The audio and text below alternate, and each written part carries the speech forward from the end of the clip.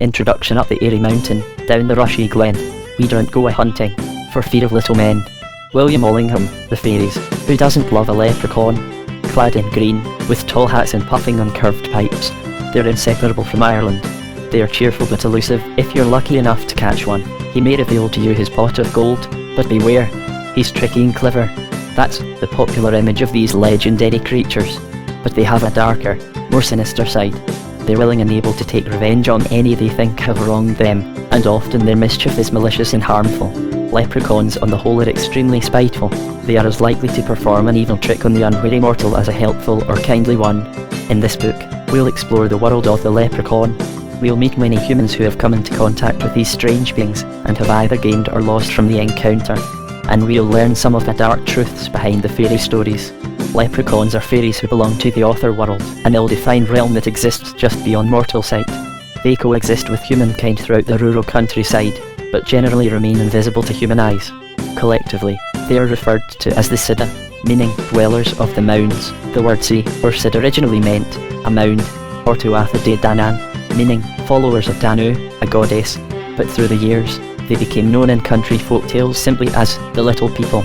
As to the origins of Irish fairy beings, stories are many and varied. Some people believe at one time they were as tall as any human. In those days they were gods, but as people stopped worshipping them, they shrank to their present size. Others say that they are angels who refused to take sides in the great conflict between God and Lucifer. For this, they were not wicked enough to fall into hell but not good enough to sit in heaven. Whatever the truth of the matter, Irish, particularly those living in the countryside, have learned that leprechauns must be taken seriously. Now let's begin our journey to discover more about this strange, magical race of beings. Chapter 1: The Origins of Leprechauns. The leprechaun's origins in folklore are complex. As a character, he is a walking contradiction. He is stupid but at the same time crafty and scheming. He is kind and will work for nothing, but at the same time he is grasping and greedy. He is helpful, but at the same time surly and dismissive. How can all these attributes be reconciled? The answer is that the leprechaun's origins may lie in a multiplicity of folk beliefs. He may have started out as a vague and ill-defined folk memory of some diminutive race that once coexisted with the early Celts. The leprechaun's origins may lie partly in Scotland, but they may also lie elsewhere in the Celtic world. In Brittany, for instance, there is still a strong belief in these tiny creatures who dwell in rocks and gullies. These creatures try to avoid humans as much as they can. However, once again, they are not above playing tricks on or acting maliciously toward humans when their fancy takes them. It may well be that stories about them also influenced Irish folk tales, as well as the imagery of the leprechaun. These memories may have mingled with the folk beliefs of other peoples, which also contain legends of small races and solitary dwarves, to create a kind of fairy stereotype that found its way into the general corpus of Irish folklore. These, of course, are only speculations, for any definitive answer concerning the origins of the leprechaun are lost in the mists of time and myth. The fairies' leprechauns inhabit the misty world of the fairy people. Fairies were believed to be a very diverse species. Some lived in the air, some on the land, others in the sea, and others still under the earth, and each kind acquired some of the characteristics of their environment. The fairies of the air were light, graceful, and rather nebulous beings, often described as flitting about on gossamer-like wings. Fairies who lived in the sea were sometimes covered in fur, like the seals they clearly resembled, or in scales, like fish. Fairies who lived on the earth were invisible beings that dwelt in the raths and earthen forts that littered the countryside. They were tall and splendid beings, very like humans, it was said, but with an unearthly beauty about them. The fairies that lived under the earth, in mounds and caverns, in ditches and under hedgerows, were small, stunted beings with hard skins and even harder looks. They were often described as being as brown as the earth because of their harsh environment. There is no way to determine an actual source, but it may be that they came from Europe, with waves of invaders who gradually settled in Ireland. Right across the continent, we find tales of small, elusive Aboriginal races dwelling in communities well away from their taller counterparts. Some of these little people were considered to have special powers. Many are said to have lived underground, and many were believed to be ugly or slightly deformed, or different from humankind in some way. Might these have been the prehistoric prototypes for the leprechaun? Adaptations by the Irish leprechaun may be part of a much wider lore concerning small races and creatures. This lore includes brownies, gnomes, goblins, fees, and pixies, all of whom feature prominently in Celtic vernacular mythology. It is quite possible that many of the tales concerning leprechauns were adapted by the Irish from other sources, perhaps from outside their own shores. Since there is no reference to the Lucky Orphan in Ireland before the 7th or 8th century, there seems little doubt that he was imported from elsewhere and was integrated into native mythologies. A clue to the origins of the Lucky Orphan comes from Ulster. Here, the leprechaun is known by two quite specific names, Grogog and Becht. It is the latter epithet, Becht, that hints at the origin, for it is too close to the word Pict, a generic name in the area for Aboriginal Scottish peoples, to be simply coincidence. Old local people, particularly in the North Antrim area, are quite sure of the area from which their diminutive neighbours came to Ireland. The word leprechaun, despite its now widespread appeal, it is used to refer to almost any Irish fairy. The term leprechaun was not really used until the late 17th or early 18th century. Even then, the word had many different, localised variations. In East Leinster, for example, the term was Lemreichin, while in South Leinster it was Lurican, in Ulster it was Lucriman, in Connacht Lurican. Even within provinces, the name varied. For instance, in parts of Munster, the sprite was called a Lucklargan, Lergaden, or Luricown, while in other areas the description Lucky Orphan prevailed. Many of these descriptions were taken from the sprite's alleged powers or characteristics. Within these terms, there are echoes of the ancient Irish words luck, mouse, luith, agility, and lerga, ankle. The leprechaun was, therefore, believed to be about the size of a mouse, with speedy reflexes and large feet. The term leprechaun is thought to have been used only in the North Leinster area until the middle or end of the 19th century. Nowadays, this form seems to be widely used all over Ireland. The brownie, one creature who resembled leprechauns in some respects, was the Scottish brownie. He was small, with large pointed ears and big eyes. After the household was asleep, he ventured out and helped with everyday chores, but he expected a reward in the form of food and drink. Readers of J.K. Rowling's Harry Potter series will recognise immediately the similarities to Dobby, the heroic house elf. The origin of the term leprechaun is complex. It has been argued that it derives from Leith Brogan, half shoemaker, maker of half a pair of shoes, making the sprite a cobbler by profession, with a collection of related folklore attached to him. However, it is more likely that the name comes from the ancient Irish Lucky Orphan, little man, or Luat Charman, pygmy, simply denoting a creature of very small stature. In texts dating from the 8th century, the term was used to denote members of a little race. In the legend of Feargus MacLeod, for example, reference is made to a community of small people with magical powers and skills. Feargus seizes 3 of them, and, in return for their release, they bestow the magical skills of swimming upon them. Later texts, dating from the 10th, the 11th, and 12th centuries, say that these beings may also bestow certain magical objects, such as silver shoes that enable a person to walk on water without drowning. Fairy temperament, as well as taking on the physical characteristics of their environment. Many fairies also acquired a temperamental quality that reflected their surroundings. Fairies of the air were shallow, fickle creatures who changed their minds as often as the wind changed. The moods of water fairies fluctuated with the tides, and those who dwelt under the earth and in remote places were usually surly and reclusive in their ways. Many were extremely hostile toward humans, and went out of their way to do mischief and inflict harm upon unwary mortals. In this respect, leprechauns are no different from other fairy folk. In the late 18th and early 19th centuries, a more sophisticated folklore began to divide the fairy realm into 2 distinct camps. One camp consisted of the trooping fairies, what the poet W.B. Yeats called the Macarashi, the fairy cavalcade, a band of supernatural beings, usually of diminutive size, who travelled the country roads on certain nights of the year, such as Halloween and May Eve. At such times, according to rural folklore, the doors of the fairy hills and mounds swung open and the troop came out, led by a king and queen. Depending upon whom they met upon the road, they responded with gifts or with disdain, sometimes rewarding kindness, at other times punishing evil deeds. However, warned the wise people of the countryside, it was as well to avoid them whenever possible and to keep off the moonlit roads as soon as the sun went down. Solitary fairies, the other half of fairydom, was what Yeats and others referred to as the solitary fairies, those supernatural beings who lived well away from humans and from other fairies and had very little to do with them. These beings dwelt in caves, holes, bogs, and ditches and remained invisible for most of the time. Mortals could sense their presence only when the fairies lured them into some danger, possibly resulting in death, or when the fairies were accidentally heard by some passerby. Among these solitary creatures were such entities as the banshee, Eva, woman of the fairies, who cried for those who were about to die. The Leananchi, the fairy lover who lured men to their doom. The Dullahan, a terrible headless figure who galloped through the night bringing doom, misery, and destruction to the houses that he passed. And the Leprechaun, the fairy shoemaker.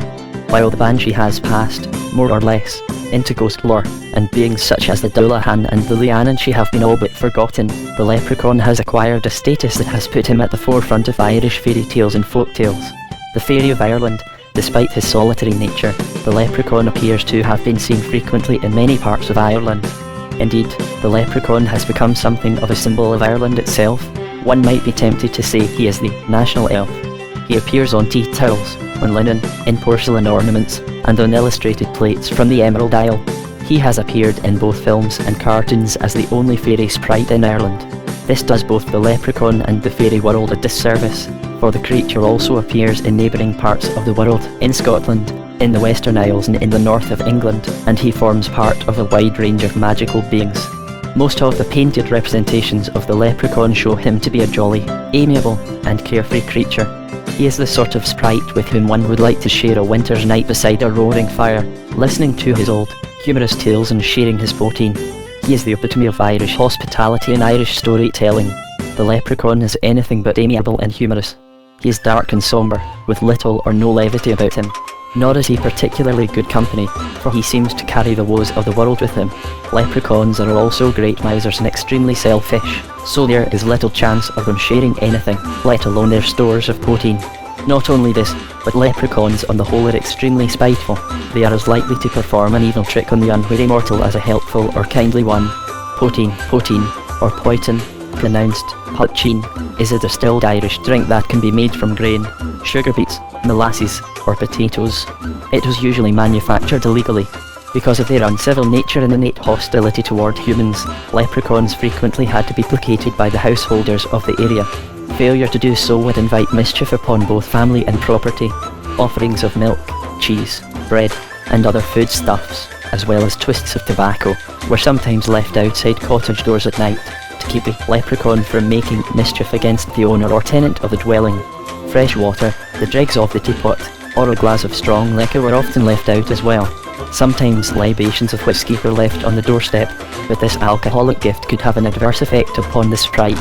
Never leave too much whiskey for the leprechaun, conventional rural wisdom states, for if you do, he'll only get very drunk and create a commotion around your house.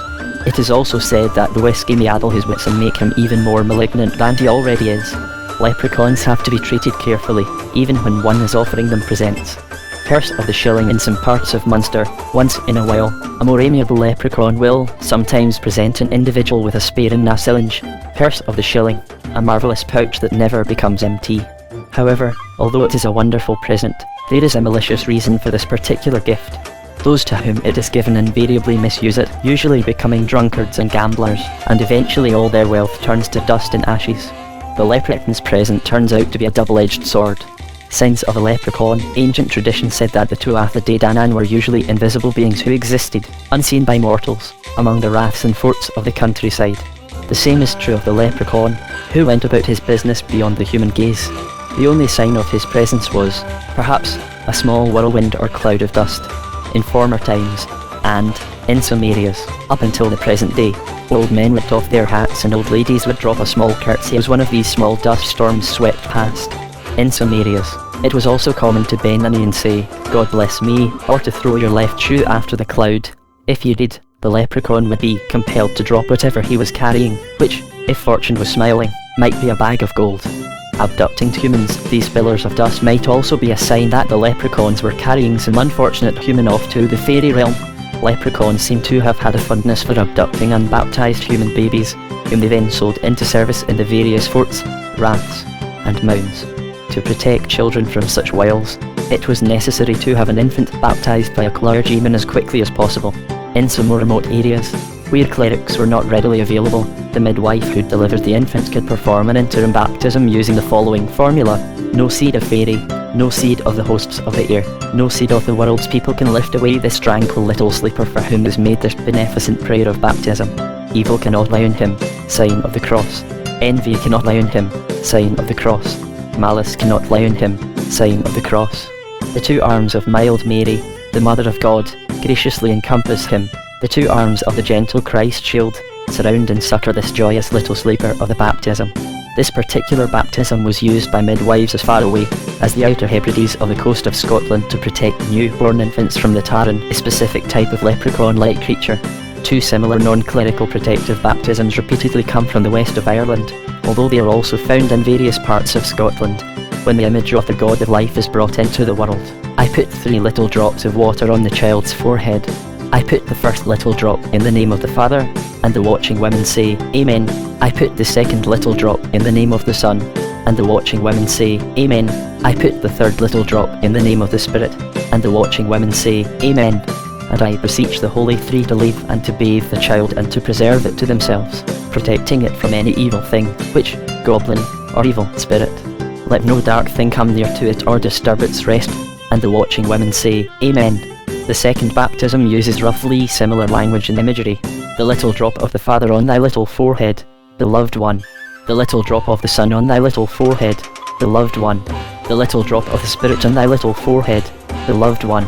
To aid thee from the face, to guard thee from the host, to aid thee from the gnome, to shield thee from the spectre, to keep thee for the three, to shield thee, to surround thee, to save thee for the three, to fill thee with the graces. The little drop of the three, to lave thee with the graces.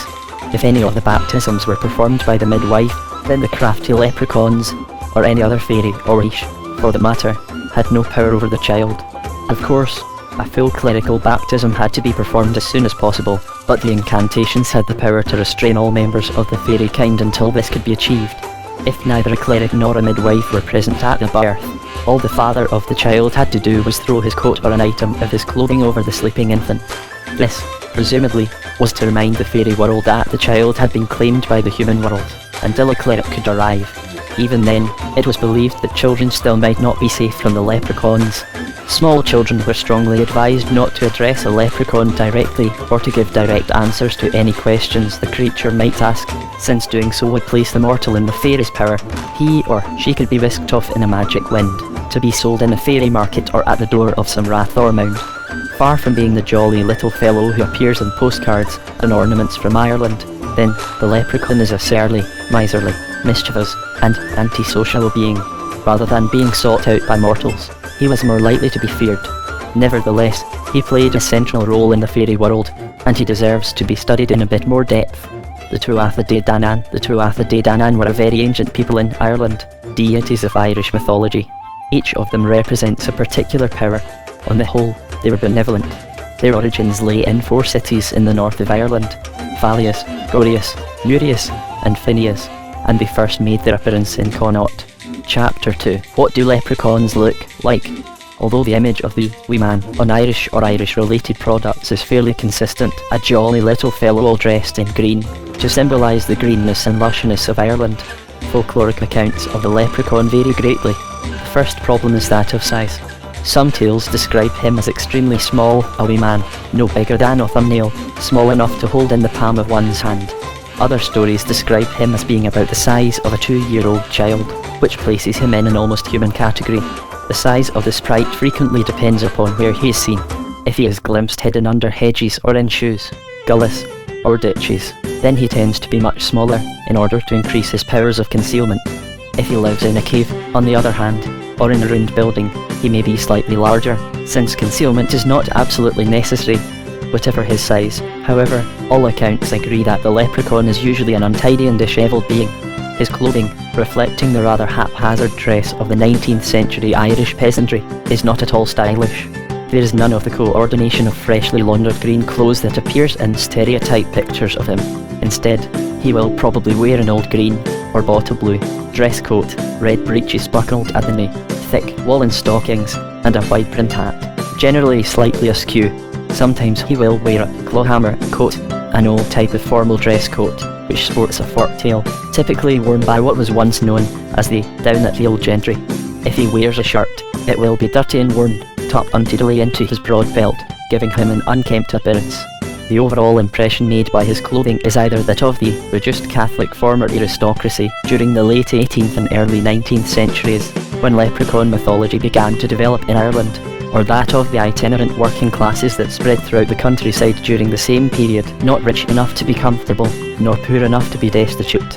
Keeping warm and comfortable, occasionally, the leprechaun will wear a red stocking cap like a 19th century mariner's.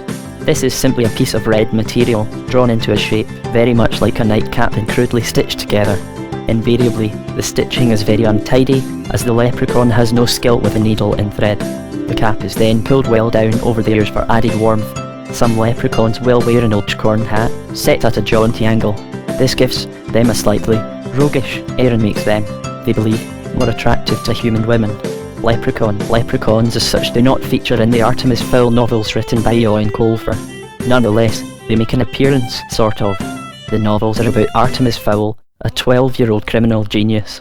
In the first book of the series, he kidnaps and holds for ransom a fairy. The lower elements police send one of their best officers, Holly Short, to retrieve the fairy from Fowl. Short is a captain of a reconnaissance division of the Lep, hence the name, Leprechaun. Curiously, Short and Fowl become close friends and join forces in other books to prevent various worldwide disasters. Given that leprechauns often live in damp, cold places, personal insulation is extremely important to them. Consequently, many wear several layers of clothing as a protection against the chill of their dank habitats. Despite being encumbered with so much clothing, the sprite is still extremely agile and fleet of foot, and the fact that he is wearing several rather heavy coats does not appear to slow him down when he is being pursued by mortals. Footwear, although shoes are repeatedly the leprechaun's stock in trade, and he is widely regarded by humans as the cobbler of the fairy world. His own footwear leaves a great deal to be desired. His shoes are usually badly worn and shabby, scuffed and muddied from long hours of crouching in gullies and drains.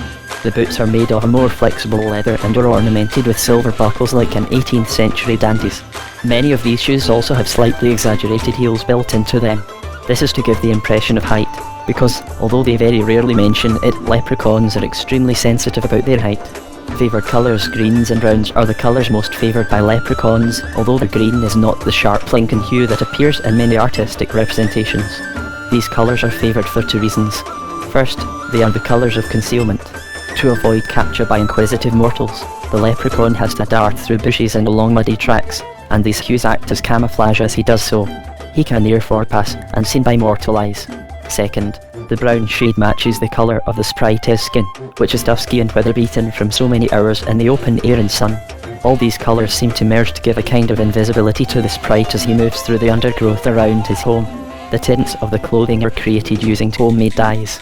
The green and red dyes are extracted from lichens, which the leprechaun usually finds growing near his home, but he is also adept at using many other materials as they come to hand. This gives his clothing a kind of rough and ready appearance, and, especially as some leprechauns appear to vary in size at certain times of the year, thus making their clothing seem ill-fitting, it adds to his overall air of dishevelment. Iron boots, according to some traditions, in olden days leprechauns wore iron boots for durability, but as humans began to spread across the country, leprechauns were forced to abandon these, since the clanking and scraping of the metal frequently drew attention to their movements. The boots must also have been extremely heavy and uncomfortable to wear. Cleanliness or not, because leprechauns have a natural aversion to water, few of them wash with any sort of regularity. Furthermore, due to the heavy layers of clothing some of them wear, they tend to be extremely sweaty, especially in summer. Not being the most hygienic of creatures, they allow the sweat to dry in their skins, thus creating a personal stench that would make many of the strongest mortals flinch. This personal odour is greatly exacerbated by the fact that many leprechauns smoke nudines, foul-smelling clay pipes. Though he very rarely smokes tobacco, the leprechaun usually finds enough leaves and other items to give off a pungent reek. According to one tradition, a certain West Clare leprechaun found dried bird droppings extremely good for smoking. The smoke of the pipe only adds to his overall pungency and keeps the other, more hygienic fairies away from him.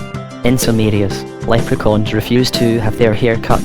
Consequently, they are covered in long, thick, greasy strands of hair that stretch halfway down their backs. The Lingam men of South Armagh actually use their hair as a covering while they sleep because it is so long. However, in other parts of the country, in Galway and Kerry, for example, the leprechaun's hair seems to grow very slowly. Even so, it looks untidy and often leaves his head reclining at a rather rakish angle, a fashion anomaly he seldom bothers to correct. The leprechaun's hair is full of leaves, twigs, and branches from the ditches and shoes through which he has travelled. The leprechaun, or fairy shoemaker, little cowboy, what have you heard, up on the lonely Rath's Green Mound? only the plaintive yellowbird sang in sultry fields around. Churry, churry, churry, chee. Only the grasshopper and the bee. Tip-tap, rip-rap, tick-a-tack too. Scarlet leather, sewn together, this will make a shoe. Left, right, pull it tight. Summer days are warm. Underground in winter, laughing at the storm. Lay your ear close to the hill. Do you not catch the tiny clamour? Busy click of an elfin hammer. Voice of the leprechaun singing shrill as he merrily plies his trade. He's a span and a quarter in height. Get him in sight, hold him tight, and you're a made man.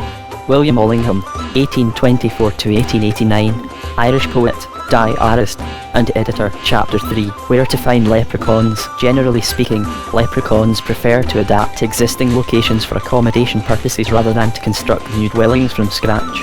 In many cases, they will use portions of extant human structures, ruined houses, old barns, even fallen church ruins.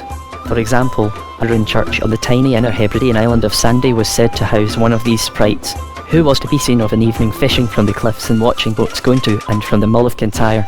These church and monastery dwelling fairies have their roots in northern English traditions, where they are known as abbey lovers, mischievous sprites who tormented lazy clergy and reminded lax and greedy monks of their vows of austerity.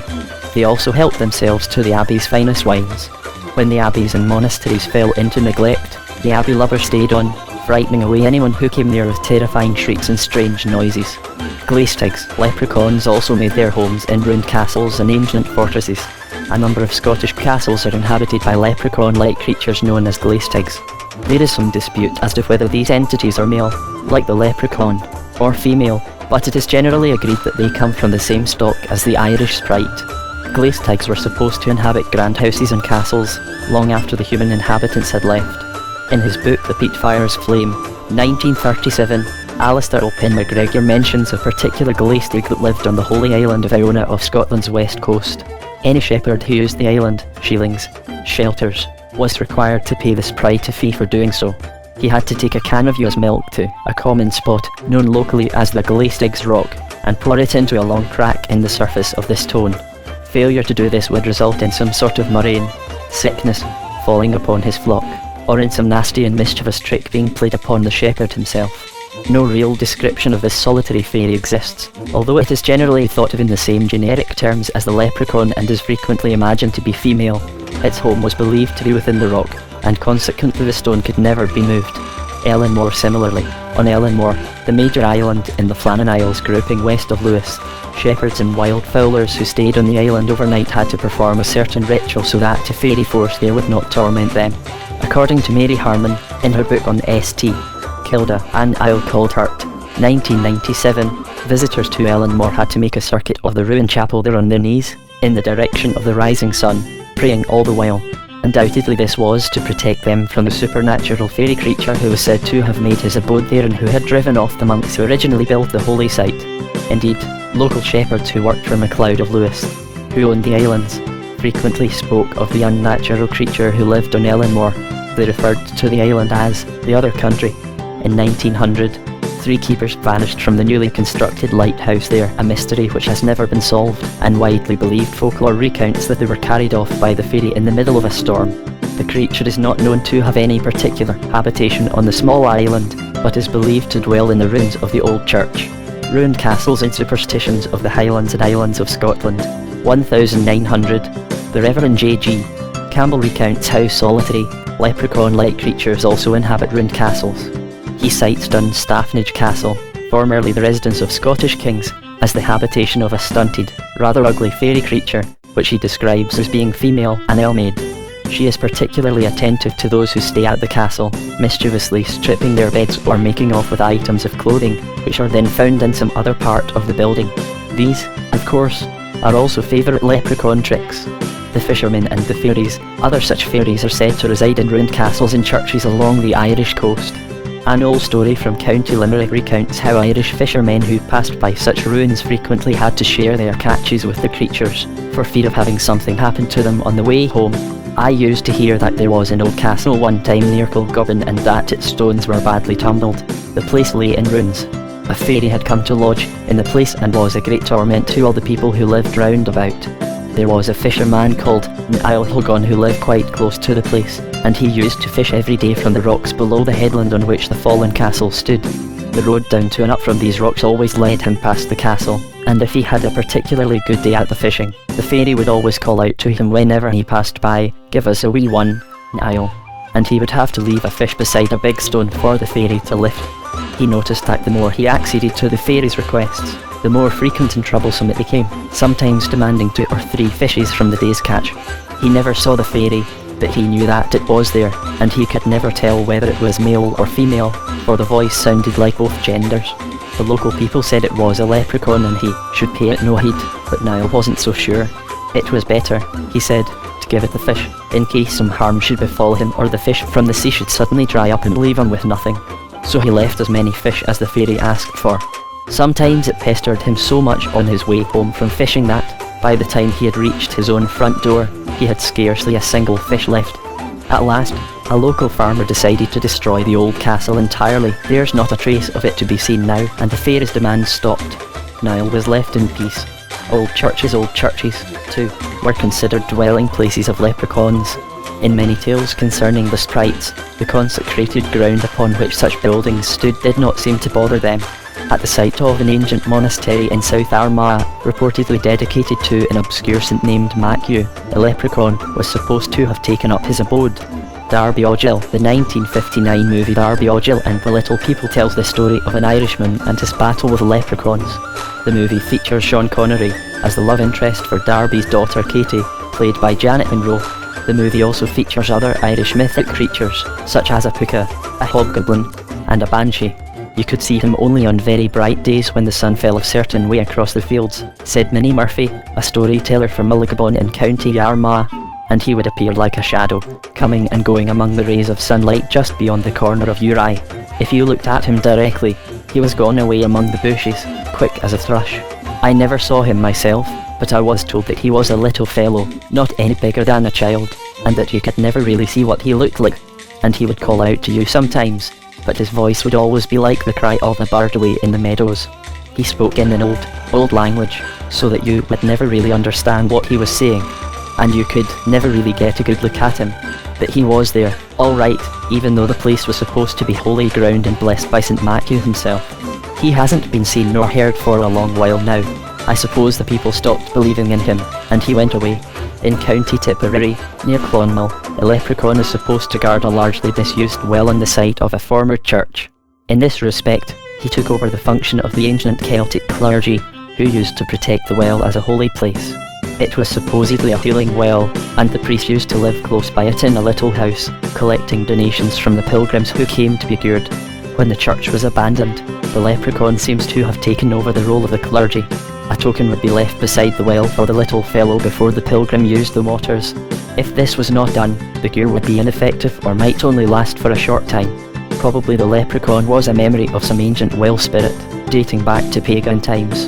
Leprechauns sometimes make their homes in artifacts associated with humans, as well as in ruined dwellings. For example, they might live in abandoned beehives, in the eaves of barns, in old boxes, or even in discarded kettles. Living in the open more commonly, however, they choose to live in the open, and there is a good reason for this. Being a sprite of the earth, the leprechaun possesses a magical power over natural things, and it is easy for him, with a little bit of fairy glamour, false imagery created through magic, to make his abode blend in with the existing landscape. Indeed, leprechauns are so skilled at creating illusions that a human might be standing only a few feet away from such a fairy dwelling and not be aware of its existence. Standing stones, as has already been mentioned in relation to the Groglock. Some leprechauns choose to live in places where large standing stones provide some protection against the elements. This firmly establishes the fairy's connection with pagan sites.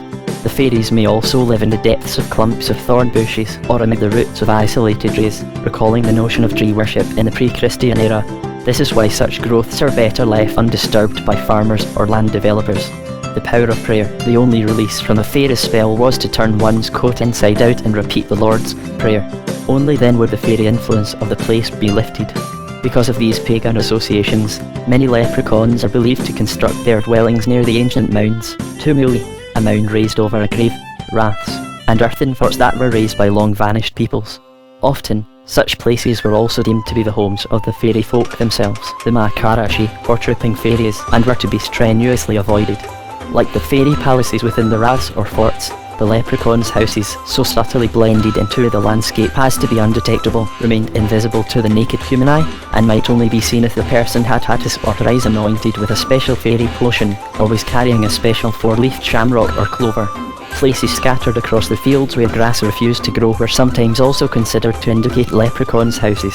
The building itself was believed to be invisible, but the telltale grassless patch gave away its location.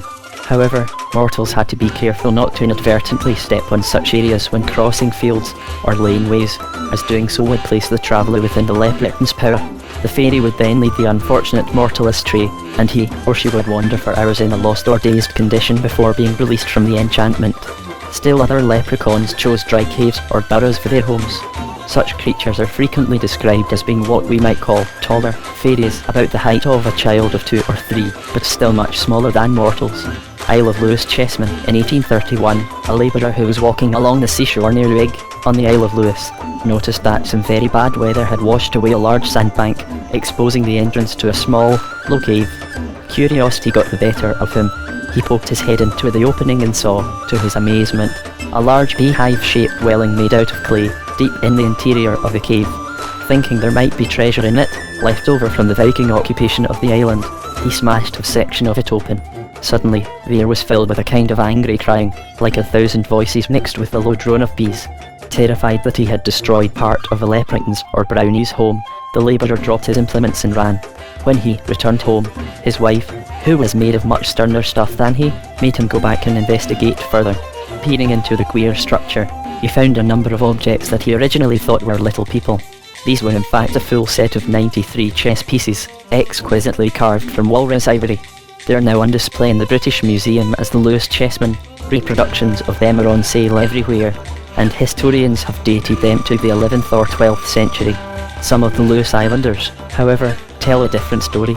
These chessmen are the work of a fairy sculptor who once dwelt in the island, a leprechaun-like figure who lived alone among the sand dunes. And who is to say that this is not the truth of it? Hedge leprechauns, the smaller types of leprechaun, most often live in gullies or shoes, particularly where the hedges have grown down to give protection. It is particularly difficult to investigate these places, for the leprechaun will pick the most inaccessible area of the drain in which to establish his house, and so the investigator will be torn and mauled by brambles and thorns while trying to see the leprechaun dwelling, and will probably end up not seeing anything at all. A sure signal that a leprechaun is concealed somewhere along a gully or drain is said to be the tapping sound, which he makes while working at a pair of brogues or other shoes. If the mortal coming too close to his house disturbs the leprechaun, he will abandon the shoe and scamper back into his abode. Consequently, a small number of storytellers are able to produce discarded shoes leprechauns have left behind. The most famous of these was the folklorist W.J. Fitzpatrick, who lived in the Mourne Mountains of County Down in the early part of the 20th century. A photograph of a discarded fairy shoe that he kept in his possession was printed in the Mourne Observer in the 1950s, but since the photo was taken, the shoe has mysteriously disappeared. Leprechaun hunt. In 1989 in the Irish town of Carlingford, a pub owner claims to have heard a scream from a well. Investigating, he found a tiny set of bones and some clothing he identified as belonging to a leprechaun. He put them on display, where they attracted so much attention that the town now sponsors an annual leprechaun hunt. Adults who take part in the hunt are given a small bottle of whiskey to assist them in their search for the wee folk. Avoid leprechaun hospitality. Although leprechauns' houses are often hard to find, sometimes mortals will stumble upon them by accident. If this should occur, the mortal must never, under any circumstances, accept hospitality from the sprite, as severe repercussions are bound to ensue. The following story comes from the Bog of Allen, in the South-East Midlands, and serves as a warning of such consequences. The girl who stayed too long. There was a girl who one time had gone to a fair with a young man on whom she was very sweet. On the way home, they fell out, as lovers will sometimes do, and, in a fit of temper, she jumped down from the donkey cart he was driving and stormed off along the road. He, being in an equally bad temper, drove on home without her, shouting that a good walk would do her no harm and would serve to cool her passion and stay her bad tongue. The thing was that she had jumped from the cart in the middle of a bog, and was forced to walk along long and lonely roads without ever meeting a single person. Ah, but there's a warning to us all there, not to be so hasty in your words and actions. Soon night was coming down upon her, and she was nowhere near her home. There was a smirk, a slight drizzle, a rain on the wind as well, and, Having no head covering and fearing a bit of a storm, she looked around for some sort of shelter. Away out in the bog, she saw the light of a window, and she thought that she might go there and ask for a wee bit of shelter for the night. Then she could set out for home again in the morning. There was only a peat road leading into the bog toward the light, and it was badly grown about with reeds and rushes and spiky bushes. All the same, the girl forced her way on toward the light, and just as the sun was going down, she came upon a little house of sod built in the very heart of the bog, with a bit of an old lantern in its window. And sitting in front of its open door on a three-legged stool was a wee man, no bigger than a 2-year-old child, smoking an old Judine in the last of the evening. Beside him on the ground lay an old fiddle and bow. He was warming himself in front of a small fire that he had lit in front of his doorway. He looked up at her as she came out of the dark, and she saw that his skin was tanned and weather-beaten, and that his hair and beard were as black as coal. But it was his eyes, which were quick and intelligent, that took her interest. She asked for shelter. She told him that she was a traveller who was a long way from home, and that she would be grateful if he would let her lie by his fire for the night and share his family's meal. The little man looked at her queerly. "I live here alone," says he, with a queer accent in his tone that reminded her of old Irish. "But you're welcome to share what I have. I must tell you that I am a bit of a musician, and that on nights such as this, my neighbours, who also live in this bog, will gather here for a bit of a cheery dance. But you're welcome to join in with us if you have a mind to, for there will not be much sleeping done this night." Now the girl was always ready for a cheery, and she readily agreed. The little old man beckoned her into the house, and when she got into the place, she found out just how low it was. She could barely stand up in it, and there appeared to be no furniture about it at all, just a few old seats and a table. The floor had been swept quite clean, though, as if ready for some merriment. The man produced an old jug of poteen, and the two of them went outside to enjoy the night. Gradually, other people began to come out of the twilight from different directions across the bog. Not one of them was any bigger than a child, although they all appeared to be very old, and the girl noticed that she was the only woman among them. Every one of them was a little old man. Her host lifted his fiddle and began a merry tune, and soon the cheery was in full swing, away in that remote and lonely place. The girl also enjoyed the music that she got up to dance, and soon she was leaping with the best of them around the fire at the doorway of the small house. She danced and danced until it seemed that she would never stop. As soon as she had finished dancing with one of the small men, another would step up to take his place. And every time she paused for breath, someone would come forward with a cup of poteen for her. She would gulp it down and dance some more. She danced until her feet were numb and she was exhausted, so exhausted that she collapsed in a heap, just in front of the doorway to the house of sod. The next day she awoke in the middle of the bog, with nobody next to nor near her. Of the house, the fire, and the noisy company, there was no sign. She lay with her head almost in a bog hole and a fearsome pain in her feet. When she looked down, she saw they were covered in blood. Indeed, she had danced so much that her feet were raw and she had almost danced her toes off. It was only then that she realised she had been dancing all night with the leprechauns of the bog, those tireless dancers who fade away on the wind as soon as the sun is up. Getting up, she limped back to the road and eventually made her way home. When she came near her own house, she began to notice how things had changed. On the road, near to her own gate, she met a couple of people coming down toward her. She looked at them and they at her, but neither recognised the other. And the houses were different, too. Where there should have been thatch, there was now slate, and where the walls should have been whitewashed with lime, they were now dashed with pebbles. And she passed houses by the roadside that she never remembered seeing before. It was all very strange. The people working in the fields seemed different too. There were young people that she should have known but didn't recognise, and the fields that had been boggy and rushy when she had left the previous morning were now flat and cultivated, with cattle grazing in them or crops growing there. At length she came to her own gateway, and right glad she was to see it, for her poor feet were in agony. She hobbled up to the door, but as she did so, a strange woman came to the door and asked her what she wanted. "I want to come into my own house," said the girl rather angrily. The woman just looked at her in astonishment. "I don't know who you are," she said, with a stiff tone in her voice, "nor what you think you're doing, but this is not your house." She said it with such finality that the girl knew she wasn't lying. "Now get away from my door, old woman, and be about your business." The voice from the past, the girl looked at her, aghast. Who was this cheeky besom, this woman, who referred to her as old woman? The woman at the door looked old enough to be her mother. "This is indeed my house," she told her. "At least, it was when I left here this morning. And who are you, anyway, to come claiming it for your own?" The woman gave her a look of distaste. "I have lived here with my husband these last 20 years, she told the astonished girl. "And before me it was a family named Mulligan, who moved away to Ballina in the County Mayo. And long before that it was a family named Cosendine." The girl gasped. "But that's my name," she told the strange woman. "I'm Kate Cosendine." The woman looked at her curiously for a moment, then made the sign of the cross in the air above her head. "Lord help me," she cried, stepping back into the cottage. "You're Kitty Cosendine who vanished all those years ago, on her way home from the fair with Dan Sullivan. I mind my grandmother telling me about it, for it all happened when she was a child herself." Kitty sat down on the edge of the doorstep, a great weariness suddenly overcoming her. "Look at yourself, woman." And the woman of the house fetched a mirror so Kitty could see herself. What she saw looking back at her was the face of an old woman, dirty like a beggar hag, with straggly grey hair and the lines of great age all across her withered skin. Gone was the young girl who had left home all those years ago, years that had passed in a single night dancing with the leprechauns out in the bog. Peat. In some wetland areas of Ireland, vegetation decays in a form called peat. It can be cut and put on a fire, where it burns slowly, making it a good fuel for a land with few trees. The woman drove Kitty away from her door, and for most of the day she wandered the roads, hearing bits of stories about herself, for the legend of Kitty Cosendine was well known in the locality. It appeared that Dan Sullivan had waited for her for many years but had eventually married another girl. His grandchildren still lived nearby. Her family had fallen on hard times and had been forced to move on, and now no trace of them remained in the countryside. There was nowhere for Kitty to go and no one to take her in. Her feet ached, but she had to keep walking. She had no rest at all. As evening drew on, she approached the church.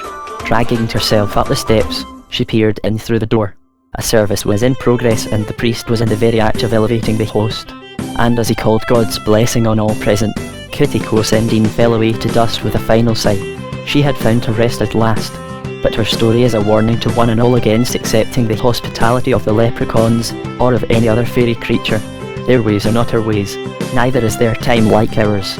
Those who sit by the fires of the Siddur find that their time has already passed without them realising it. Rushy it was not always easy to recognise fairy houses, and humans were wont to stumble upon them by accident.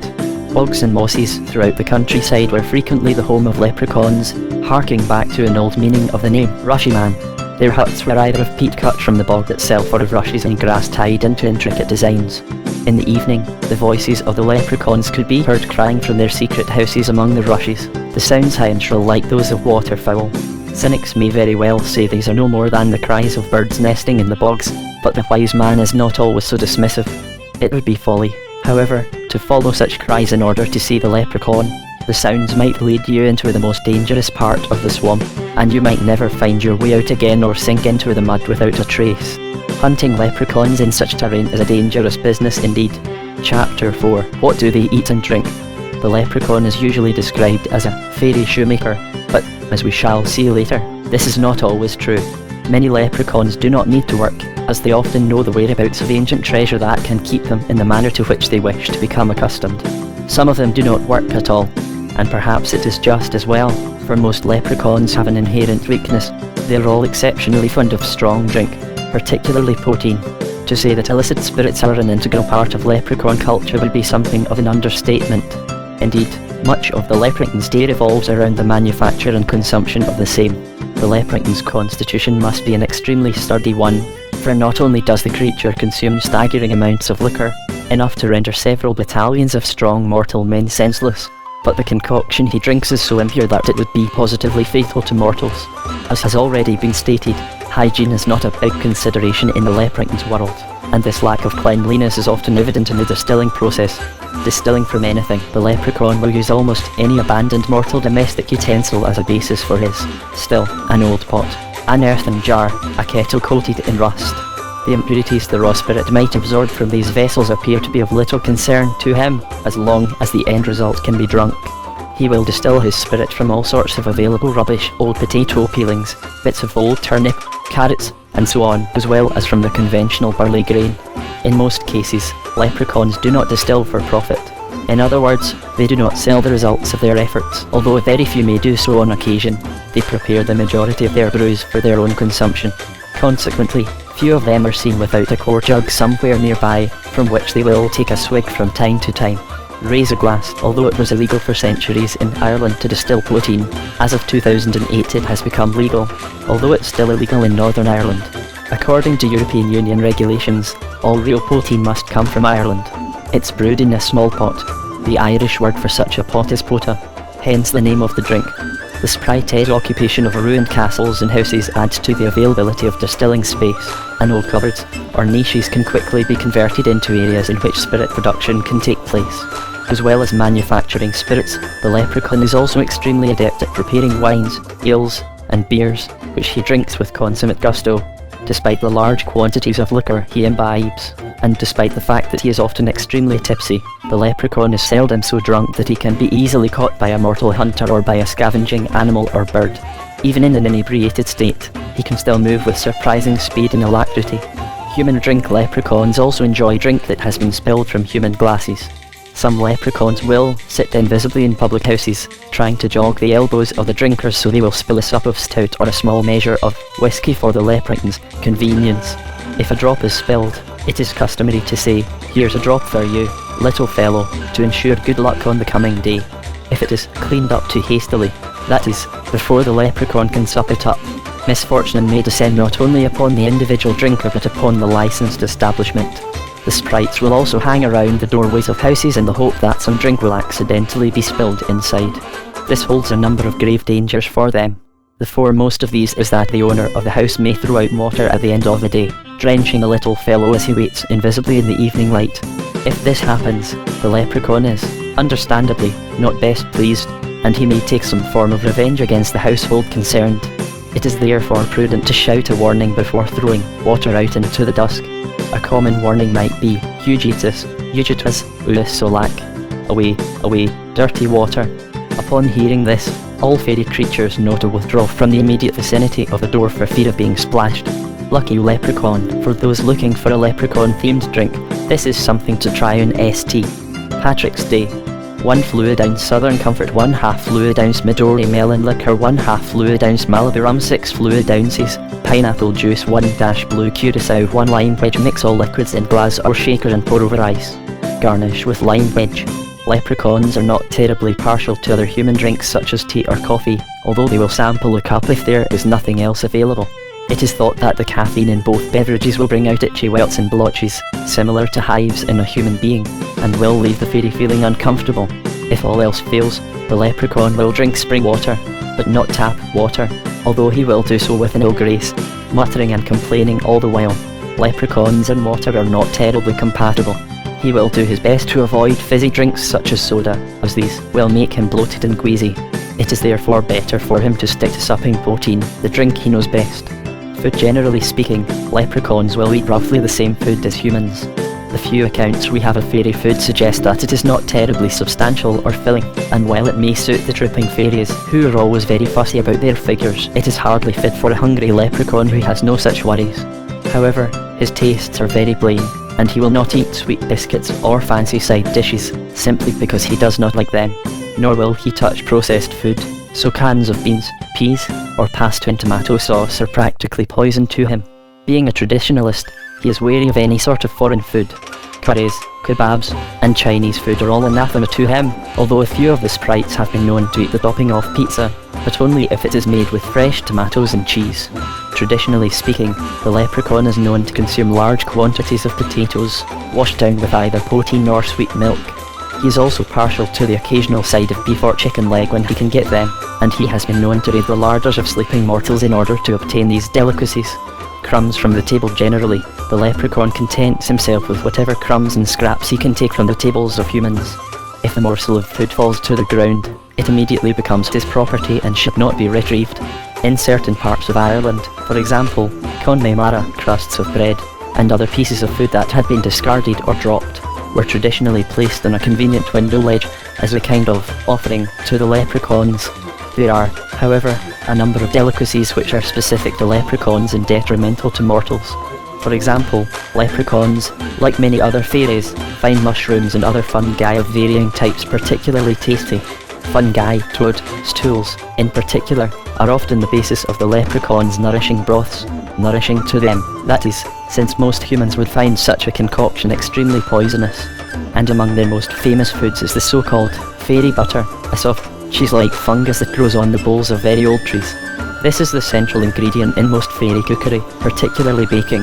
On no account should a human eat this mould, for it will be found to be at best almost tasteless, at worst poisonous. In the fairy world, however, this butter is used both as a condiment and as a relish, and leprechauns keep great stores of it near their dwellings, so if a mortal comes across the fungus growing at the base of a tree, there is sure to be a leprechaun's house somewhere close by. The roots of the silverweed, too, are especially sought after by the little men. They are used as the basis of many soups and stews, which the sprites prepare in small iron pots. It is thought that these roots were once the staple food of Irish mortals, who gave up eating them as soon as potatoes were imported from the New World. Heather is used in leprechaun cuisine to thicken stews and gravies on the sprites' table. It can also be brewed into a fine beer which can be drunk along with the meal. The secret of making heather beer was once known to all, but over the years it was forgotten, and it is now one of the most famous lost arts of Ireland. It was certainly still known to two old Viking brothers who lived in Donegal in the mid-12th century, but upon their deaths it was forgotten and so lost. Now only the leprechauns remember the recipe. Heather stems are sometimes also served as sweetmeats at the end of a meal, a kind of digestive for cleansing both the palate and the teeth. Although the leprechaun finds food pleasant to eat, it is not essential to him. As long as he eats once in a while, he can go for days without partaking of any such nourishment. Protein is more essential to him than a staple diet. Chapter 5. Are there female leprechauns? Throughout this text, the Irish leprechaun has been referred to as he, and there is a good reason for this. Although some folklorists may disagree, there is no substantive evidence for the existence of female leprechauns in Ireland. Niall McNamara, in his book The Leprechaun Companion, 1999, mentions a female of the species, but gives little indication as to where she may be found. General opinion, however, noting the inherent solitary nature of the leprechaun, makes no mention of either marriage or courtship. He is portrayed as an isolated bachelor, with no female companion or counterpart. Grogox, this impression may not be strictly true, for the matter is complicated by the inclusion of the Scottish Grogoch in the leprechaun classification. On the Isle of Arran in the Firth of Clyde, Grogochs are always considered female. A further complication is added by the definition of a Highland Grogoch.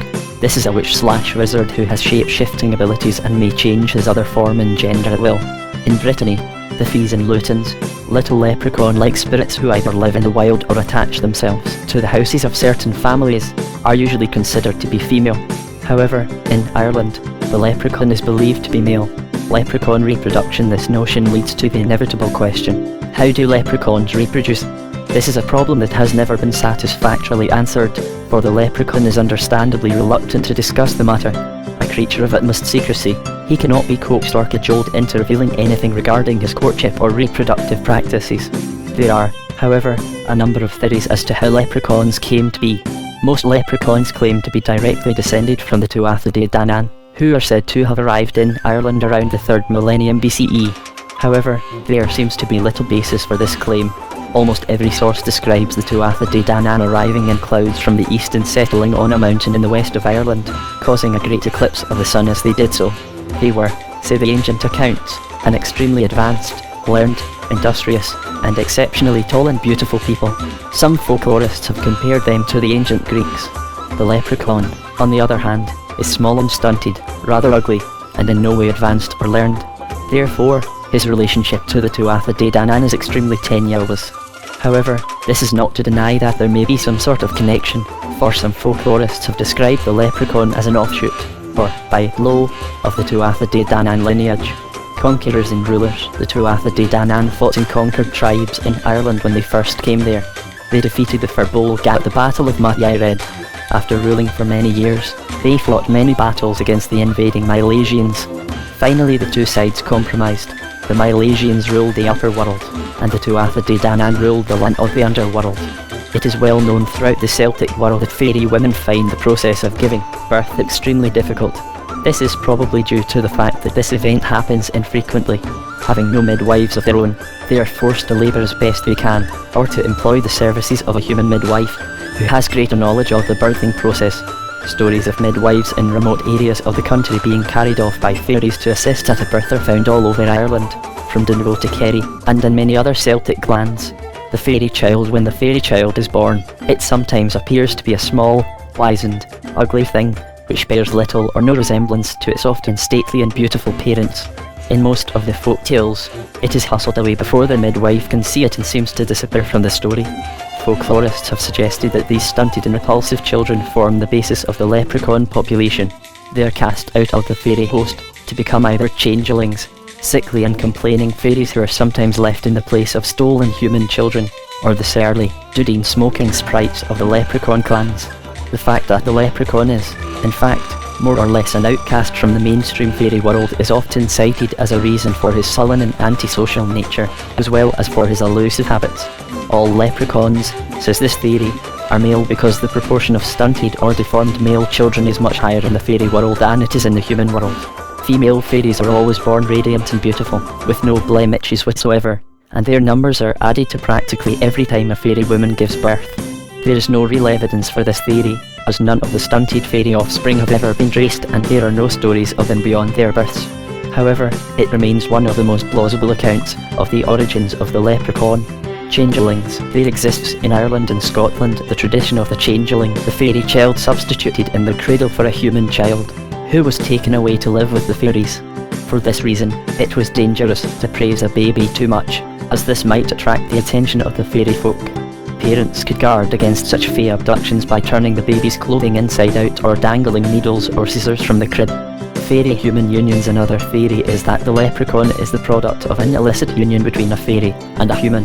From time to time, according to legend, certain mortals and members of the fairy folk met together as lovers, even though the church had expressly banned any form of consorting between the two. The product of this union was a small, stunted being, not quite human, but not quite fairy either, who would eventually become a form of dwarf. Certainly these human-fairy unions were quite common in former times in Ireland, particularly among great and heroic men. The Irish hero Dunlain O'Hortigan, one of the foremost captains in Brian Bora's army at the Battle of Clontarf in 1014, is said to have lain with the fairy woman Eoipia and had a son by her. Before the battle, Eoipia appeared in Brian's camp and promised Dunlain and his mortal sons 200 years of life if they would put off fighting for one day. She told him that if he did not, he would be slain the next day, and she reminded the captain that they had an infant son, half human, half fairy, for whom he was responsible. Being a warrior, O'Hortigan refused, and he and his sons were killed the following day in a fierce battle against the Norsemen. Eoipia eventually became a banshee, repeatedly one of the first in Ireland, on the slopes above Loch Derg. No further mention is made of the half-human child, and some have argued that it might have become a leprechaun-like figure. The Fairy Mother. A similar story comes from an old folktale from Loch in County Mayo. Here, it is said, a fairy came to the door of St. Thomas's Church, near the shores of the loch, to plead with her former partner to acknowledge their offspring. The priest had just begun his homily, and all eyes were fixed upon him, when outside the wind began to rise, like the scream of 1,000 voices, and the day seemed to darken slightly beyond the church windows. The congregation shuffled and muttered among themselves uneasily, but the priest continued with his sermon, although his voice seemed to falter slightly.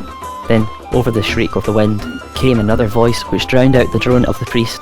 It seemed to be the cry of a woman in torment. Come out, and it named the son of a local gentleman who sat in the congregation. Come out and acknowledge what is truly yours. The cry was accompanied by a hammering on the church doors, which sounded like a roll of thunder. All heads turned, but the young man sat with a stony face beside his father, looking fixedly toward the altar. Again the voice cried, Come out, I call on you to come from that place and take what is yours. Again there was the fearful hammering. Even the priest had stopped now, but still nobody made any move. At last the priest stepped down and walked to the heavy owen doors of the church, to see who was calling. Throwing the doors wide, he looked out into the dark day. A beautiful woman stood there, but the holy man could see by her great loveliness and her strange, pale complexion that this was no earthly person. She was one of the Sidda, who had come down from the rath nearby to beat on the church doors. In the crook of her left arm she held a small bundle, and as the priest watched, a tiny arm poked from its coverings and waved in the air. There was a child in the bundle, thought the astonished cleric. He made the sign of the cross in the air to protect against fairy magic. The woman seemed to shrink back slightly, still clutching her bundle tightly. What is it that you want in the house of God? Intoned the priest. The woman drew herself up to her full height, and the child gurgled in its wrappings. "I am come here so that the father of my child can know what this is," said she, "and so that I can then present my infant, as the fruit of his loins, for the holy baptism of the mortal world." The priest stood aghast. "Surely you know that it is unlawful in the eyes of our mother church for one of your kind to have relations with the children of Adam, for whom Christ died. No Christian man could have fathered this child." No pity for the fairy child, the woman looked at him with tears brimming in her large and lovely eyes. "Spoken like a man of the cloth," she replied. "Spoken without a shred of pity. Well, priest, let me tell you this. This man," and she named him again, "is the father of this child, Christian or no Christian. Let him come forward and deny it to my face, the face of the woman who loved him and who loves him yet. And if he does so, then I must abandon my own child, for that is the decree of those who dwell within my wrath. He will have not only my own woe upon his shoulders, but also the woes of the son who has his blood within his veins. Will he deny the cry of his own human blood? Let him come to the door and face me now." The priest hesitated. "It is also against the decree of our Holy Mother Church for a clergyman to barter with one of the Siddha," he said at length. "But you accuse me of having no pity. I will therefore do as you ask. I will call the man that you have named to the door of the church and let him either own or deny the child. I do it not to satisfy you, but for the sake of the infant in your arms. The Lord Christ himself shows mercy to the smallest child, maybe even to those of the Siddha, and who am I to do otherwise?" He turned back into the chapel and called out the young man's name, instructing him to come forward to the church door. The boy came forward hesitantly, and there was an air of slyness about him. His father followed him out of the dark interior of the church and stood behind him as he faced the fairy woman and her child. The priest also stood by, his right hand on the baptismal font which stood just inside the door. The father rejects his child. The boy blinked in the harsh daylight after the cool gloom of the church, but gave not the slightest sign that he recognised the fairy. "I am come to the door of the church," he said, glancing at his father out of the corner of his eye. "What is it that you want with me?" In reply, the fairy gave a kind of loyal and held out the child, still gurgling merrily in his wrap. "Only acknowledge what is yours," she pleaded, "so that he may be baptized in the fashion of the white Christ. Only then has he any hope of entering heaven. Oh, only acknowledge your own son, even if you do not acknowledge me." The boy paused uncertainly. He stole a glance at his father, who stood almost behind him on his left, and then at the priest, who stood to his right. Words paused on his lips. The child laughed and crowed in the few rays of sunlight that were falling between the dark clouds overhead. "Well," asked the priest, "is this truly your child? Have you been consorting with this woman against all the dictates of the church?" For a moment there was silence, but at last the boy spoke. "How can I acknowledge one of the fairy kind as my own?" he demanded. "This has nothing to do with me. It is a trick of the Siddha, a ploy to get one of their loathly kind to enter heaven through the sacrament of baptism. Take yourself away, woman, for I know neither yourself nor your brat. I am engaged to be married and would not have you ruin me with your lies. Return to your wrath, and trouble me and my family no more." He spoke sharply and cruelly, and at his words, the fairy woman gave a terrible howl of despair. 1,000 years have I lived in the world," she screamed, "and in all that time I have seen nothing so heartless as a father who will deny his own child. By the cruelty of your words, you have denied your son a place among the angels in heaven and have turned me out from my own wrath and my own people. Your soul is doubly damned." The boy, however, was not to be moved. "Go," he shouted. "You have shamed both me and my family by your baseless accusations. I will hear you no more, nor will I acknowledge your fairy brat as my own son." The priest stepped forward. "You have heard what the son of Adam has said," he rebuked the fairy. "Now be on your way, and trouble my congregation no further." Dramatically, he raised his hand and pointed her away from the door of the chapel. The boy and his father turned back into the church. The fairy's grief was awesome to behold. Overhead, the sky darkened with tempestuous clouds, and a shrill wind began to rise from the direction of the loch. It whipped around the walls of the venerable building, wailing like a banshee, rattling at the windows as though demanding entrance. A finger of lightning flickered in the sky overhead, and thunder boomed far off in the distance with a terrible sound. The fairy's revenge. The fairy woman lifted the child above her head. He screamed fiercely, but she held him in an iron grip. "If you will not accept my child freely by baptism into your mortal world," she cried, "then take it without my blessing. It shall never be accepted by the lords of the Siddha, so let it lie among the followers of the white Christ." And so saying, she threw the child through the door of the church, directly at the font by the priest's hand. The infant screamed loudly. As he struck the font with a loud crack, he dissolved into a cloud of smoke, which dissipated throughout their church. as all eyes were fixed upon him. No one was looking at the fairy woman, but when they turned to her again, she too had vanished. The day, however, remained dark and gloomy, with ominous, rolling clouds, and when the font was examined, it was found to have a large crack along one side, as if it had been struck by a heavy weight. It is said that the church was reconsecrated because of the contamination by the strange smoke which had blown through it, and that a new baptismal font was put in. The old one was thrown away. Never again did a fairy come to the doors of the church. But, by the same token, neither the boy who had been accused of fathering the child nor his own father ever prospered again. They lost money, and eventually they had to sell their land and move away. That's what comes of being involved too closely with the fairies. The previous story has a number of variations all over Ireland. One variant, which was at one time particularly widespread, comes from Hilltown in County Down, and for many years local people could name the family involved, as they still lived in the district. The cracked baptismal font remained for some time, while outside the precincts of the local church. In County Mayo, however, the story has an special resonance, as St. Thomas's Church near Loch was believed to have been possessed by the devil, who had to be driven out by a drunken piper from County Clare named O'Grady. It was widely believed in this area that both the evil one and dark fairies still lingered close by and were ready to tempt mortals at every conceivable opportunity. In some accounts, the church is said to have been a Protestant one, and the name of the young man concerned is given as Robert Ormsby, who was later a miserly landlord and priest hunter in the area. The Ormsbys were believed to have dealt frequently with the fairies, who had many children by them. Fairy children. These and other accounts also contain a suggestion that fairy women actively sought out male partners from the mortal world so any offspring might have a chance of heaven. All fairies were denied entrance to paradise due to the fact that they had no souls and had not received Christian baptism. The gates of heaven, however, stood open to all baptized mortals. Even though the heavenly pleasures were denied to them, many fairy women felt their offspring might attain paradise if they had at least some human blood in their veins. By having a human father, if this was acknowledged, the infant could also lay claim to a human baptism, which would secure entrance to paradise at the end of all things. However, since it was against the laws of the church to consort with fairies, many human fathers refused to acknowledge their fairy children and rebuffed their former lovers, as in the previous tale. The children, neither wholly fairy nor wholly human, could not be accepted by the fairy kind in their raths and mounds, and so were turned out to fend for themselves in the wider world. They were forced to live alone, well away from the main fairy habitations, and to make their own way as best they could. These abandoned fairy children, it has been argued, formed the basis of the leprechaun belief. The frequency of alleged unions between humans and fairies, which gave rise to large numbers of offspring, may give some credence to the idea that the leprechaun is a kind of halfling, caught somewhere between the two species. Certainly, he has some attributes that might be considered the result of human parentage. Hair colour. First, there is his hair colour. Many leprechauns are described as red-haired, with a certain ruddiness about them. Red is not a colour that occurs naturally in the fairy world. Indeed, the colour red is often considered an anathema to both fairies and witches. In many parts of Ireland and Scotland, strands of red thread were woven into the tails of grazing cattle to prevent fairies, or local witches, from stealing their milk, while red ribbon or red thread entwined with straw, the straw halter, was placed around the neck of a churn during the butter making process to prevent the fairies from stealing the produce.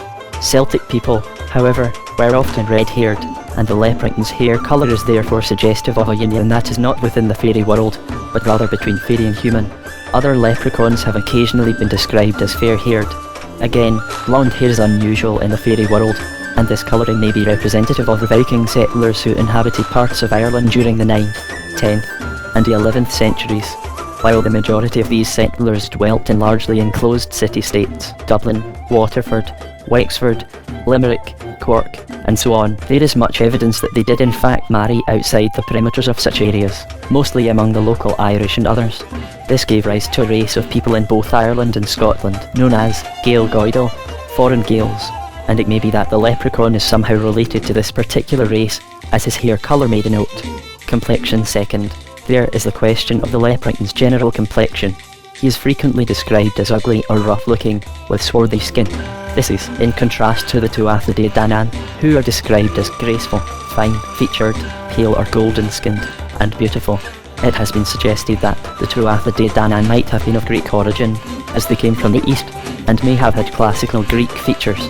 This, again, is in marked contrast to the leprechaun's general appearance, suggesting that the sprite has its origins in some subspecies of fairy, who perhaps came from somewhere other than Ireland, or in the human world. Temperament third. There is the matter of the Leprechaun's temperament and his general isolation from the majority of the fairy world. While he is certainly not the only fairy who might be regarded as solitary, the Banshee, the Puka, and the Dullahan are also so regarded, although these beings may be more closely allied to the worlds of ghosts and demons than the world of the fairies. He is undoubtedly the most notable. Some of the possible reasons for his isolation have already been mentioned, but there is little doubt that both his manners and his way of life also serve to alienate him from the more homogeneous fairy throng. The leprechaun is a loner and has little time for the frivolities and intrigues of the localised fairy courts. Life in the fairy mounds is said to be gracious and languid, and one of great ease. In each mound, a local fairy king and his queen are supposedly adored by their court, though one gathers that the fairy courts are not all that different from those of the human world. Both contain their spats, jealousies, and rivalries between courtiers. Both are places of great intrigue, rumour, and gossip, and both are places where individual courtiers flit in and out of favour. The fairy court is, in fact, noted for its capricious nature and its shallowness. It is also noted for its idleness. The leprechaun, of course, has little time for this, for his disposition is very different from that of the fairy courtier. Leprechauns and fairies. The trooping fairies regard the leprechaun as dirty, rough, vulgar, and uncouth, while he in turn considers them fickle, shallow, feckless, stupid, and idle. Contact between the two branches of fairydom is kept to a minimum, although there are occasions when communication between them is essential. The fairy throng lives for the praise and approval of others, while the leprechaun needs no such flattery. These great differences in temperament, style, and outlook may indicate a difference in origins. The leprechaun is thought to come from a more pragmatic stock, which may have contained some human elements, while the fairy kind of the mounds and rats may be direct descendants of the ancient Tuatha Dé Danann. This theory does not explain the preponderance of males in the leprechaun line. It may be that some races tend to produce more male offspring than female, just as some human families do, and this may account for the large male leprechaun populace. However, as has already been intimated, there are female creatures which, while not counted as leprechauns by purists, exhibit some of the traits that characterise the leprechaun world. It is to these creatures that we must now turn our attention. Female leprechaun creatures, because many fairies are shapeshifters with the ability to take on the form of any person or creature they please. The notion of gender in the fairy world has always been slightly problematic. Nevertheless, we can make some form of gender generalisations about some of the leprechaun-like sprites that inhabit this realm. The Grogog is a North Antrim leprechaun who is often overly helpful to farmers and housewives in that area. In Antrim, the creature is invariably male, but this is not the case everywhere. On the Isle of Arran and in the Western Highlands, the being is exclusively female. In his book The Supernatural Highlands, 1997, Francis Thompson writes, "The Gruagach is a female spectre of the class of brownies to which Highland dairymaids made frequent libations of fresh milk. She frisked and gambolled about the cattle pens and folds, armed only with a pliable reed, with which she switched all who annoyed her by uttering obscene language, or by neglecting to leave for her a share of the dairy produce." In Gaelic, Gruagach is a word meaning wizard champion and is, strangely, masculine. The Gruagach and cattle. The main function of the Gruagach, Thompson writes, is to preside over the cattle and take an interest in matters pertaining to them. A description given by a woman on the island of Hyes-Jare, off North Uist, who saw the Gruagach moving about by the light of the moon, states she has a full conical hat and a rich mantle of golden hair falling down around her shoulders, and with a slight swish of her wand she could skilfully admonish some nearby cow. She was habitually seen, and heard, on the grounds of an old nunnery, where her melodious voice sang snatches of an airy song that was carried about the island on the wind. The New Statistical Account for Scotland, 1842, dealing with the parish of Kilmuir in Skye, states, even so late as 1770, that airy maids who attended a herd of cattle on the island of Trodda were in the habit of pouring daily a quantity of milk in a hollow stone for the Gruagach. Should they neglect to do so, they were sure of feeling the effects of the brownie the next day. It is said that the Reverend Donald McQueen, the minister of the parish at the time, went purposely to Trodda to check that gross superstition. He might have succeeded for a time in doing so, but it is known that many believed in the Gruagach's existence long after the Reverend gentleman's death. The Gruagach of Arran Island. Another account of the Gruagach or Grogach was given in 1895. It comes from West Bennin, on Arran Island in the Firth of Clyde. This particular creature repeatedly lived in a place called U Amna Gruagach, or sometimes U Amna Beast, the cave of the Grogog, or the cave of the monster.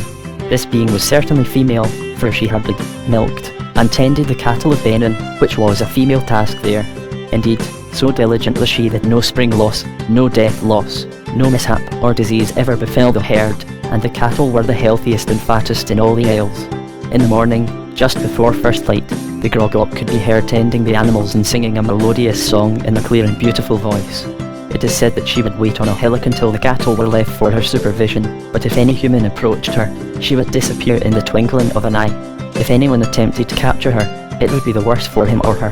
The writer and folklorist Otto Swire, in the Outer Hebrides and Their Legends, 1966, states, in Old Gaelic, the word grugich meant young chief, or more literally, long-haired one.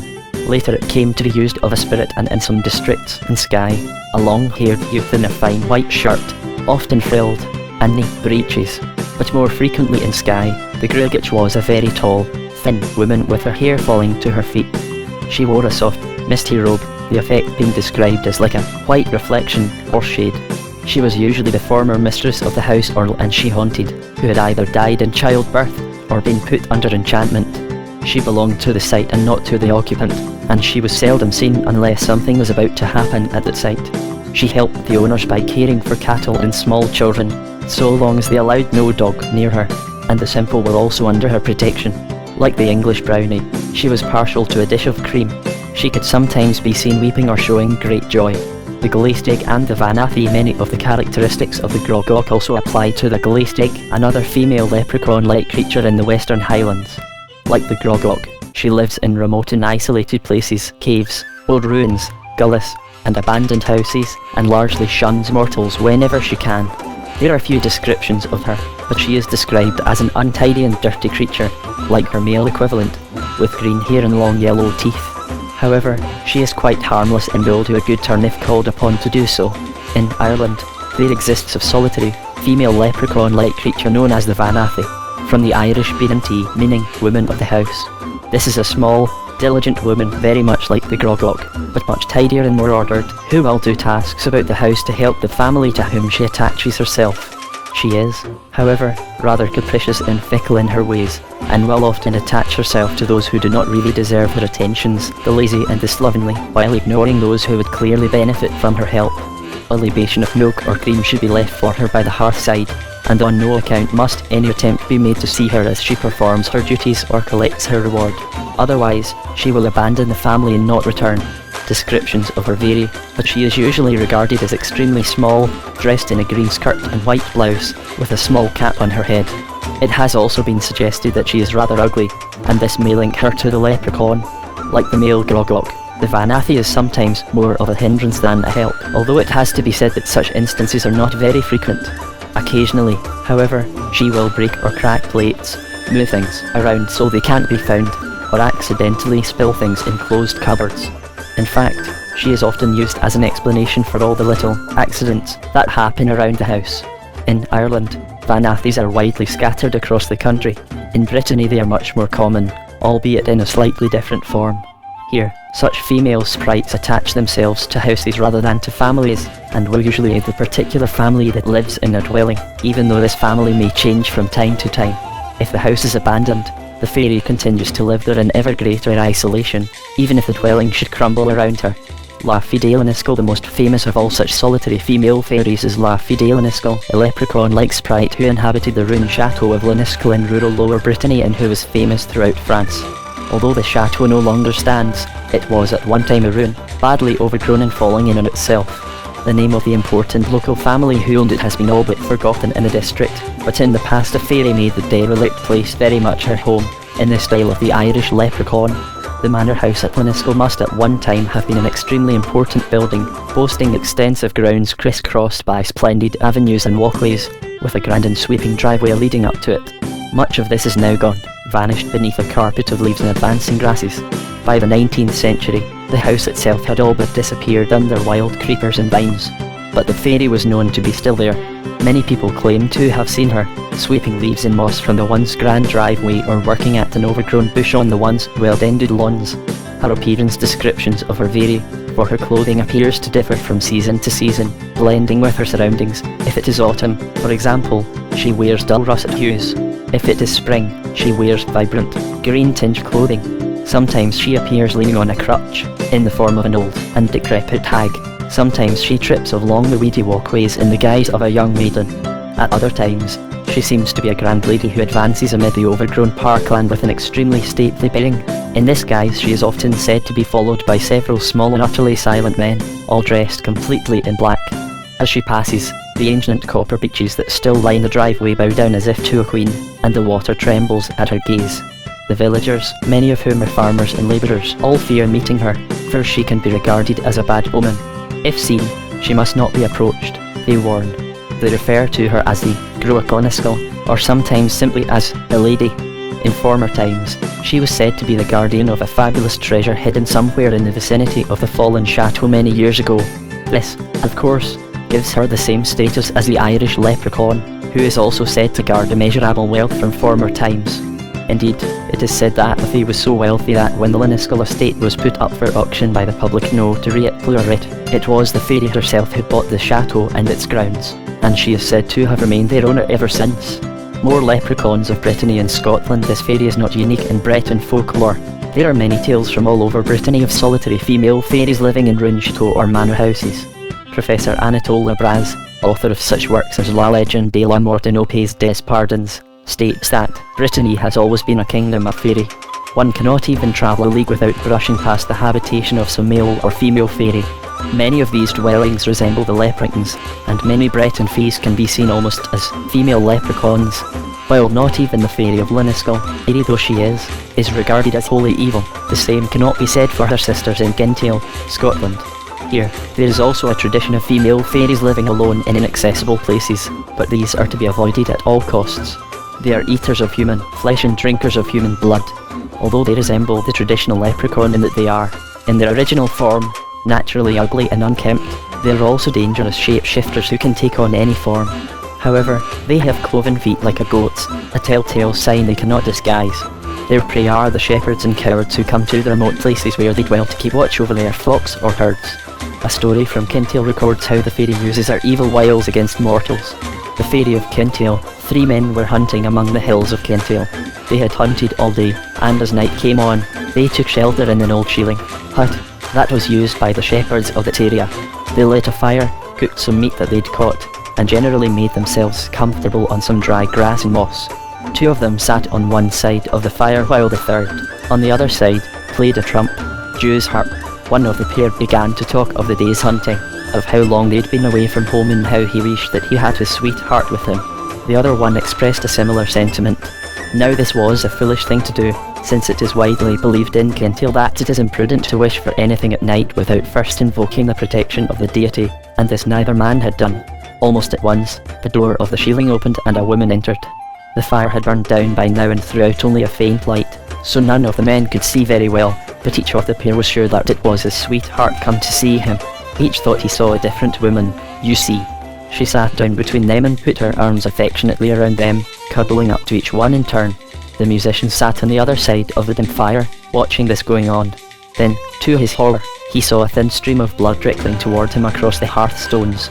At the same time, he was able to see that the woman had the feet of a deer or a goat, and he knew immediately that this was a solitary fairy who lived in the high hills of Kintail and attacked travellers and wayfarers through her domain. The others could not see the danger. All each man saw was his own sweetheart. In terror, the musician started up and dashed out of the hut. The fairy, realising that she had been discovered, leaped up after him and pursued him from the place, galloping after him like the wind. He ran as fast as he could, and it was only thanks to his considerable physical fitness that he was able to outdistance her. At last he reached the doorway of the nearest human habitation, and at this the fairy ceased her pursuit. He was brought in, white and trembling, and had to be revived by good mountain spirits before he could even tell what had happened. The next morning the musician, together with some other men and a priest, went back to the shieling in the hills, where they found the badly mangled bodies of his 2 companions. Both of them had been drained of all their blood.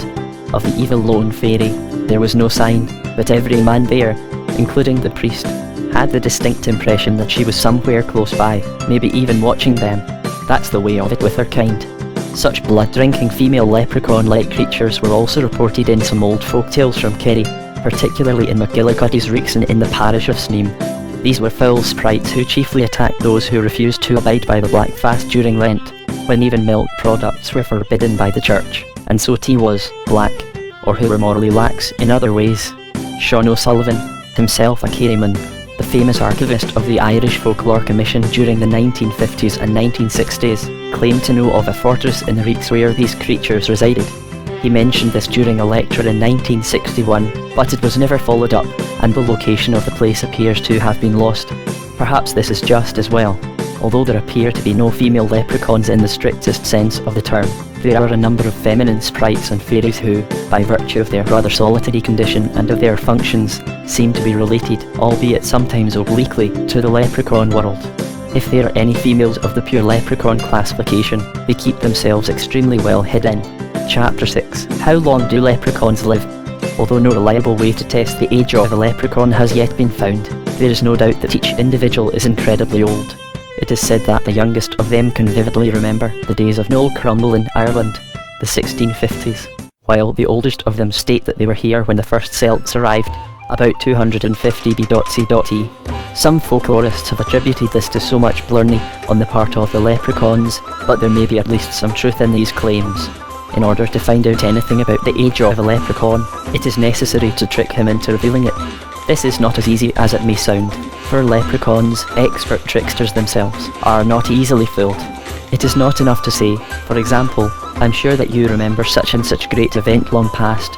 The leprechaun will sense what you're about, and feed you inaccurate information concerning the event. This will, in the end, cause you to doubt whether the leprechaun was there or not. Tricking a leprechaun, a favourite trick of those who want to know the true age of a leprechaun, is, therefore, to reverse the process and give the leprechaun inaccurate information. Many leprechauns are full of their own importance as far as historical matters are concerned, and regard humans as rather stupid beings with no knowledge of history whatsoever. Therefore, one might, for instance, engage the leprechaun in conversation thus: "Ah, that Noel Crumble, wasn't he a great and fine man? Didn't he serve the Irish people well? I hear they're erecting a monument to him on O'Connell Street in Dublin for all his kindness and charitable works here." At this, the leprechaun will become terribly indignant, because none of his tribe has a shred of regard for Oliver Cromwell. Cromwell's Bible. There is an old legend that Cromwell, the Lord Protector of England, lured several leprechauns into an open Bible, which he then slammed shut, trapping them inside the Holy Word for River. In parts of County Clare, this act of base treachery is ascribed to Edmund Ludlow, the Cromwellian officer who led the first troops into the Burren. However, the tale of Cromwell's Bible still remains a sore point with many leprechauns, and his name must be spoken judiciously in their presence. In reply to this insult, the leprechaun will answer, "Sure, wasn't he the most black-hearted cur that ever set foot in Ireland? Sure, I well mind myself." And, in his rage, he will launch into a personal anecdote about Cromwellian times in Ireland to prove his point. By doing so, he will prove that he was alive during the period, and this may be used to gauge his approximate age. Of course, such calculations may be wildly inaccurate.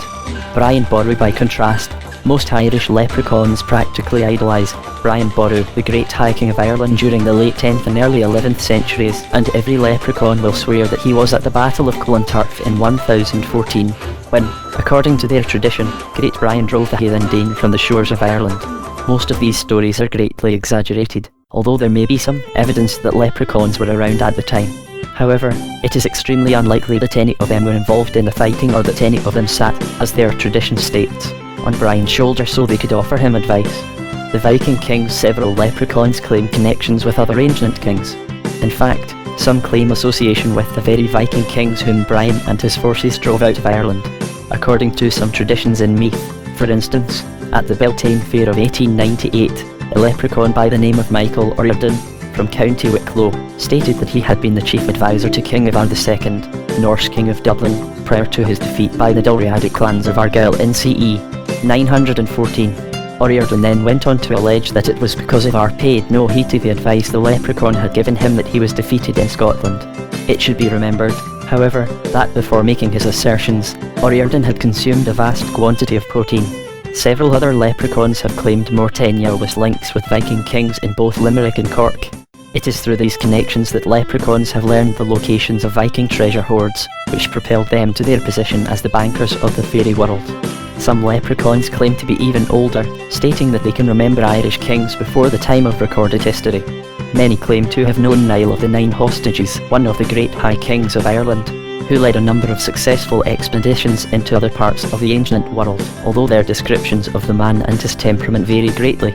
Some describe him as a great and powerful warrior of a kindly disposition, while others claim he was a smallish man with a bad and surly temper on him. Incidentally, conflicting accounts and descriptions of Brian Boru, whom many leprechauns claim to have known personally, are also given. He is described as a young and fearless warrior, galloping into battle at the head of his troops against the Danish foe. At the time of Clontarf, Brian was 72, and although he was killed by a Manx warrior, a soldier from the Isle of Man, he took no real part in the fighting. Through their association with these ancient Irish kings, leprechauns also have access to the buried gold and jewels hidden during wars and plagues that are left over from those times. In fact, it is said that the Laffin men of South Armagh guard a fabulous treasure that is supposed to lie near Hainmatra, Navan Fort, the seat of the ancient kings of Ulster and some high kings of Ireland. The talker and troll across the Celtic world. Some leprechauns claim even greater longevity. The town of Newlyn in Cornwall boasts of Solitary being known as the talker and troll, although the use of the description troll may be inaccurate.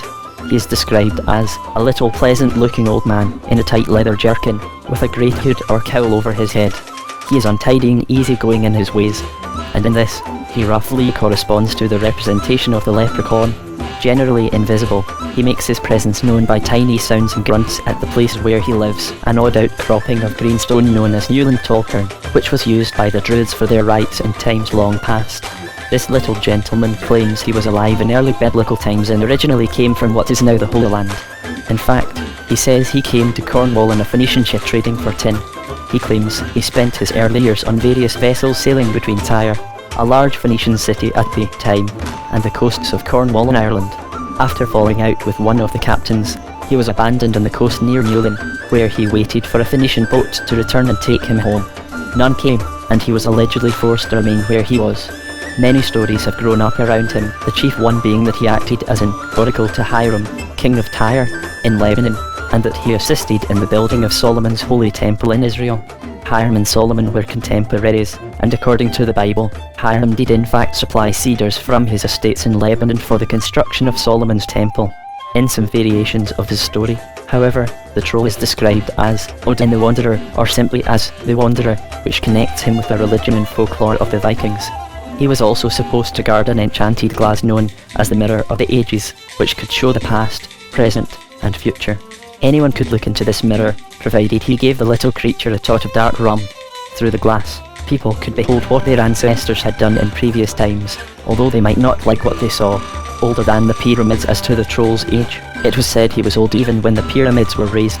Other fairies in Cornwall claim to remember the destruction of Sodom and Gomorrah, and some can even recall Noah's flood.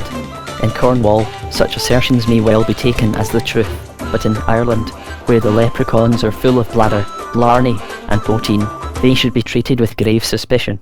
Because of the exaggerations and outrightlies of the Irish fairies, the true age of a leprechaun is very difficult to ascertain. As with all questions to a leprechaun, the investigator will probably never receive a satisfactory answer and will be forced to rely on guesswork. Leprechauns like to cultivate an air of mystery, and what better subjects for this than their origins and ages? All we can say with certainty is that they are all probably very old. However, the record for longevity probably belongs to an aged-looking Grogok in North Antrim. When asked what age he might be, he replied, "I have existed since the foundation of the world." Now that's old. Chapter 7. Shoemakers, Builders, and Blacksmiths. Traditionally, the most common profession for the leprechaun is that of fairy shoemaker.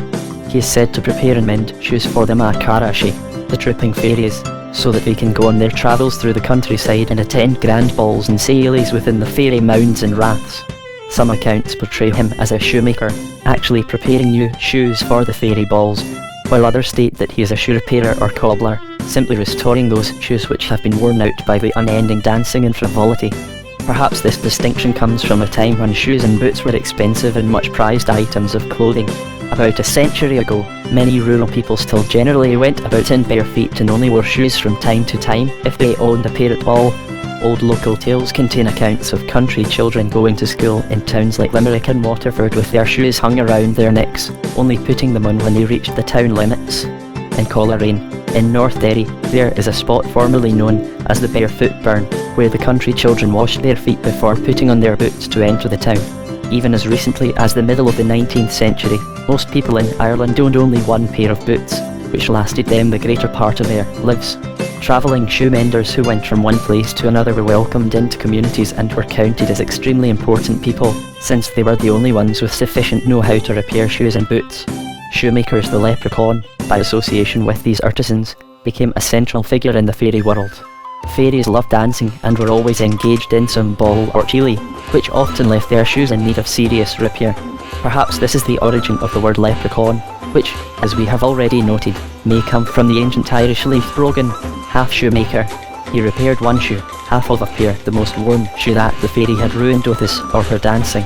In many tales concerning leprechauns, the creature gives away his position and drains and ditches by the tapping of his tiny hammer as he works on a shoe or boot. He is to be seen with his last in wax strings, sitting cross-legged, in the fashion of country tailors and shoemenders, in the shade of a bush or the stump of a tree, or in the dry part of some gully. If he is so absorbed, then it is worthwhile to make a sudden grab for him, to see if he can be caught. However, shoemaking is not the only form of employment in which the leprechaun can be engaged. There are numerous stories which speak of leprechauns undertaking other forms of work, for the sprite is nothing if not highly industrious and enterprising in his choice of occupations. Leprechauns as builders. It is thought that the earliest forms of leprechauns, or leprechaun-like fairies, were not shoemenders at all, but rather builders and stonemasons. This theory probably has its origins in the number of tiny piles or hummocks of stones to be found in fields and moors throughout the Celtic countryside. In Ireland, these were known as leats, and were said to mark the spots where victims had died during the Great Famine of 1845–52. There may, however, be an older explanation, for these stone piles clearly existed long before the 19th century. It is said that they once marked the sites of leprechauns' houses, and that they were erected by the wee folk as signals that no one else could build there. In some areas of the Celtic world, leprechaun-like people were credited with building the mounds and tumuli in which the Tuatha Dé Danann came to dwell. They may also have been associated with tiny settlements of stone houses to be found in the Orkneys, Skara Brae, and on the northern islands of Sandy and Westray, since these buildings are very small. Old stories around such places speak of tiny groups of builders, a small, wizened people from the north, who built their communities in extremely isolated and inhospitable places, mainly on islands. The bulk of these houses were underground, to protect them from the fierce winds and that blew across these places in the winter months. The tiny people were said to be skilled at building and stonemasonry, but they kept themselves, and their secrets, to themselves, preferring to stay well away from other islanders. They were farmers, keeping cattle and carving out small cultivated areas for themselves, but they were also sometimes counted as supernatural beings with strange and magical ways. They seem to have vanished just as mysteriously as they came, leaving only their houses behind them. Because they lived mostly underground, later people saw them as fairies, brownies, or leprechaun-like beings. The notion that leprechauns might live underground was once widespread in several parts of Ireland, for example, Cork, Limerick, Clare, and Westmeath. On the islands off the Irish coast, too, they built underground shelters for themselves and for other fairies. Houses and potatoes, for mortal people, living side by side with such builders was not always easy. An old tale from Rathlin Island in North Antrim speaks of fairies who decided to build a new house close to a human settlement. There was a man on Rathlin called Tommy Anderson, one time, and he had the notion of building a new house. It was not for himself, you understand, but for his mother, who'd become very old and infirm. Her name was Peggy Bradley and she was a widow and couldn't get about all that much. He thought that they could all live together in the one house, and that he and his wife could look after her. He built a place up at Cabell, near the West Lighthouse, a right tidy place it was, and lived there snug enough for a while. One evening they were all draining potatoes by the door, and the water was running everywhere. There was a sharp and angry knock on the door, and when Tommy went to see what it was, there was a wee runt of a man in a skirty coat waiting for him. He was an ugly wee fellow, all burned with the sun and wearing a pair of wool brogues on him that no tinker would wear, and he had a pipe rammed in the corner of his mouth like a sailor. Tommy knew that this was one of the Thain Achor, the local name for a leprechaun-like creature, and he asked him what he wanted. The little man said that he had been building houses for the fairy people in that particular area, and that the potato water was causing everybody great distress. He also told Tommy that this place was now a fairy place, and that he and his family would have to move on and let the little man build more fairy houses, which were underground, if you understand. If he didn't, the Thane Acor would take their vengeance and would make life very miserable for himself and his old mother. In the meantime, he was to stop teeming potatoes by the cottage doorway. And with that, the little man turned and was gone without a buyer leave. Tommy took it all very seriously, for he didn't want to get on the wrong side of the fairy builders, and so he moved all his family to another part of the island, and the grand, tidy house that he'd built was eventually pulled down. There are people that will tell you that there's still fairy building going on up at Cabell yet. It's a fairy place. Alright, not even the lighthouse men would go near it. Underground houses. Leprechauns often built underground fairy dwellings wherever they wished, and this could be difficult for humans living in the vicinity. Some of the most favoured constructions were chilly houses, places where fairies would gather to make merry. This could often lead to excessive noise and clamour, particularly at night when humans were trying to sleep. There was really nothing that they could do. Like Tommy Anderson in the previous story, they would have to move elsewhere. The best they could hope for was that no leprechauns would choose to build dwellings within their immediate vicinity. Leprechauns as metal workers and smiths. In some respects, leprechauns share certain work-related characteristics with the goblins of Germany and Switzerland. These little fellows are often described as both miners and metal workers, and are skilled in forging iron and copper. In parts of Ireland and Scotland, too, leprechauns and brownies are sometimes described as tinkers and metal beaters rather than as shoe menders or cobblers. The tapping that humans sometimes hear is not always the sound of the sprite working on a brogue or a shoe. Sometimes it is the noise of him repairing an old pot or pan, or shaping a bit of pliable metal. Although some leprechauns are particularly skilled in metal work, examples of their work are often seen at the fairy fairs and goblin markets, which are to be found in remote areas of the Celtic countries. The majority of them are not. They can temporarily patch up broken implements, but this is really the extent of their expertise. This lack of specialised skill, however, does not prevent them from setting up as skilled tinsmiths, even though the work that they produce is quite often substandard and shoddy. Nor does it prevent them from claiming great skills. Many will assert, for example, that they have been metal workers and even goldsmiths to the great high kings of Ulster, especially Brian Boru Niall of the Nine Hostages. Blacksmiths, leprechauns, particularly the larger varieties, sometimes also claim some skill as blacksmiths. In many rural areas, blacksmiths also served as metal workers, making kettles, pots, and pans for the people, and this fits in well with the leprechauns' exaggerated claims of skill in that area. It is quite probable that most of these sprites have been nowhere near an ordinary horse, because most animals show a particular aversion to the fairy kind. Nevertheless, the leprechaun may declare himself to be a master blacksmith who will only work with horses of the fairy kind. The leprechaun does not operate his own forge, as a blacksmith might in the human world. Rather, he takes over an old forge that has been abandoned or allowed to fall into ruin and neglect, and uses it for his own purposes. It is said that the ghosts of the dead often congregate at such places, and leprechauns appear to have the power to commandeer these spirits into helping them in their work. The ghosts of the dead, particularly those who had died suddenly, perhaps in some accident, were especially vulnerable to leprechaun influence. Fairy horses. Fairy horses are not horses as we mortals understand them. Rather, they have the appearance of horses, but are really old sticks, brooms, or fence pieces that have been transformed into the likeness of horses through fairy glamour. By pretending to shoot these creatures, the leprechaun perpetuates the illusion and so deceives those who are watching him. Chapter 8. Musicians, music, and festivals. Like all fairies, leprechauns have a great love of music and are often skilled musicians. Because leprechauns have such phenomenal memories, they can carry tunes in their heads long after mortals have forgotten them. As a result, leprechauns can both remember and play note for note ancient folk tunes that are no longer available to most mortal musicians.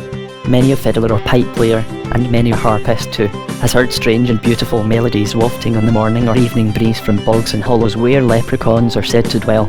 Rory O'Loughlin, the composer credited with one of the most famous of all Irish melodies, the Londonderry air, better known as Danny Boy, reportedly heard it being played upon a leprechaun's harp along the marshy banks of the River Roe in North Derry.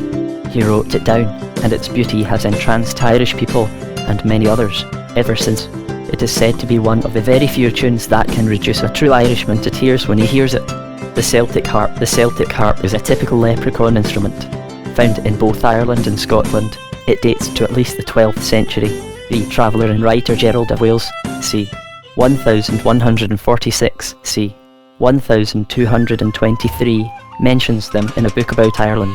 The strings are metal, which gives them a great resonance. Don't copy leprechaun music because of the great beauty and antiquity of their melodies. Leprechauns are said to guard them strictly.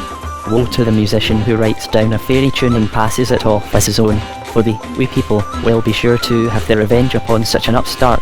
An old and frequently repeated tale from the west of Ireland illustrates this point.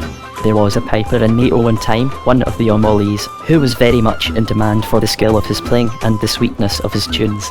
He lived in a little house near the coast, with only his dog for company, for he was a solitary man who preferred his own company most of the time. One evening, he had been playing at Tuchili in Castlebar and the festivities had gone on throughout the night, so it was early in the morning that he was making his way home. He had only gone a couple of miles from the Chili house when he chanced on a little glen close by the roadside. I won't tell you where it is, for it is a fairy place and the leprechauns can often be seen there yet, gambolling and sporting, even at midday. Well, as the piper O'Malley passed by this glen, he heard music drifting up into the morning air from the hollow below. He ventured down to take a closer look, his little dog slinking down through the bushes behind him. A leprechaun was sitting on a large rock in the middle of a stream, playing on a set of ancient pipes, and the melody he played was so beautiful that it would have broken your heart to hear it. The music remembered now, O'Malley had a great ear for the notes and a great memory for the music, and he was able to remember the tune as it floated around him on the breeze. He stole back to the road and made his way home, keeping the music in his head all the while. From that day onward, he included the fairy tune among those he played, and he always passed it off as his own. He never told anyone he'd heard it from the leprechaun. Everyone who heard it thought it was a most beautiful melody and declared that O'Malley was little short of a genius for having composed, as they thought, such a delicate air. But fairy tunes are not to be trifled with or to be claimed by mortals as their own. Some time after, O'Malley was playing at Tuchili on the wild Mayo coast. He played the fairy air several times, and the people were well satisfied. Again, it was early in the morning when he set out for home, with his dog at his heels. As they were passing through a particularly remote part of the coast, O'Malley suddenly heard yet another tune being played on the pipes, even more beautiful than the first he'd heard. He made his way down to see who was playing, with his dog clothes behind him. The music in the cave, the music seemed to be coming from a large cave in the cliff face a little way below him. He looked around for a way down, and sure enough, there was a little gravel path leading down to the very mouth of the cavern. Without hesitating, the piper O'Malley scrambled down, his mouth fairly watering at the thought of stealing another melody from the fairies. However, as he stood at the mouth of the cave, the music suddenly seemed less distinct and farther away. To hear it better, the piper stepped into the cave, going farther and farther into its depths. His dog followed close at his heels. That was the last anyone saw of the piper O'Malley, although his dog did appear some time later, shaking with fear, out of a burrow 2 or 3 miles away, but no trace of his master has been found, even to this day. Still, if you should venture along the Mayo coastline at certain times of the year, and if you should happen to be passing a place where there are caves, you may hear the strains of music coming from the depths of one of them. It is a lonely, eerie sound, and so beautiful it will break your heart to hear it. People will tell you that it is the music of the piper O'Malley, held as a prisoner in the otherworld by the leprechauns whose tune he stole, and that the music contains the strains of his longing to get back to the mortal realm. Of course, there are those who will tell you that there is nothing to it, that it is only the sound of the wind in the caves, but I'll wager that there are few of them who will venture deep into these caverns to investigate, and these same people will stay well away from the rugged and lonely Mayo coastline at certain times of the year. That's the vengeance of the leprechauns, alright, for they disapprove very strongly of people taking their tunes and claiming them for their own. That's the way of it, alright. Skill at music, as the previous story demonstrates. Leprechauns are very skilled musicians who can turn their hands to any tune. This skill, they claim, has been handed down to all fairy kind since the days of the Tuatha De Danann, who came from the east, or the sun, depending on the version of the tale, in a golden mist and brought music, poetry, and culture to Ireland. The Tuatha De Danann also brought the Irish harp, the simplest seeming of all musical instruments and yet one of the hardest to play. The Gaels took over the playing of the harp and used it at great banquets and feasts, and the leprechauns mimic this ability and will sometimes play the harp at their own gatherings. However, while they can turn their hands to almost any instrument, they greatly favour the fiddle or the Irish pipes. Many of the old songs and tunes which they play are said to come from the earliest times, from the period of the Tuatha De Danann themselves. This is not always true, for leprechauns remember old mortal melodies people have long forgotten and can often play them note for note, passing them off as mystical fairy tunes. The music of the Tuatha De Danann is more abstract than this. It is quite ethereal and is not really suited to any human instrument except the harp. Magic in the music. One must always be extremely careful when listening to Leprechaun music, especially the livelier jigs and reels. The sprite may include some magic within the tune, and, like the girl in the story told in an earlier chapter, the listener may find it impossible to resist dancing. Seeing that he has the dancer in his power, the leprechaun will increase the speed and tempo of the tune, making his captive leap and gambol faster and faster in time with the music. This he does for spite and mischief, and some people have been known to die from exhaustion after performing a Leprechauns reel. Munster musicians. The greatest leprechaun harpers and pipers are generally said to come from the Munster area, while the best of the fiddle players and lyricists are believed to reside in Ulster. It is said that leprechaun tunes have no lyrics until they drift into Ulster, and that their poems have no melody until they come farther south. This, of course, is not strictly true, but it serves as a rule of thumb to exchange melodies, poems, and lyrics. Leprechauns from all over Ireland meet at gatherings and fairs that take place at certain times of the year. Here, they play one another the latest melodies they have acquired, and in this way the tunes pass into the general fairy repertoire.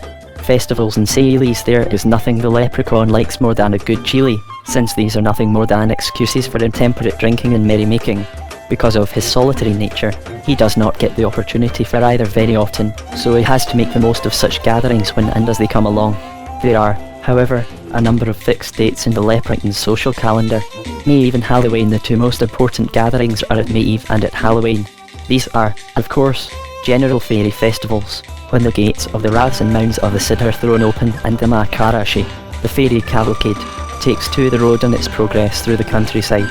These festivals divide the year into two halves, light and dark, warm and cool, and provide opportunities for the fairies to show their finery. The leprechaun, having no such finery to show, turns his hand to other things. It is usually at these times of the year that he moves house, if he has a mind to, or makes repairs to his dwelling. These festivals are also opportunities for him to erect new stills for his illegal spirits, or to seek out new places where such stills can be situated. May Eve, April 30, May 1st. This marks the start of the summer, which is a celebration of the return to strength and optimism regarding growing things in new life. The festival also looks forward to the year's harvest, and so it had great significance for arrangement agricultural ancestors. It is at this time that the leprechaun makes the most of his illicit spirits, which he stores away for the coming year at various locations scattered across the countryside. There are gatherings in various parts of the country, as leprechauns arrive to sample one another's batches of poteen, and the mood is incredibly drunken and lively.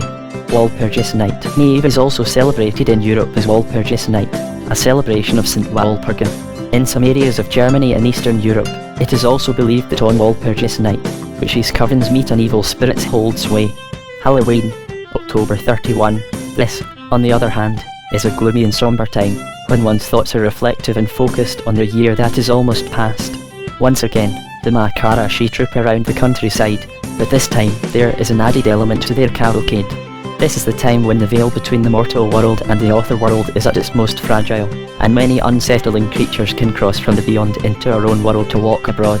It is the time when the banshee utters her wailing cry, signifying death in the year to come, and the puka gallops of long ill-lit lanes, terrifying animals, curdling the milk in the udders of cows, and preventing hens from laying. It is also a time when the shrouded, unquiet dead roam the highways and byways of the land. The puka, also spelled puka, is a Celtic spirit. It's similar to the leprechaun in that it can be both good and mischief-making. As a shapeshifter, it takes many forms. It even entered American popular culture in the 1950 film Harvey, starring Jimmy Stewart and Josephine Hull. Stewart's best friend is an invisible 6-foot-tall rabbit named Harvey. Stewart makes clear that Harvey is a puka who adopted him as his friend. The leprechaun is not greatly bothered by the banshee, or the puka, or even by the wandering ghosts. He simply keeps out of their way. Besides, he has a number of tricks of his own to play. It is at this time of year that he is at his most mischievous, and he celebrates the fact by turning the farmers' livestock out of the fields and onto the road, by taking farm gates off their hinges, by causing drafts in chimneys, so smoke blows down into the kitchen, and by 100 other pranks. Sometimes at Halloween, leprechauns will gather together, although not in such great numbers as at May Eve, to play their pranks and will become very intoxicated, thus adding to their mischief.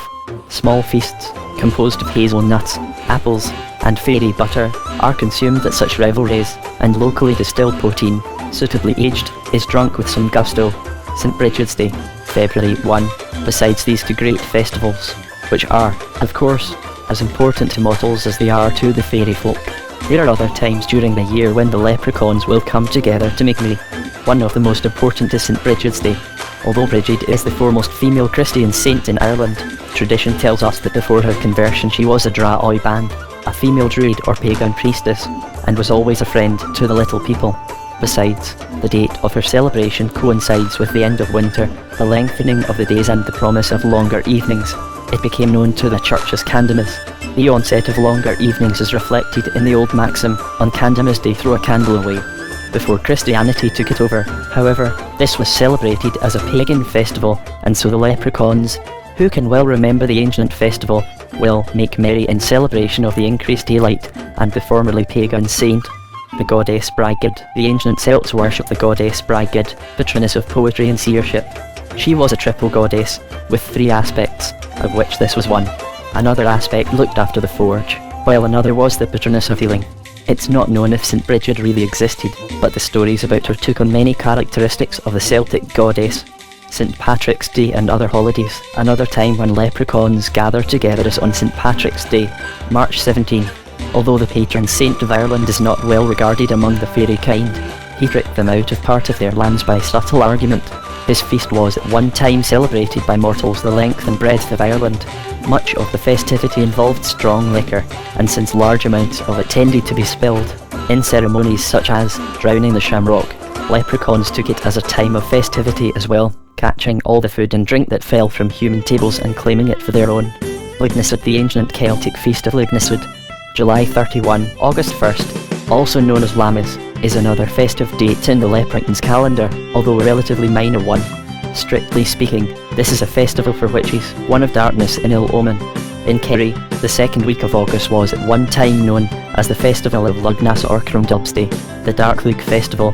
It signalled a turn toward darker days and a time when the forces of evil and cold might begin to flex their muscles once again. It was one of the great sabbats of the witches' year, and as such had little to do with the fairies. Nevertheless, leprechauns still observe it as a kind of minor festival, perhaps to prepare themselves for the dark days of winter or to signal the approaching end of summer. Festivities and merriment are kept to a minimum, and food for the feast consists mainly of old potatoes and gale or cabbage tops, washed down by the invariable plentiful supply of poteen. Yule, only one other feast day is observed by the sprites. This is the great festival of Yule, December 25. All living things, natural and supernatural, celebrate the turning of the year. During this time, the leprechaun must not touch liquor at all. In an act of defiance, many leprechauns spend the day counting their hoards of treasure and gold, in preparation for the coming year. As soon as St. Stephen's Day, December 26, comes round, they're back to their pranks and drinking again. Yesnich, there is one other festival which, although not a feast day, is specific to leprechauns. This is the Beltane Fair of Yesnich, held each year in County Westmeath just before May Day, usually around April 28th or 29th. Leprechauns travel to this fair from all over Ireland. They come to exchange tunes, riddles, stories and songs, and to show off their prowess at brewing and distilling and at sports and music. This is also the arena where disputes can be settled and alliances made. Goods are sold at the fair, usually homemade foods, shoes and articles stolen from humans. The Hill of Yesnich in County Westmeath. There is a hill, the Hill of Yesnich, considered to be the symbolic centre of Ireland. The fire to mark the start of Beltane was, it is said, set here in ancient times. It marked a place where the borders of Leinster, Munster, Connaught, Ulster and Meath all met. Today various ancient artefacts can still be seen on the site. The event usually runs for several days, culminating in the May Day celebrations.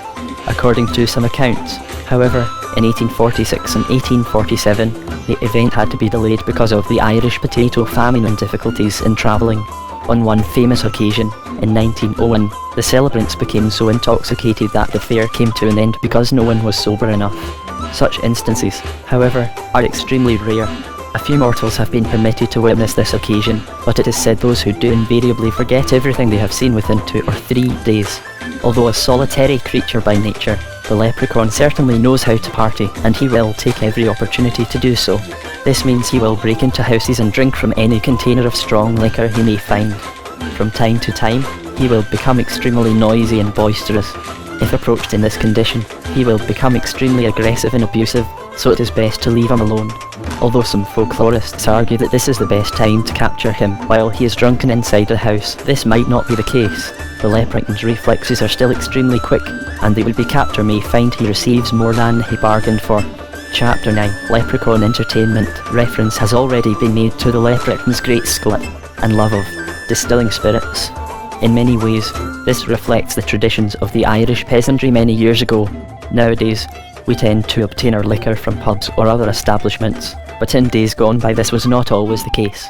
Distilling was once quite common in many parts of the country, and many cottages had their own stills.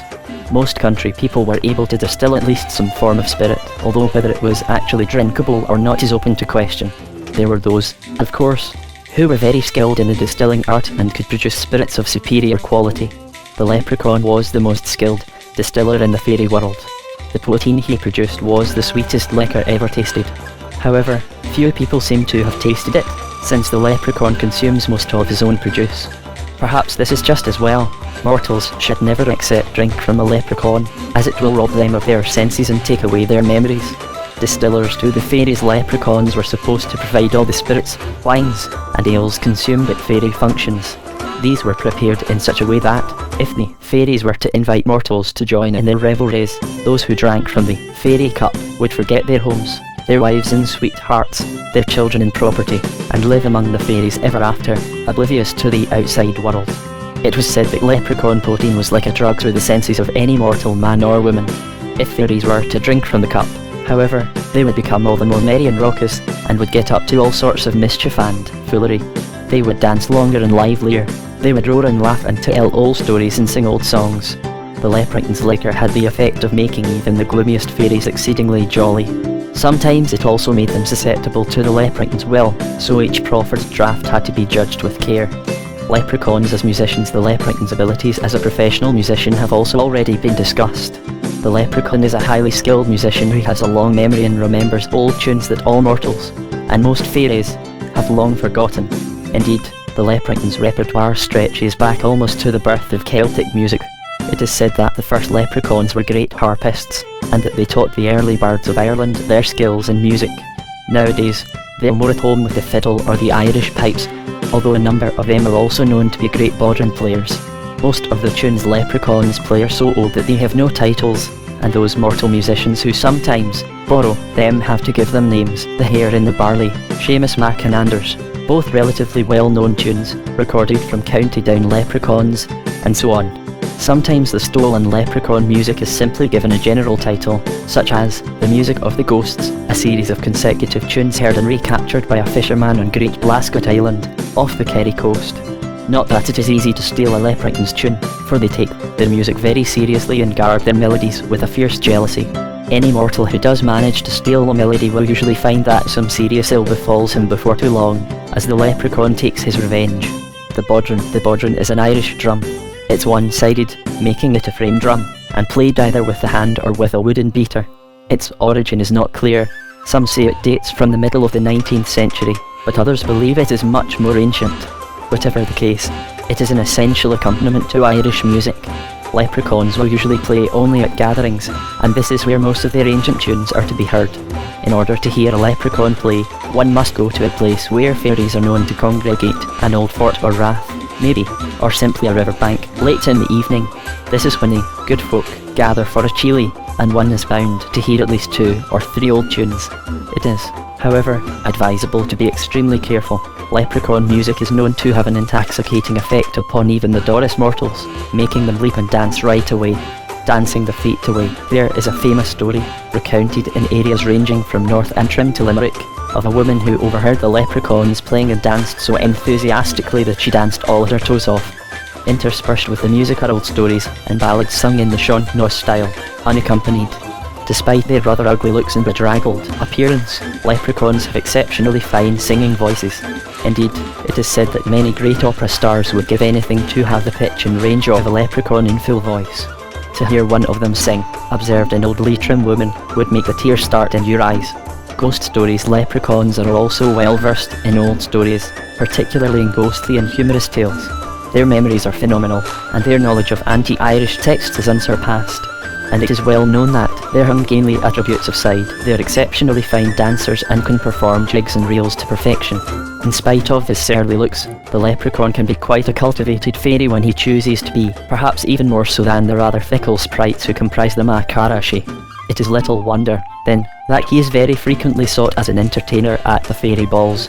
However, his price for such services, like any other superstars, is said to be very high, and it is to leprechauns and money that we must now turn.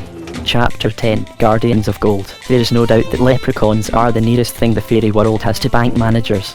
In fact, some folklorists argue that this is their primary function, superseding all of their other occupations. Leprechauns, it is said, have access to untold wealth. As has already been mentioned, they remember where all the ancient treasures are hidden, all across Ireland. These treasures include the wealth of long-dead Irish kings, the plunder of the Vikings who once raided the coasts, Norman gold and the pillaged booty of pirates. They also know, through supernatural means, where misers have hidden their hoards and where local aristocrats have concealed their money against robbery. These hoards add up to a total of millions of pounds, and their exact locations are locked away in each leprechaun's head. Where does he keep it? However, the leprechaun is something of a miser himself, and refuses to share this knowledge with any other fairy. Thus, each leprechaun is the guardian of all the secret wealth in Ireland, and perhaps even in other Celtic countries.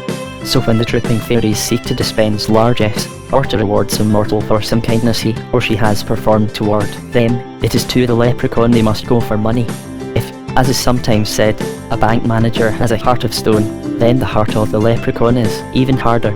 Seldom does he part with any of the wealth, and he sits a self-appointed judge over the fickle, as he considers it, conduct of the other fairies.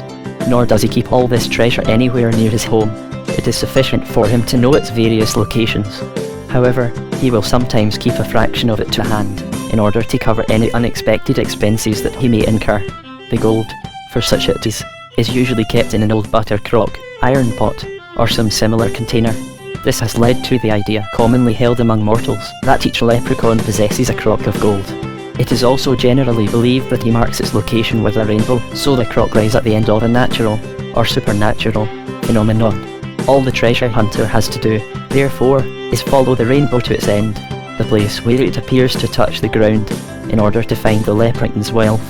As with everything else about the leprechaun tribe, this is not as easy as it first appears. Nobody has yet reached the rainbow's end to claim his or her fortune. Many people have spent fruitless days in chasing rainbows, eventually coming away with nothing at all. Fairy Banker in his role as Fairy Banker, each leprechaun carries with him 2 black leather pouches. In one there is a silver shilling which magically returns to the purse every time it is paid out, so that the leprechaun can appear to pay out large sums of money without ever parting with a shilling. In the other pouch he carries a coin of gold, usually from an antique period, with which he will try to bribe his way out of tricky situations. However, those who accept this coin should beware. It will usually turn to leaves or ashes, its natural form, soon after the leprechaun has parted with it. Both these coins serve to confirm the fairy's tricky nature with regard to money. Leprechaun gold in the Potterverse. Leprechaun gold makes a brief appearance in the Harry Potter universe when the affable rogue Ludo Bagman pays off gambling debts to the Weasley twins in what appears to be genuine gold coins. The coins, which are leprechaun gold, vanish in a few hours, leaving the twins furious at Bagman. Tales concerning mortals who try to extract the treasure's whereabouts from a leprechaun are legion throughout Ireland. Leprechauns are naturally suspicious of humans, whom they believe to be rather stupid, inferior creatures, and so they delight in outwitting mortals who try to force them to reveal their hidden riches. If one should catch a leprechaun in demand to be taken to his nearest cache of wealth, one must never take one's eyes off him for a second, or he will disappear in a flash. Hold tight to him and keep concentrating on him until you reach the treasure. Even then, he will try many tricks to escape or to make the riches vanish. The Leprechaun and his hoard, a well-known story, told all over Ireland, illustrates the previous point. This particular version of it is from Kerry. There was a man living near Listowel one time who had a blind sister and an old mother to look after. You can imagine they were all very poor, and the man had sometimes hardly a rag of a shirt to put on his back. One day, he was out cutting peats in the bog for the winter stacks. He was just cutting close to what looked like an old bush when he saw a sudden movement under the leaves. He stopped. The leaves rustled again, and out from underneath them came a little man, only a bit longer than a forefinger. He was an untidy-looking creature with a large, wide-brimmed hat and an old clawhammer coat, black with dirt, across his back. Seeing the man cutting peats, He made a dart to the side and went to disappear into the heather that was growing on the surface of the bog. But the man was quicker. Almost instinctively, he stuck out his foot and caught the end of the coat as the little man made to dart away. He knew right well that this was a leprechaun and that he had a crock of gold hidden somewhere nearby. If he could get his hands on those riches, his sister and his mother would never have to worry about anything again, and he would be one of the richest men in the county himself. Bending down, he scooped the little man into the hollow of his hand before he could vanish into the thicket. "Oh, murder!"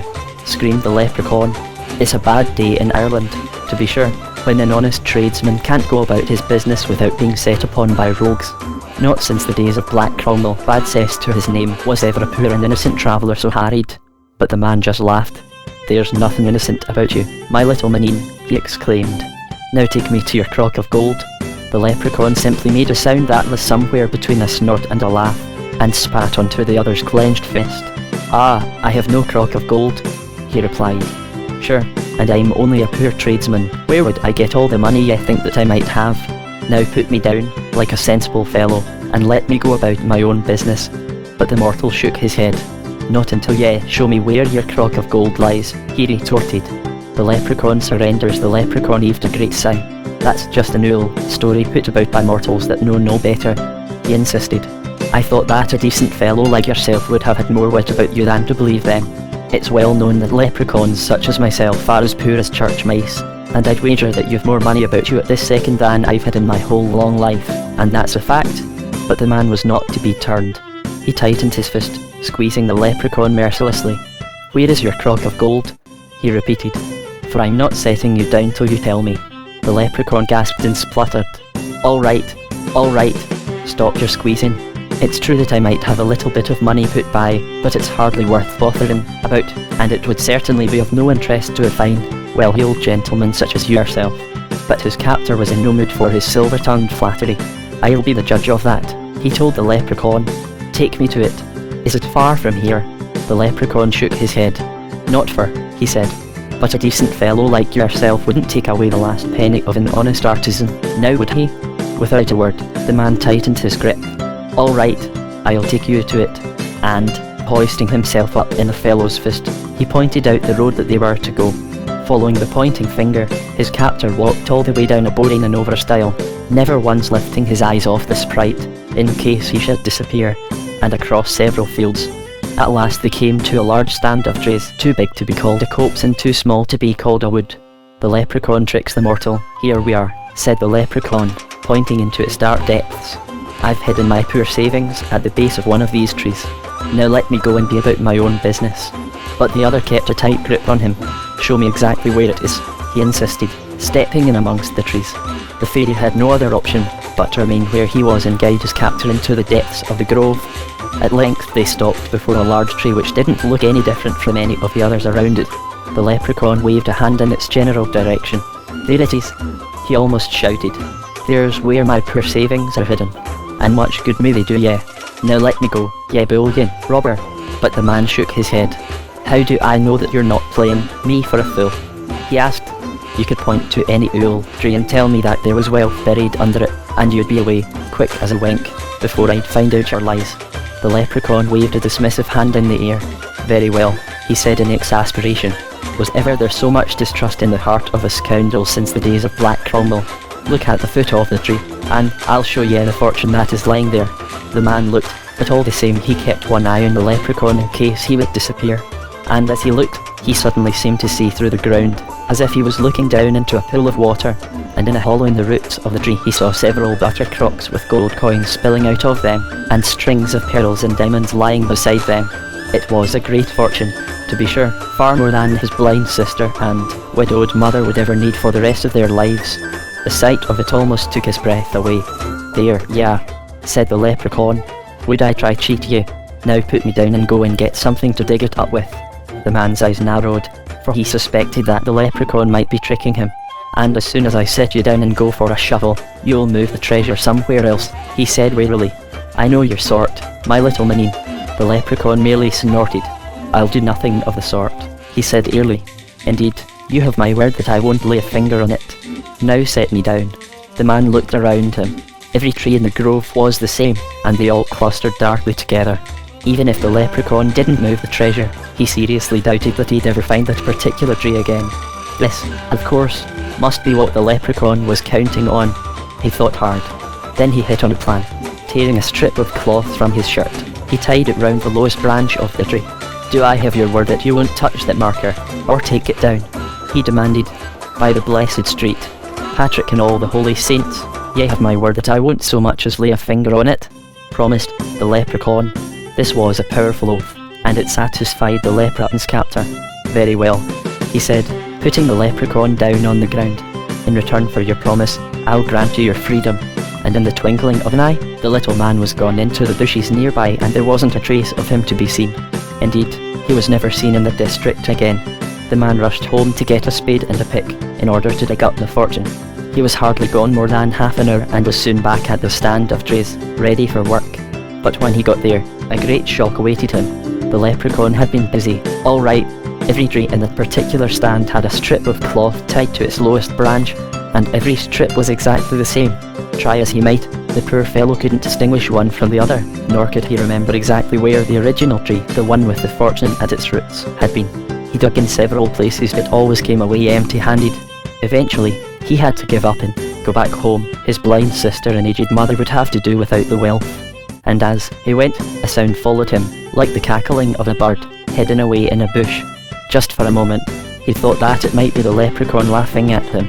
More sinister uses for gold. Sometimes, leprechauns would use their immense wealth to entrap mortal souls. Not only would fairy money transform itself into dead leaves, acorns, or ashes once the fairy influence had departed, accepting it could damn mortal souls to hell. Consequently, some leprechauns who steadfastly hated humankind would try to force individuals to accept their coinage, in the hope that they would be so damned. Fairy money was sometimes slipped into ordinary change, or given as a reward or payment for some service rendered. Money, therefore, should never be accepted from strangers, and each coin given as change should be thoroughly checked. To ignore this warning could have extremely grave consequences. The notion of the leprechaun trying to send human souls to hell closely allies the fairy with the devil. Rather than being a jolly, drunken, mischievous sprite, the fairy becomes the agent of dark supernatural powers and the enemy of all right living people. Although he is primarily portrayed as a cobbler, then the leprechaun has a number of professions within the fairy world, some of which impinge on the mortal world. He is, in effect, a jack of all trades, and with the weight of such responsibility on his shoulders, he might perhaps be forgiven for his drunkenness and for his surly moods. With such a complicated portfolio, after all, he might be described, in modern-day terms, as being one of the real captains of industry in the fairy world.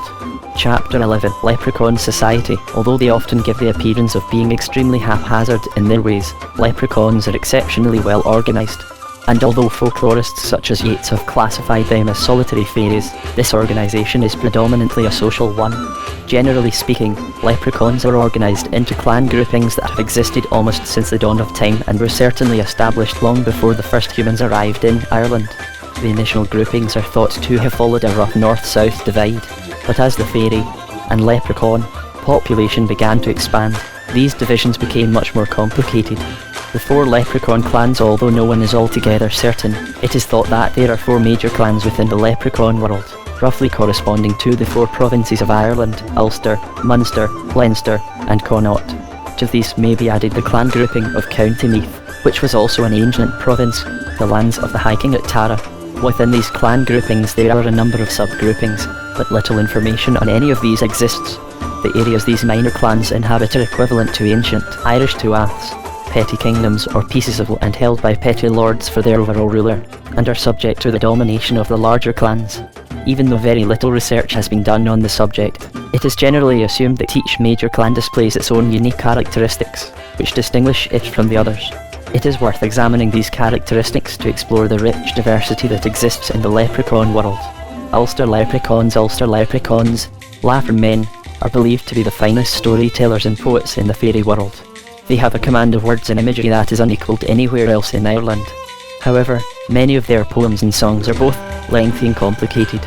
The great 18th century leprechaun poet Michael E. Knockhoy from Slievecullion in South Armagh is said to have composed a work in honour of the harvest that ran to 14,401 verses and took 4 days and nights to recite in its entirety. Indeed, so complicated was the verse-meter construction of the poem that it could not be memorised or properly recited by any mortal tongue, only by that of a fairy. It is also said that the famous bards of Armagh were initially trained by leprechaun poets, and this gave them their great reputation for the imagery and sweetness of their verse. Many of the Ulster poems were set to music, and the melodies are so beautiful that they were partly copied by mortals from all over Ireland. Unfortunately, they have long been lost. A similar situation exists in relation to a number of other ancient tunes attributed to the fairy folk. The original texts that accompanied many of these melodies no longer exist, and in most cases, mortal words have been added to the tune. Ulster aggressiveness. In spite of their reputation for beautiful words and melodies, Ulster leprechauns are among the most aggressive and factious fairies in Ireland. They're incredibly protective of the great wealth they store, which is said to derive from the old kings of Ulster, and they usually suspect that everyone is trying to cheat them out of it. This makes them incredibly defensive and antisocial. They're also reportedly the strongest of all the leprechaun tribes and are terrific sportsmen, excelling at hurling, a favourite leprechaun sport, and soccer. Undoubtedly, their natural aggressive tendencies add to their fierce and uncompromising competitiveness. Ulster leprechauns are distinctive in their style of dress, often wearing conical or pointed hats as opposed to the soft, wide-brimmed hats worn by other leprechauns. This gives them a malignant and slightly sinister air, which they seem to relish. Some leprechauns in South Armagh do not wear clothing at all. Instead, they are covered with a wiry fur, through which their otherwise owned faces peer, displaying sharp fang-like teeth. These fairies should not be approached under any circumstances. North and Trimgrove oaks have already been discussed. They are relatively friendly, but even they can turn nasty if a mortal crosses them. Although they are frequently spotted around riverbanks and under hedges, Ulster leprechauns are probably best avoided. Connaught leprechauns have a reputation for being the most serious and academic of all their kind. While this may be only a rumour, they are said to be highly sober and industrious, spending most of their free time in scholarly study. In fact, it is said that the most notable of Connaught fairies do not drink at all, which is difficult to believe, given the inherent nature of the leprechaun. Leprechaun art. Connaught sprites are said to be deeply interested in art and can be quite artistic themselves when the mood takes them. Examples of their work, usually in the form of indecipherable and wholly abstract paintings, can be found as part of the mosses on some trees or in the strange whirls of the trees themselves. These leprechauns are the shyest and most mystical of all the fairy folk. They are seen only infrequently and then only by those who cannot harm them: innocents, very small children, and the seriously drunk.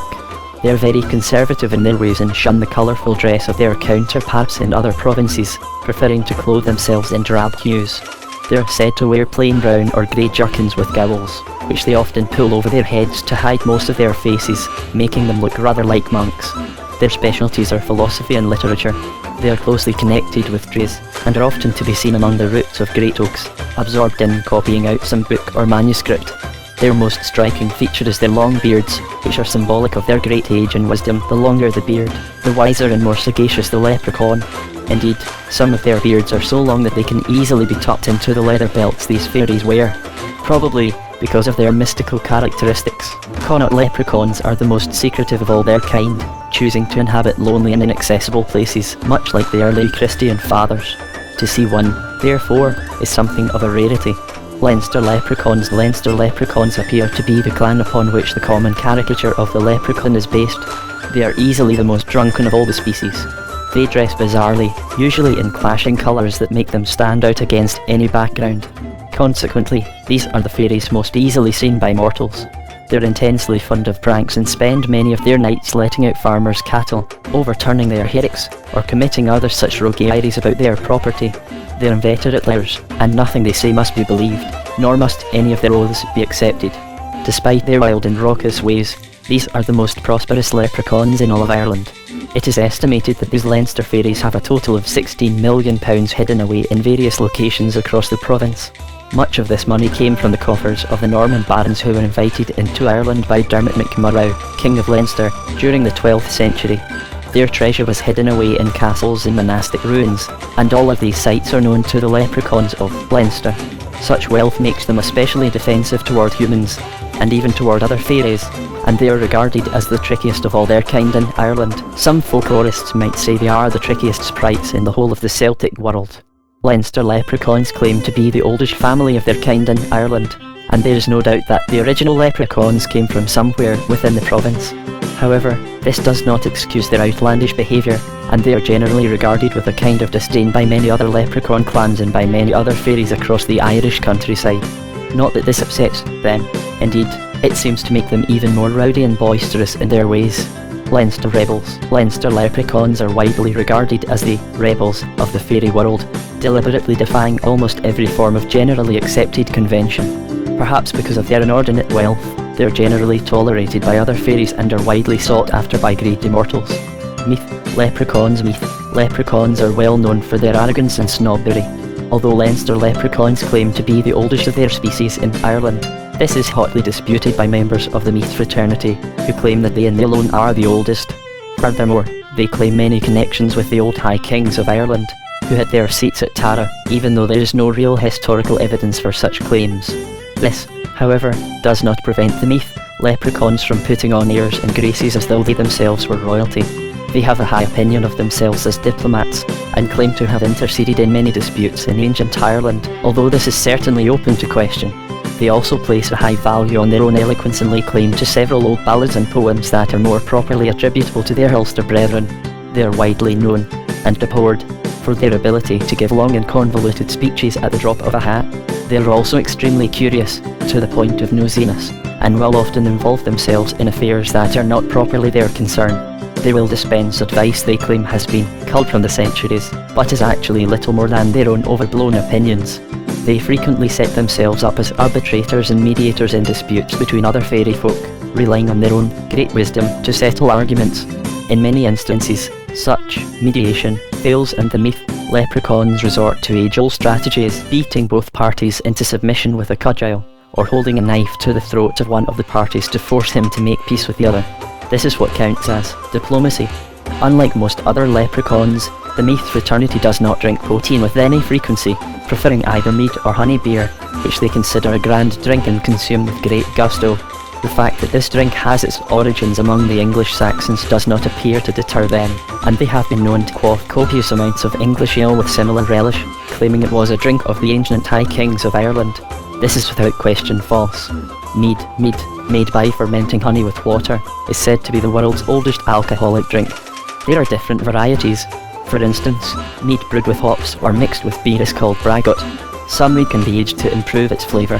The clothing worn by Meath leprechauns is much finer and slightly more colour coordinated than that of their counterparts elsewhere, and this is taken as a sign that they consider themselves to be the aristocrats of the leprechaun world. However, like any other leprechauns, their word is not to be trusted. Given the slightest opportunity, they will resort to mischievous tricks and pranks, just like others of their species. Munster leprechauns are thieves, ruffians, and robbers. It is often said that they give their Leinster relatives a run for their money when it comes to drinking, but this may be simply boasting on the part of some Munster folklorists. Munster leprechauns are the ones who are most likely to come into contact with humans, since they frequently break into houses to steal whatever they can, eat whatever food has been left untouched, and consume whatever drink happens to be available. It is among these fairies that the highest number of cluricauns is to be found. These leprechauns are famed for their fast thinking and their way with words. They are generally regarded as the sweetest talkers in Ireland, with the ability to charm the fowls out of the air through the power of their words. Conchab Arthatic Macroady of Clare, the great hedge poet, allegedly learned his skill with words from a Munster leprechaun, as did the wandering poet from County Cavan, Cathelby. It is said he acquired his fondness for strong drink from the leprechaun too. Another Clare poet, Brian Merriman, is also said to have been greatly influenced by the Munster sprites. It is well known that Munster fairies have a penchant for exaggerated stories, particularly those regarding themselves. They will portray themselves as great warriors or scholars with such skill that their listeners will totally believe them and will be gripped by the tales of their fictitious exploits. These fairies are inveterate gamblers and will wager on anything, even on two flies climbing a wall or on the length of a shadow at midday. Many of the fairy fairs and goblin markets throughout Munster have some games of chance. Passing mortals can be drawn to these and persuaded to part with their money. Even if the Munster leprechaun should lose at one of these activities, he is so skillful with words that he can usually escape paying out what he has lost and may even manage to persuade his opponent that it is he who has lost the wager. The worst musicians in Ireland, the Munster leprechauns are reputed to be fine musicians and exceptionally sweet singers, although there is no evidence for such a claim. Indeed, many folklorists claim they are the worst musicians and singers in the fairy realm, possibly in all of Ireland. although they are believed to be reasonable dancers, and put all their artistry into talk and blarney. It is also said they are among the few of the leprechaun tribe who will actually marry mortal women. However, marriage to a monster leprechaun is not to be sought, for they, like all leprechauns, are extremely untrustworthy and flighty in their ways. No good can ever come of such unions. It is advisable, given their Rogerian wild ways, that monster leprechaun should be utterly avoided, even though they are the most accessible of the leprechaun species. Beyond these admittedly sweeping classifications, not very much is known about organisation within the Irish leprechaun world.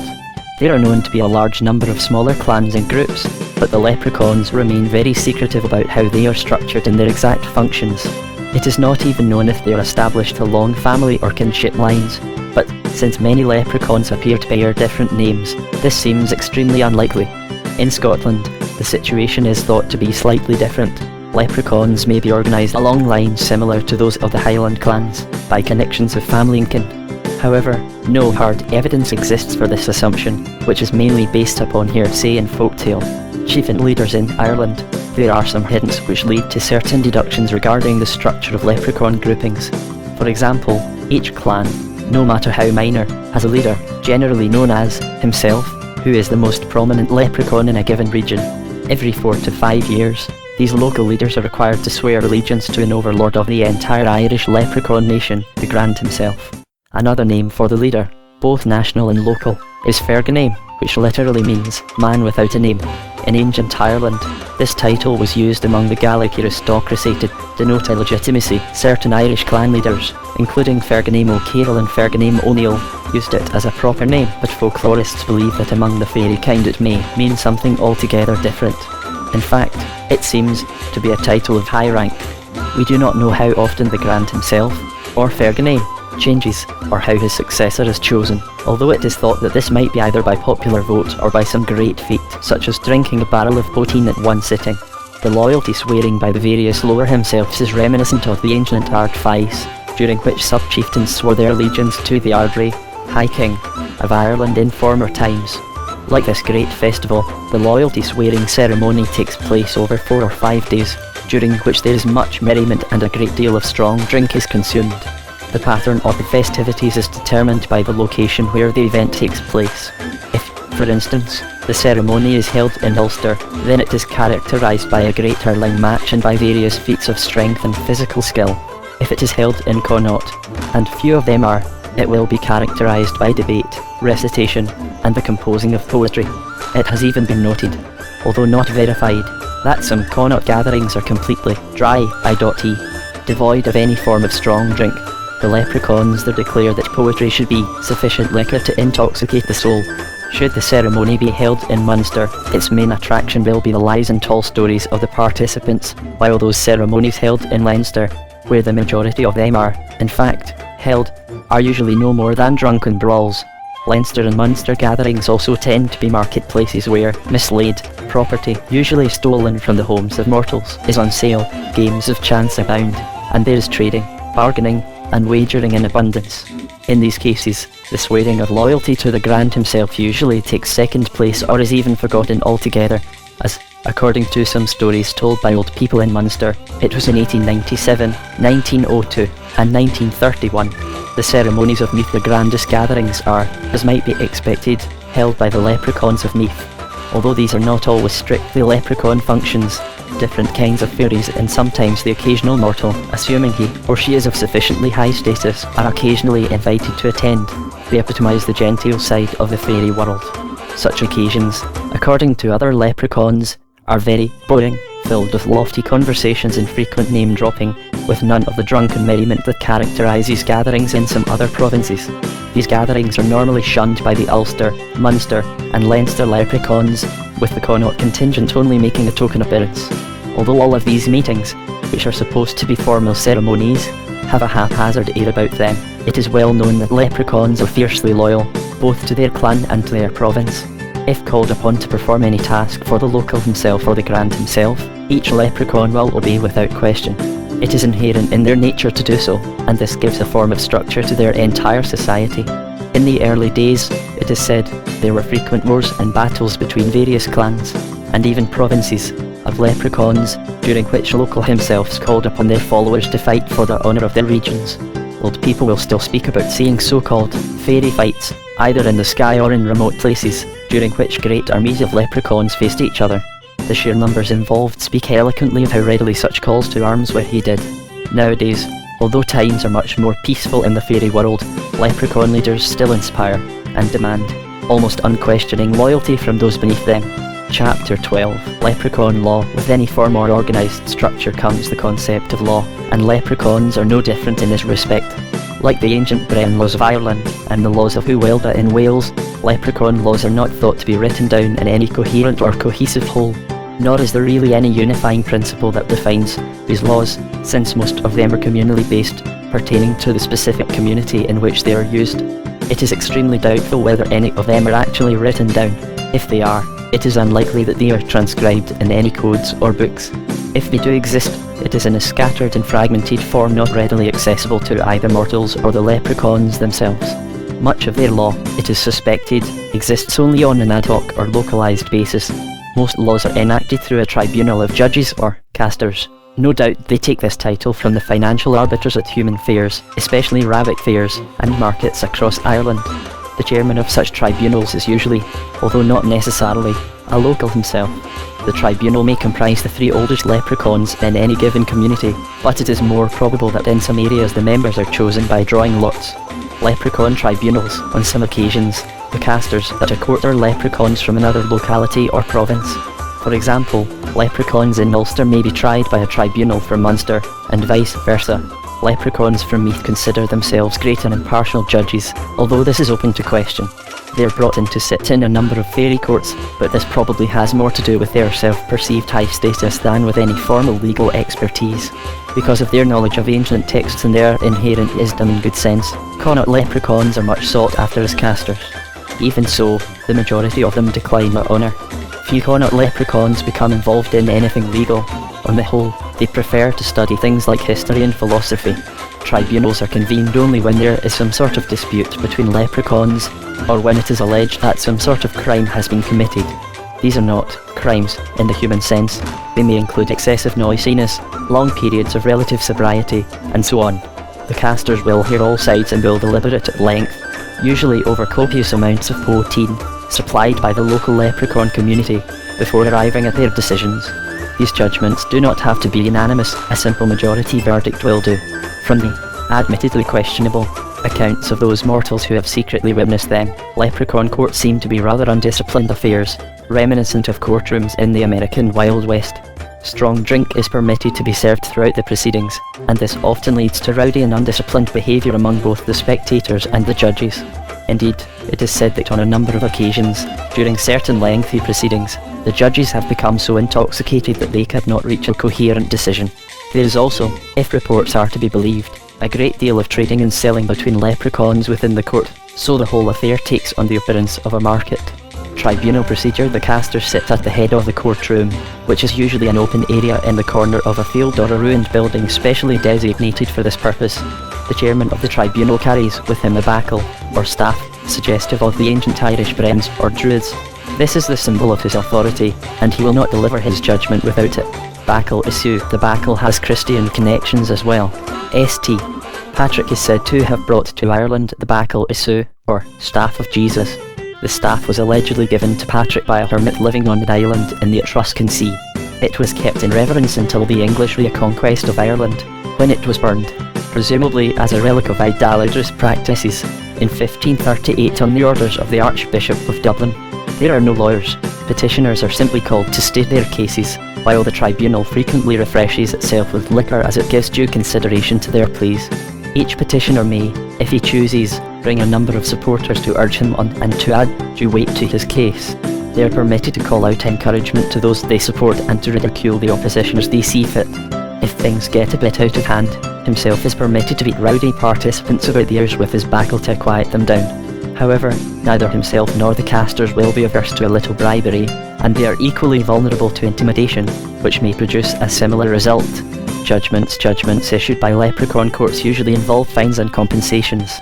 since leprechauns are protective of the wealth that they have stored away. This is a serious deterrent against bad behaviour. If the case is a dispute between two sprites, this usually brings about a speedy agreement. In some cases, the head of the tribunal has the right to batter both wrongdoers and disputants about their skulls with his backle. In cases of disputes or bad behaviour, the severity of the judgment is also dependent upon the temperaments and idiosyncrasies of the casters, although certain general principles are usually observed. Crimes of mischief against mortals, for example, are not considered crimes at all, since most leprechauns regard mortals as slow and stupid, while crimes against the fairy population, like a leprechaun being excessively rowdy and making a nuisance of himself, are often regarded with the utmost severity. Penalties. Since leprechauns are immortal, there is no death penalty under fairy law. For fairies, that is, these courts can pass the death sentence upon mortals. See later in this section. The direst penalties a leprechaun court can issue consist of being sent to Coventry, i.e., shut out of all normal fairy relationships and treated with disdain and silence, or, in the most extreme cases, expulsion and exile from the local community. For a leprechaun, banishment to a place where he knows no one is equivalent to a long jail sentence. These sanctions, it has to be said, are not often used, but when they are, it is to great effect. A similar draconian judgment entails depriving the leprechaun of his distilling equipment and forcing him to be dry, without liquor of any description, for a specified period. Leprechaun courts will sometimes pass judgment on humans, particularly if they have committed some slight against the fairies, cutting down a fairy thorn, crossing a fairy path without permission, destroying a fairy wrath, or showing disrespect in some other form. Leprechauns consider themselves the protectors of the land. They are, after all, supposed to be manifestations of the ancient land gods of Ireland, and therefore claim jurisdiction over those who despoil it. The penalties their courts impose upon mortals can be extremely severe: utter bankruptcy, twisted limbs or spines, illness, and sometimes even a painful and lingering death. For humans, as for fairies, there is no appeal against the judgment of the court. Although detailed descriptions of leprechaun courts were mentioned earlier, little is actually known about their system of justice, if, in fact, such a concept exists among them. Indeed, it is generally thought that the formal gatherings described are not called very often, and that when they are not in session for long. No record of leprechaun law has ever been found, and therefore much of our knowledge of it consists largely of speculation. Nevertheless, it is still wise to say, by your leave, when crossing a known fairy path, and to leave fairy bush as well alone, lest the full force of the leprechaun legislature fall upon your shoulders. No appeals. It should be noted that leprechaun law differs from human law in that, once himself and his casters have made their judgment, there is no appeal against it. To formalise things, the chairman of the tribunal will strike his backle on the ground, exclaiming loudly, "It is so." The judgment of the leprechaun court is then immutably fixed. Chapter 13. Leprechauns and Religion. When it comes to ghosts and fairies, the Church has sometimes found itself in an invidious and confusing position. It could not very well deny the existence of supernatural creatures, since it might also be to deny that there were evil forces such as demons, but it could not fully acknowledge them either. Furthermore, in many isolated rural areas, old folk beliefs still lingered, and it was better to partially acknowledge the existence of sprites and spirits and bring them under religious control than to have them still secretly worshipped by a local populace in defiance of church strictures. Denunciations from the church, since a number of ancient texts declared fairies to be the last remnants of the old pagan land gods. The church in the main was quick to denounce them, and leprechauns in particular, as the servants of the dark powers closely associated with the devil himself. However, some religious teachings stated they were fallen angels who would never see paradise again. This placed them at variance with God and the gradually developing notion of heaven within the holy mind. No fairy, the church firmly stated, could enter the heavenly gates. In fact, church teaching decreed that no supernatural being could enter heaven unless he or she had some connection to humanity, for whom Christ died. The most common test was to ask if the being had but one drop of Adam's blood in his or her veins. The majority of fairies could not claim this and so were excluded from the human afterlife. The priest and the leprechaun. Leprechauns were one of the supernatural throng shut out of heaven, as this old tale from County Down, collected from the great storyteller W.J. Fitzpatrick in 1953, affirms. Just beyond Moneydar Primary School, there was an old priest living at one time. He had been the serving priest in the locality, but he was long retired, although he continued to live around Moneydar. His name was Priest O'Hagan, and he was very well liked and very highly respected by the people in the area. He was also extremely wise on all things religious, and the country people still came to him if they had a problem or if they were in trouble. He would always give them a hearing. The house he lived in was a large place, set on its own grounds, which belonged to his family. As Priest O'Hagan grew older, he couldn't manage the place the way he used to, so he employed a serving man called Ned to work about the house and do odd jobs for him. One evening, Ned was working around the back of the place, where the fields ran down into the priest's garden. There was a big standing stone set into a low bank, just on the very edge of the grounds, which was supposed to be haunted by a fairy. The local people would give it a wide berth, but it never bothered Priest O'Hagan, him being a man of the cloth and all. He was content to let it stand. "It'll be standing here long after I'm in the clay," he used to say. The sun was going down behind the Mourne Mountains, and Ned was just clearing away the last of the day's work from around the big stone. The shadows were lengthening, and he was uneasy about working there, but he wanted to have everything finished before he went home. Priest O'Hagan was in the house, eating his own supper, and Ned nearly wanted to be by his fireside, doing the same thing. All of a sudden, he had the feeling that he was being watched, and turning suddenly, he saw someone standing close beside the big standing stone, so close, in fact, that the figure almost seemed to be a part of the stone itself. It was a little man, no bigger than a 3-year-old child, with a long skirty coat which reached almost to the ground and a soft, wide-brimmed hat that threw most of his face into shadow. Ned, however, was aware of his eyes, which watched him with a frightful intensity. There was one other thing about him that made poor Ned's blood freeze. Even in the last rays of the sun, which fell full across the ground, the little man cast no shadow. Ned knew then that his visitor was one of the leprechauns who were supposed to dwell beside the large stone. He moved to make the sign of the cross in the air, to ward away evil, but his hand simply would not obey him. The leprechaun's question, "What is it that you want from me?" asked Ned, his voice trembling badly. The little man paused for a moment. "I want you to ask the priest a question," he answered, "for it is said that he is extremely wise on religious matters." Ned relaxed a little, but he was still wary. He knew that leprechauns could be extremely tricky creatures and were always anxious to entrap mortal souls. "He is indeed," he answered, a bit more confidently. "There is none wiser on such things in the whole of Ireland, but you can ask him yourself. He is in the house beyond, having his supper."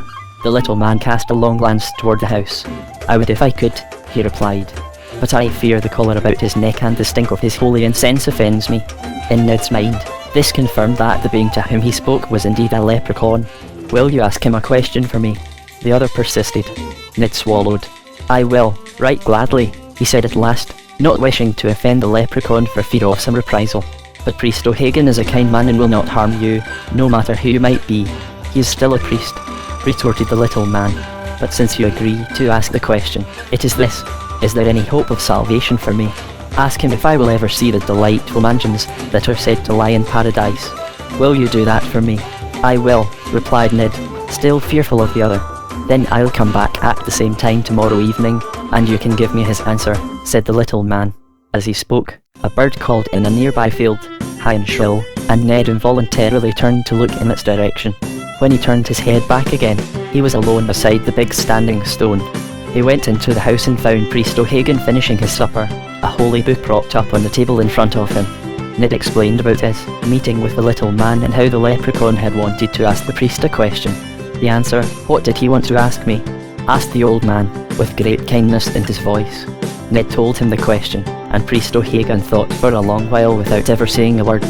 At last he spoke again. "I do not truly know the answer to his question," he said, "but you can tell him this. If he has so much as one drop of Adam's blood in his veins, then he has as much hope of salvation as any man. But if he has not, then salvation is denied to him and he will never see paradise. That is all I can tell him." And Ned left the old man to his reading. The next evening, he was finishing his work again, close to the big stone, when he had the feeling he was being watched once more. Turning swiftly, he saw the little man standing among the late evening shadows close to the stone. Ned's heart nearly stopped within him, but, swallowing, he stepped forward to meet his visitor. "Well," said the leprechaun, without any sort of greeting, "did you ask him?" "I did," replied Ned. "And what did he say?" "He said that he truly didn't know the answer to your question, but he would tell you this. If you have only a drop of Adam's blood in your veins, you will have as much chance of salvation as any man, but if you don't, then salvation is not for you and you will never see paradise at all." That was all he could tell you. For a moment, The little man looked fixedly at Ned, as if taking in his words. Then he crouched down and gave a long, long cry of great sadness. Ochone, Ochone. His weeping would have broken your heart to hear it. At the sound of his cry, a hare started up in the field nearby and went flashing over the grass. Instinctively, Ned turned his head to see it go, and when he turned back, he was alone again. There was nothing there except a big stone, casting its shadow in the late evening sun. Ways around the ban as they were to be denied the pleasures of paradise by virtue of the fact that they had no human blood in their veins. Fairies and leprechauns were continually trying to find ways of getting around the prohibition. We have already noted that fairy women who had children by mortal men were always trying to get these babies baptised in the Christian church, so they might attain the afterlife. Since many of these children are thought to have been leprechauns, it is reasonable to suppose that many leprechauns had hopes of immortality through some sort of Christian immersion. For example, because many baptismal fonts were situated close to the entrances of churches, it was believed that leprechauns sometimes concealed themselves close to the doorways of country churches to catch any of the sacred baptismal water that might be spilled, so they might be baptised in the Christian manner. It was said that the leprechauns of Ireland and the other wee folk of the fairy world would never see heaven, said the great Limerick storyteller Kate O'Hearn, but that didn't prevent them from stopping every passing clergyman and asking him if there was any way they could get there. The answer was always the same: if they had even one spot of human blood, they might see paradise. Not one of them had, and you could hear their cries and lamentations in every old rathen fort all across Ireland. It was a long, low sound, like the wind in the bushes, but it was the cry of the leprechauns that had been denied God's salvation. The power of the host. By some it was believed that the crumbs of the sacred host would attract leprechauns who wished to partake of it in the hope of attaining some form of salvation. The host refers to the sacramental wafer used by the Catholic Church during the ceremony of the Eucharist. Nevertheless, the Church stated that they had no souls and therefore could not receive divine grace, or that they were so wicked and pagan that God had turned his face from them. Leprechauns in exorcism. Because leprechauns were often considered to be either servants or actual emanations of the devil himself, it was essential for the Church to demonstrate its power over them. The way in which it showed its authority over demons and evil presences was through exorcism, and this practice was deemed to apply to leprechauns and the fairy kind as well. As pagan and Christian myth fused into a generalised folklore, it was widely believed that the very sight of a priest or clergyman could set leprechauns to flight. As is implied in the previous story, leprechauns were greatly frightened even of being in the same room as a man of the cloth. The holiness he exuded was considered anathema to the leprechauns, who were, after all, pagan deities, and would invariably drive them out, even without any form of ritual performed. A blessing to drive away leprechauns, however, as folklore developed and became more complex, the mere presence of a holy man was not considered to be enough. Some form of religious rite, a blessing, or the celebration of Mass had to be performed before the leprechauns would leave. There are even tales of leprechauns laughing and mocking the priests and reverend gentlemen who came to expel them from the site. Certainly, in many of the later tales, from around the last century, the leprechauns showed no fear of holy men per se. Even the sight of a bishop did not deter them. Clergymen, therefore, had to recite some form of exorcism to read any sight of fairies and leprechauns. The most popular was the rite for driving away demons and ghosts, since, by the mid to late 1800s, these had become connected with leprechauns in the popular mind. The phrases leprechaun haunted and fairy haunted were beginning to creep into the vernacular tongue, the word haunted signifying a strong association with ghosts or phantoms. Exorcisms against fairy malevolence. How could one assess whether or not an exorcism was called for? This judgment was usually based upon both the level and the intent of the leprechaun activities involved. Leprechauns, as we have said, are by nature mischievous creatures, continually playing tricks and pranks upon unsuspecting mortals. It appears that some leprechauns ventured beyond mere mischief and into the realms of actual malevolence. It was against these sprites that the Church extended its power through the holy rite of exorcism. The malevolence the leprechaun showed toward humankind could take many forms. They could, for example, pelt individuals with stones, rocks, and other objects as these humans walked around their property. They could cause burning peats to fall from the fireplace, injuring both humans and animals. They could sing bawdy songs or disclose scandalous things concerning visitors to the house from secret locations around the rooms. For example, from the chimney, they could break windows and cause hideous apparitions to appear. They could pinch and scratch children as they lay asleep or cause their beds to levitate alarmingly.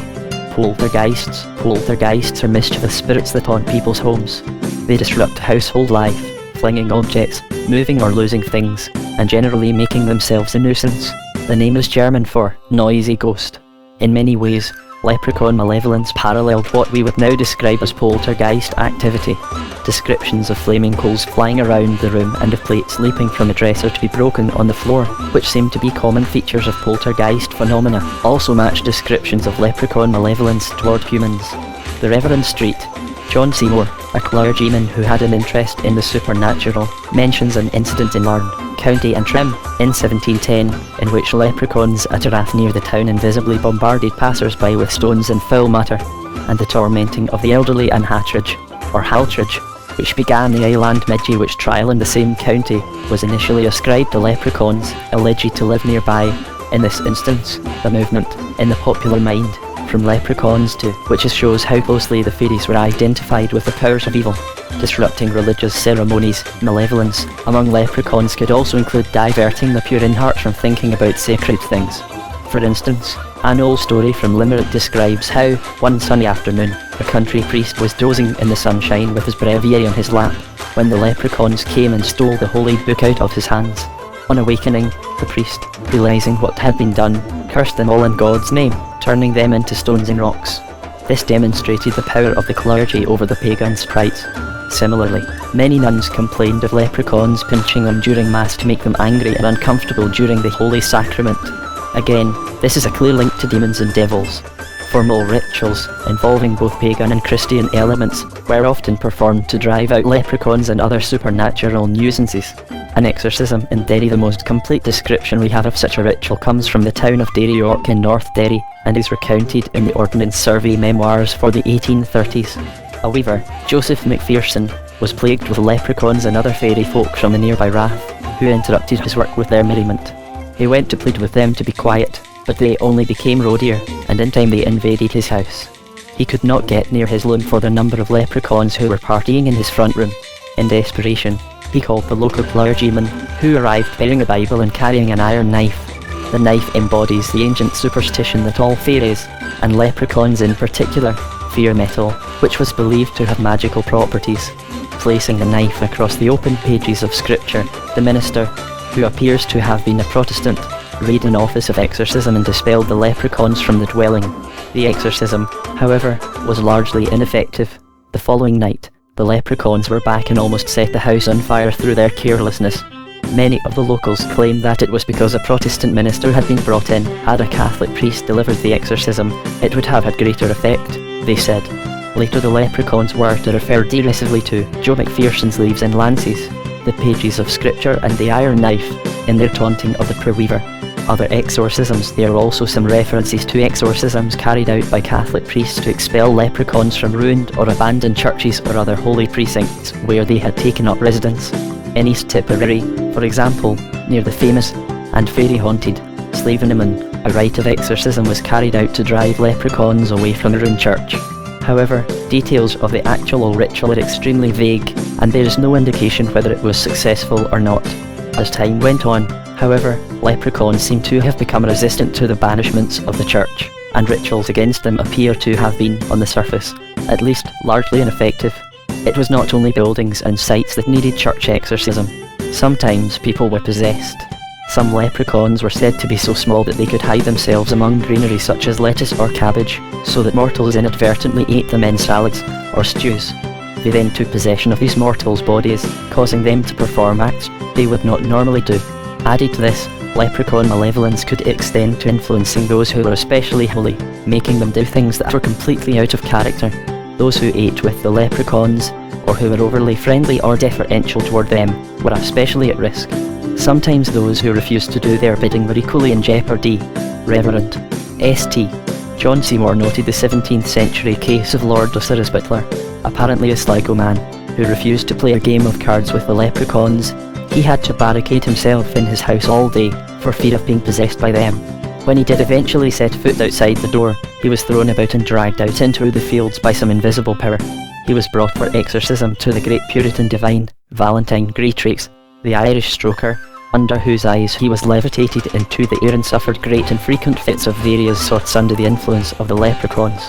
a friendly spirit, later told him to drink the juice of plantain root to cure himself of one sort of fit, but informed him that he would have to suffer other fits and seizures and be borne about at the whim of the invisible company of leprechauns for the rest of his life. The spirit added that if the butler had acknowledged God in all his ways, he would not have been subject to the fairy power. In fact, it was widely believed in many rural areas that committing sin invited leprechauns and other fairy creatures to take control of one's life, in much the same way as it was believed that living a godless life encouraged evil to take possession of one's immortal soul. This certainly put the stamp of evil on fairies and leprechauns, as part of the fairy world gradually came to be seen as servants of the devil and implacable enemies of all godly people. Chapter 14, Leprechauns and the Dead. The cult of the dead was strong among the ancient Celts and was particularly widespread in Ireland. The Feel na Marbh, Feast of the Dead, October 31st, took on a special resonance in northerly Celtic lands, where the winter days were dark and gloomy and the nights were cold, suggestive of the nearness of the watchful dead. Naturally, this fascination with departed ancestors tinged fairy lore and gave it a sinister edge. Leprechauns, it was said, had been commanded by God to guard the souls of the dead and convey them to the gates of heaven, which leprechauns themselves were not allowed to enter. This ritual was known in many country areas as the fairy funeral. It concerned the spirits of those who had died within the preceding year, at certain times, when the veil between the mortal world and the afterlife was especially thin, such as October 31st, Halloween. Wandering souls that had been tied to the earth since their demise were rounded up and marched along darkened country roads under a leprechaun escort. The fairy funeral. This was an especially dangerous time for travellers. Should one chance to meet with the fairy funeral, the leprechauns had the power to take the traveller into the afterlife, and the traveller's body would be found by the roadside the following morning. It was generally supposed, too, that the leprechauns would be in a particularly savage and unaccommodating mood at this time, having been forced by divine decree to approach the gates of heaven without admission while mortals were allowed in.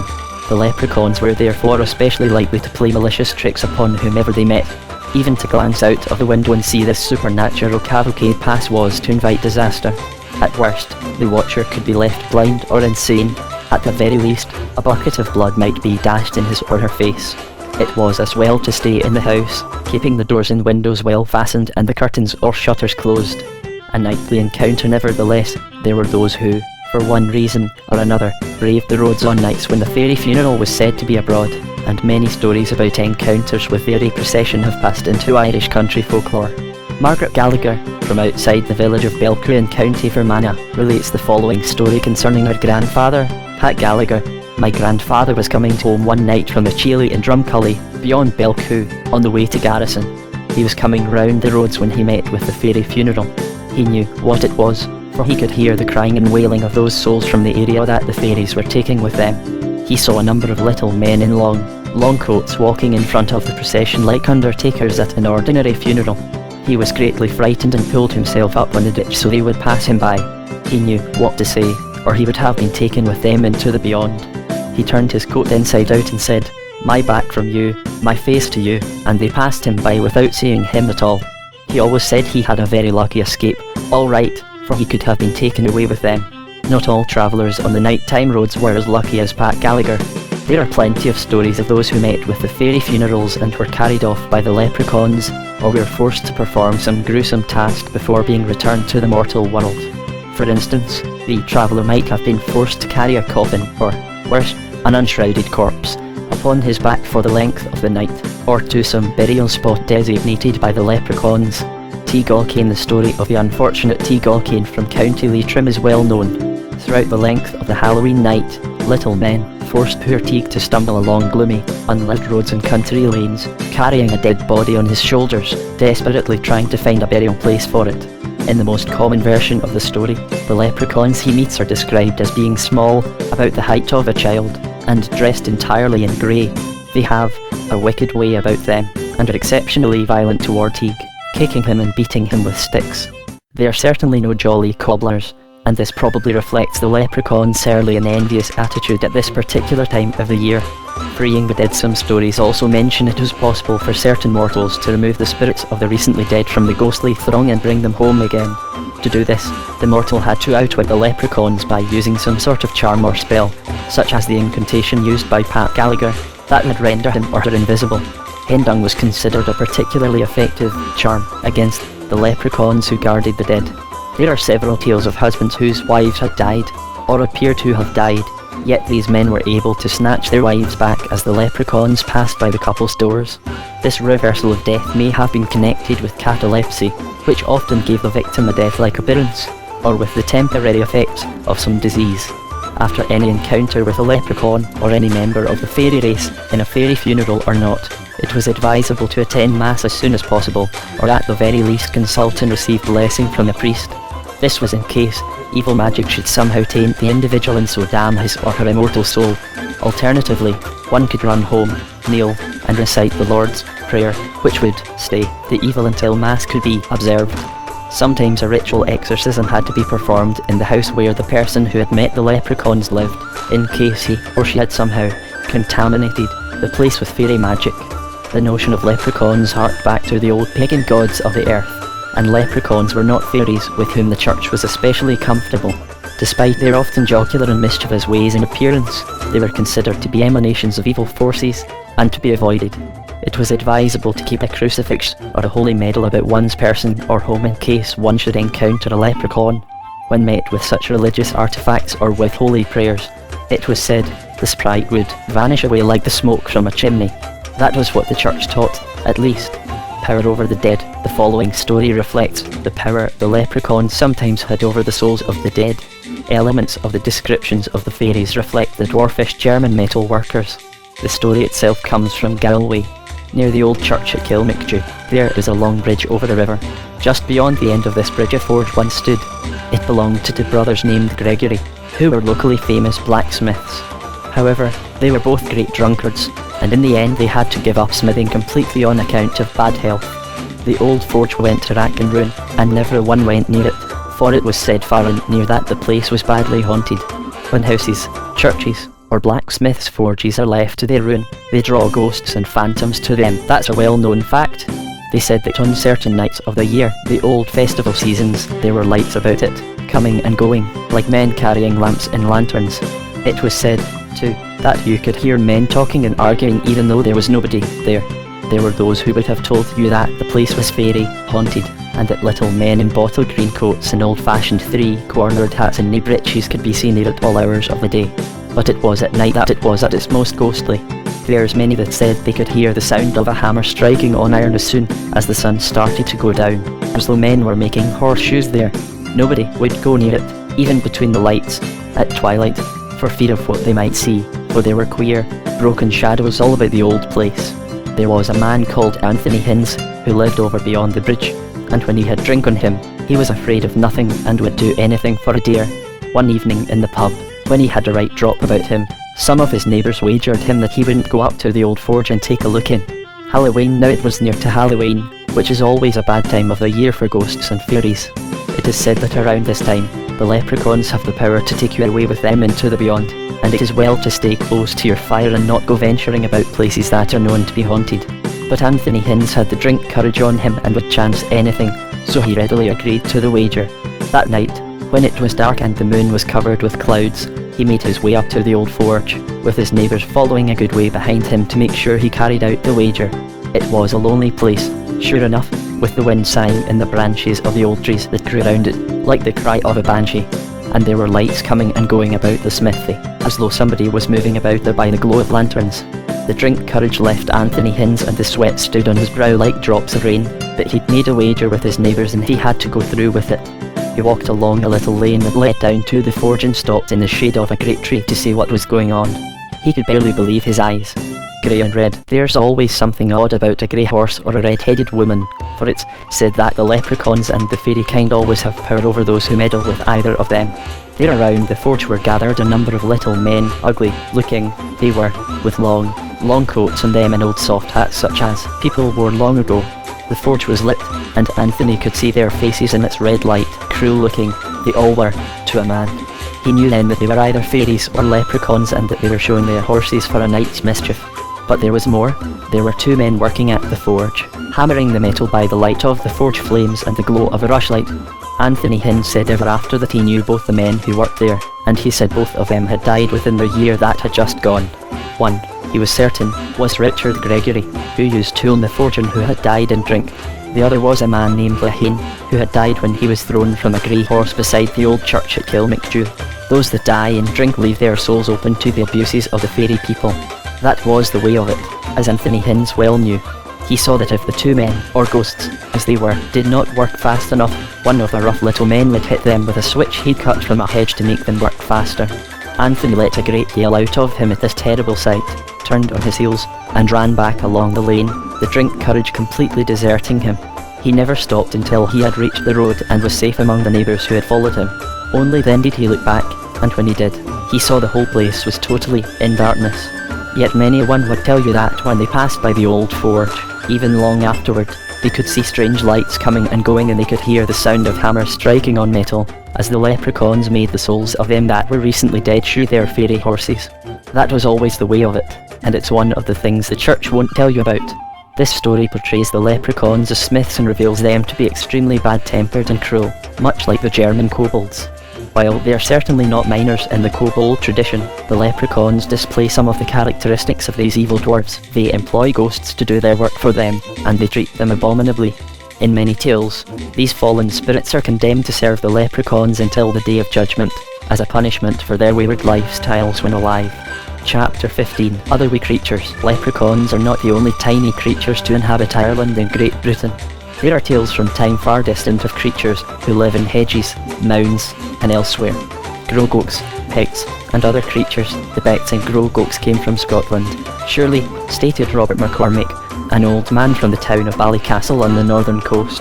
They came here by way of a land bridge which was between Kintyre and Antrim in the old days.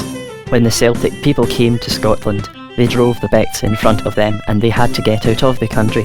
So they came to Ireland, where nobody was living at the time, and started to make their homes here. The Celtic people followed them across the bridge and started to put down roots too, so the Picts had to hide away in secret places around the countryside, and that's why you never see much of them. That bridge of land is long gone, but the Picts are still here. We call them fairies, and we people, and that's how they came to North Antrim and to Ireland as well. Setting aside some of the more fanciful details, there may be some truth in this notion. Both Scottish and Hebridean folklore are filled with tales of communities of little folk living in remote places, some of whom may have migrated to Ireland in prehistoric times. Some of these may well have been Aboriginal peoples displaced by incoming Celtic settlers. Indeed, the general descriptions of the Grogokes or Picts seem to confirm this notion. Grogokes, although they are widely regarded as a type of leprechaun, the Grogokes differ from the standard leprechaun in appearance and character. They are small and brutish looking, with flat faces and large, languid eyes. They do not wear clothes, instead they grow long, reddish, matted fur covering their entire bodies. They are untidy and dirty in their habits. Their fur, for example, is tangled with twigs and straw that the Grogokes inadvertently pick up on their travels. When I was a wee child and staying with my granny in the glens of Antrim, recalled the famous Waterfoot historian and storyteller Mary Stone, we would come in from the fields and my granny would say, "You look like an owl, Groglock." I never knew what that meant, but she always started to come and untangle my hair. Later on, I found out it meant untidy, because the Groglock is always very untidy and dirty in his habits. He always has bits and pieces of straw and chaff in his hair, and I suppose that after a day playing in the hayfields, I was dirty and untidy too. Their dwellings were usually piles of tumbled rocks, sometimes no more than 2 great standing stones pushed over to provide a rude shelter from the elements. Several of these Grogokes houses still exist on Rathlin Island, off the northern Irish coast. The Grogokes house has 2 big stones near Leg and Thas, nay, reported Rathlin man Frank Craig. They said you would have been fit one time to see, one could see, the Grogokes laying out on the grass and sunning themselves there. It's up near the Knockins. There used to be plenty of them up there. Leg a go in, too. They'd be out sunning themselves, clear as day. When it rained, they took shelter in the house. 2 stones leaning together. It's there yet. Helpful spirits. Unlike the majority of the leprechaun species, the Grogok does not possess an overly surly nature. This makes him different even from those fairies whom he most closely resembles, the Laffrmen of the South Armagh region. Small, hairy creatures who possess eminently unsociable dispositions and sometimes play tricks on, or show violence toward, humankind, and an unspecified fur-covered entity who dwells in remote areas of County Sligo, who continually torments both animals and small children. In fact, The Grogok is usually helpful to the point of being a nuisance, and will sometimes attach himself to one particular individual or household that he has developed a special affection for. In former times, Grogoks would help both Rathlin and North and Trim farmers with the harvest. The Grogoks as hard workers, the Grogoks were tireless workers. However, they could not tolerate laziness or idleness in others and frequently took steps to rouse a dozing farmhand or careless worker. Frank Craig relates a story from Rathlin that demonstrates this particular fairy trait. There was a Groyogik in John Von Mills' place over at the Castle Quarter, also known as Bruce's Castle. He was a wee hairy man who would do turns about the place for John and his wife. He would wash puds for them and take home the cows of an evening.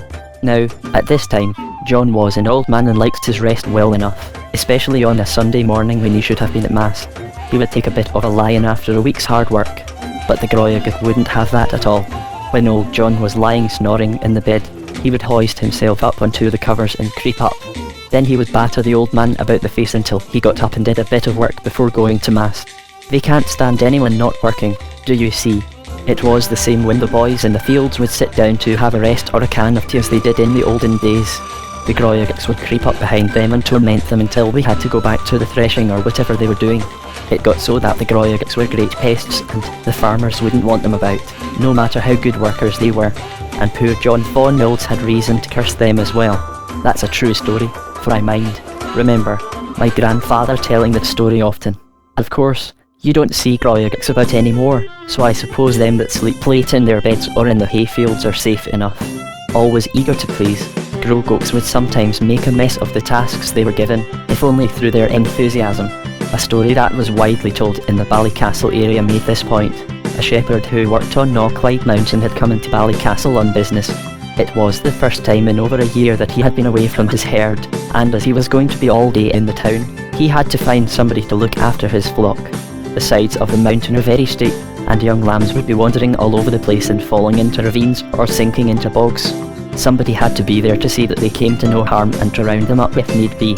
Well-meaning but stupid. Unlike the standard leprechaun, the Grogok was widely thought to be extremely stupid, a kind of North Ulster village idiot. On the top of Knocklide, there was an old Grogok living, and he was very friendly and helpful, so the shepherd went up and asked him if he would look after the sheep and lambs. The Grogok came to the mouth of his cave and told him he'd be delighted to do so. The shepherd took him down the mountainside and showed him the sheep, grazing on the slopes, and the pen into which they would have to be put at night. The Grogok told him not to worry, that everything was safe in his hands. The next morning, the shepherd took himself off to Ballycastle, leaving the Grogok in charge. Before he left, he told the fairy to gather all the sheep and lambs in at night, and not to let any wander down onto the lower slopes. Again, the Grogok told him not to worry. He had been herding sheep off and on for hundreds of years, and so the shepherd eventually set off for the town. He was far longer in Ballycastle than he'd planned to be.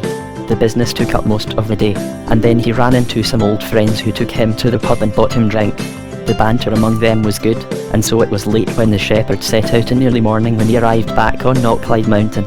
To his surprise, all the sheep and their lambs were in the pen, with the Grogok looking after them. However, the little man seemed greatly out of breath and looked very tired. The shepherd naturally asked him if he'd had any trouble with the flock. The brown lamb, no real trouble, the Grogok answered him.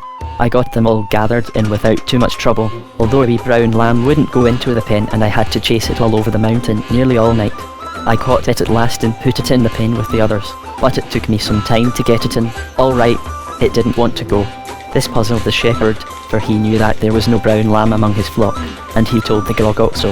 The other, however, insisted that the brown lamb was there and brought the shepherd over to the pen to see it. Imagine his astonishment when he saw, lying in the shadow of the circling stone wall, nothing more than a small, out-of-breath hare. The stupid Grogok, unable to tell the difference between a lamb and a hare, had chased it all over Knocklide for the whole night. In spite of their stupidity, the Grogoks were extremely good-hearted and eager to do good turns. Indeed, they were so eager to please that they invariably became pests about the house. They would run about, often invisibly, trying to do small chores for the women of the house, and would usually end up creating more mess than they cleared. When a housewife unaccountably stumbled or tripped in the kitchen, she was sure she had stepped on or bumped against an invisible Grogok. The great Rathlin Island storyteller Rose McCurdy mentioned such an encounter. Did nobody tell you about the Grogok? That's what they call them on this island and on parts of the mainland as well. I had a man from the county Sligo come to see me, and he knew what it was. In Ireland, where I come from, the inhabitants of Rathlin Island always refer to the mainland as Ireland. Rose was born in Glenchesque, outside Ballycastle. They called him the Griggoch, but it's this land, Rathlin, that I'm talking about now. There was a Griggoch's house up at Clinlake on the upper end of the island. He was supposed to come down from it every day at one time. Alex Morrison or Oni Murphy will tell you the truth of it, for they've seen him many a time. The woman of the house was polluted with the Griggoch coming down to her every day. When she got up from her chair, he would rise up with her and would be round her legs and feet. And he was always running round the fire and getting in her way. She was polluted. One day, she was carrying a kettle of boiling water from the fire and the Griggoch was running around her feet. And what did she do but spill a drop on him? He let out a screech of a yell, they said, and shouted in the Old Irish, which was all that he spoke. Oh, my vigorld is all scalded. That's what it sounded like. And he ran out of the house and all the way back to Clinlake. But I would bet that the Griggoch never came back to the house again, nor did he go near any of the houses after that. No rewards. Unlike other leprechauns, the Griggoch was not interested in either money or reward for his labours. In fact, any sort of money or gift was anathema to him, and to offer him such a reward, even out of gratitude or sympathy, would invariably drive him away from the house. Frank Craig elaborated on this in a famous tale of the Griggoch, widely repeated on Rathlin Island. There was a Griggoch worked over at Douglas Cecil's place at times during the year. One time, there was a very harsh winter, with snow lying all over the island, but the Griggoch came down from his house and worked away. Old Mrs. Cecil, her that's long dead, that was the woman of the house, took pity on him and said it was a shame to have the Griggoch doing everything for them and not getting a whit back for his troubles, and him such a good worker and all, and the weather being so cold. So she was spinning this day and had a wee bit of the wool left over from what she was making. She thought that she'd make something for the Griggoch. There was enough wool to make a pair of heavy socks for him, and she left them out the next time he came by. When he got them, he began to cry. "Do you not like them?" asked old Mrs. Cecil, and the answer he gave her was that he could never get back again. "When yous give me a reward," says he, "I can never come back again. I can't get back." And he went away crying. That was the last the Cecils or anyone else saw of him ever again. Ancestors of the leprechauns, the nature and stories of the Griggoch have been explored here in some depth, as the creature may give some hint as to the origins of the leprechaun, the primitive conditions in which the Griggoch lives, under standing stones, in caves, or in deep ravines, are suggestive of a reclusive aboriginal race that may have migrated to Ireland from Scotland or elsewhere, and who coexisted with the Celtic peoples for a long time. Their overall appearance adds to this theory. There are a number of stories of Griggochs working for and trading with country people, and this may be some sort of memory of the interchange between the two races in some former time. Moreover, the Griggoch belongs to a tradition of small people and diminutive communities that is widespread all over Scotland and the Hebrides. Hebride and Brownie. Not all such races are deemed to be as slow-witted or as good-hearted as the Griggoch. Indeed, some are considered to be very wise and crafty in their ways. On the Hebridean island of Colonsay, legends of a particular Brownie abound. Although no description of him exists, he is believed to be a small old man who lives in a secluded part of the island or on one of the neighbouring tidal islands, Oronsay or Carrow. It was thought that Island, which has sometimes consulted this fairy to find out future events or locate lost property within the community. Other tales make him the moral overseer of island life. Those who are wrong their neighbours are sure to be punished by the Brownie. Those who are neglectful of their work may receive a sharp reprimand, in the form, perhaps, of a small accident or mishap, to remind them of their duties. To keep on the right side of the sprite, local people would leave an offering for him, a libation of milk or whiskey, at a large rock near the centre of Colonsay. The method of making this offering was quite specific. The person offering the libation came to the place at night, poured it into a hollow in the middle of the rock and then walked away. On no account should he or she look back, for fear of seeing the Brownie and inviting bad luck upon himself or herself, for the little man had miraculous powers and could call down a curse in the viewer. Invariably, the offering disappeared. Ruairi McNeill of Barra, similar beings, all with peculiar magical skills, existed on many other islands in the Hebrides. The celebrated Hebridean pirate, Ruairi McNeill of Barra, is believed to have consulted a little fairy man on the island of North Uist before several of his raids. At the end of the 16th century, McNeill had received letters of marque and reprisal from the English court to enable him to attack French and Dutch shipping. After consulting with the fairy creature, however, he changed his tactics. He began to attack Irish shipping and ravaged townships all along the coast of Cork.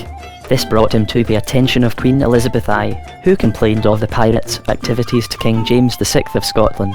The Scottish king designated Roderick Mackenzie, who afterward became the tutor of Kintail, to hunt McNeill down.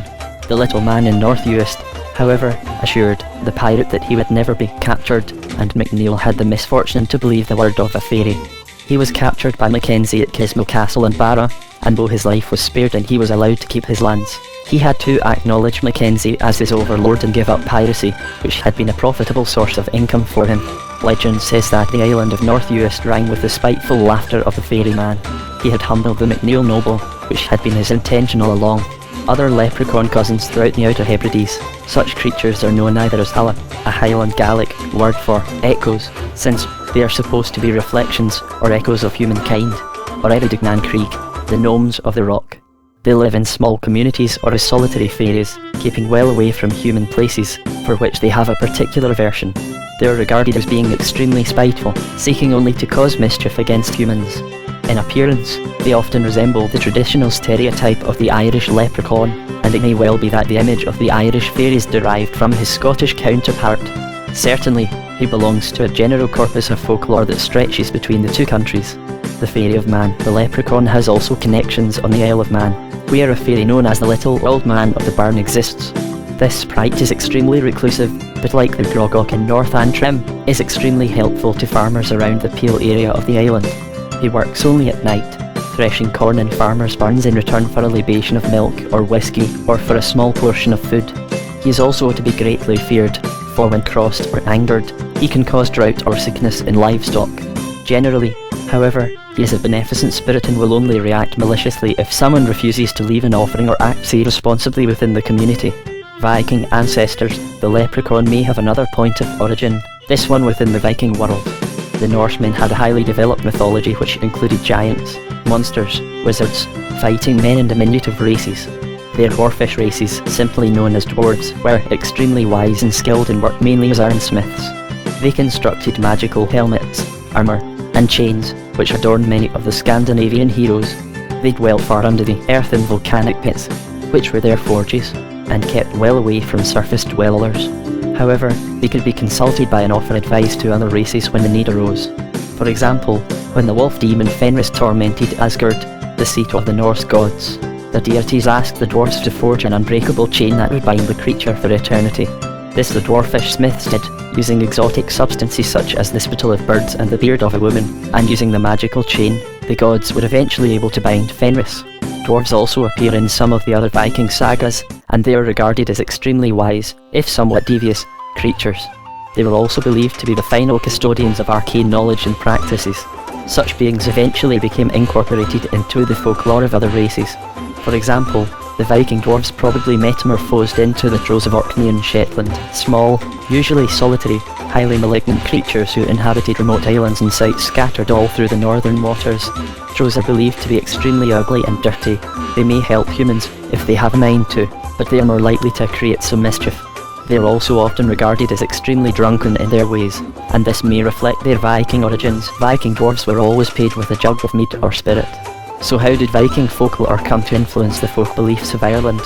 Between the 9th and the 11th centuries, Ireland was probably one of the most important Norse bases in the Suðuríur, the Southern Isles. A number of large Viking colonies existed, mainly in the south of the country. These were the forerunners of such modern cities as Dublin, Limerick, Waterford, Wexford and Cork. From these colonies, raiding ships sailed out to wreak havoc against shipping and settlements along the English and Welsh coasts, and Viking bands extended their influence and culture into the surrounding countryside. They captured portions of Irish land to extend their city-states. They made alliances with local Irish chieftains, and they married Irish women.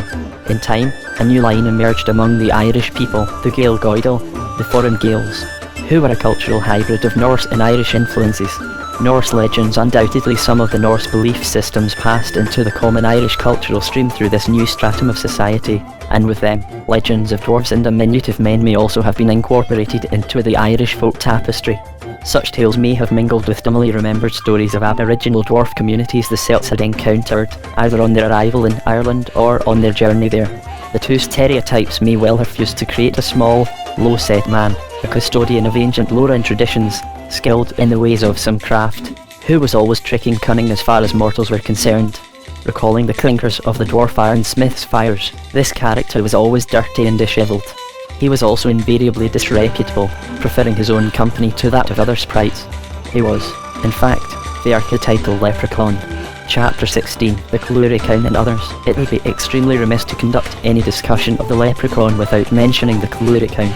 Although many leprechauns deny all knowledge of such a being or treat him with indifference or disdain, he is in fact closely related to them. In fact, some folklorists have described him as the leprechaun's first cousin.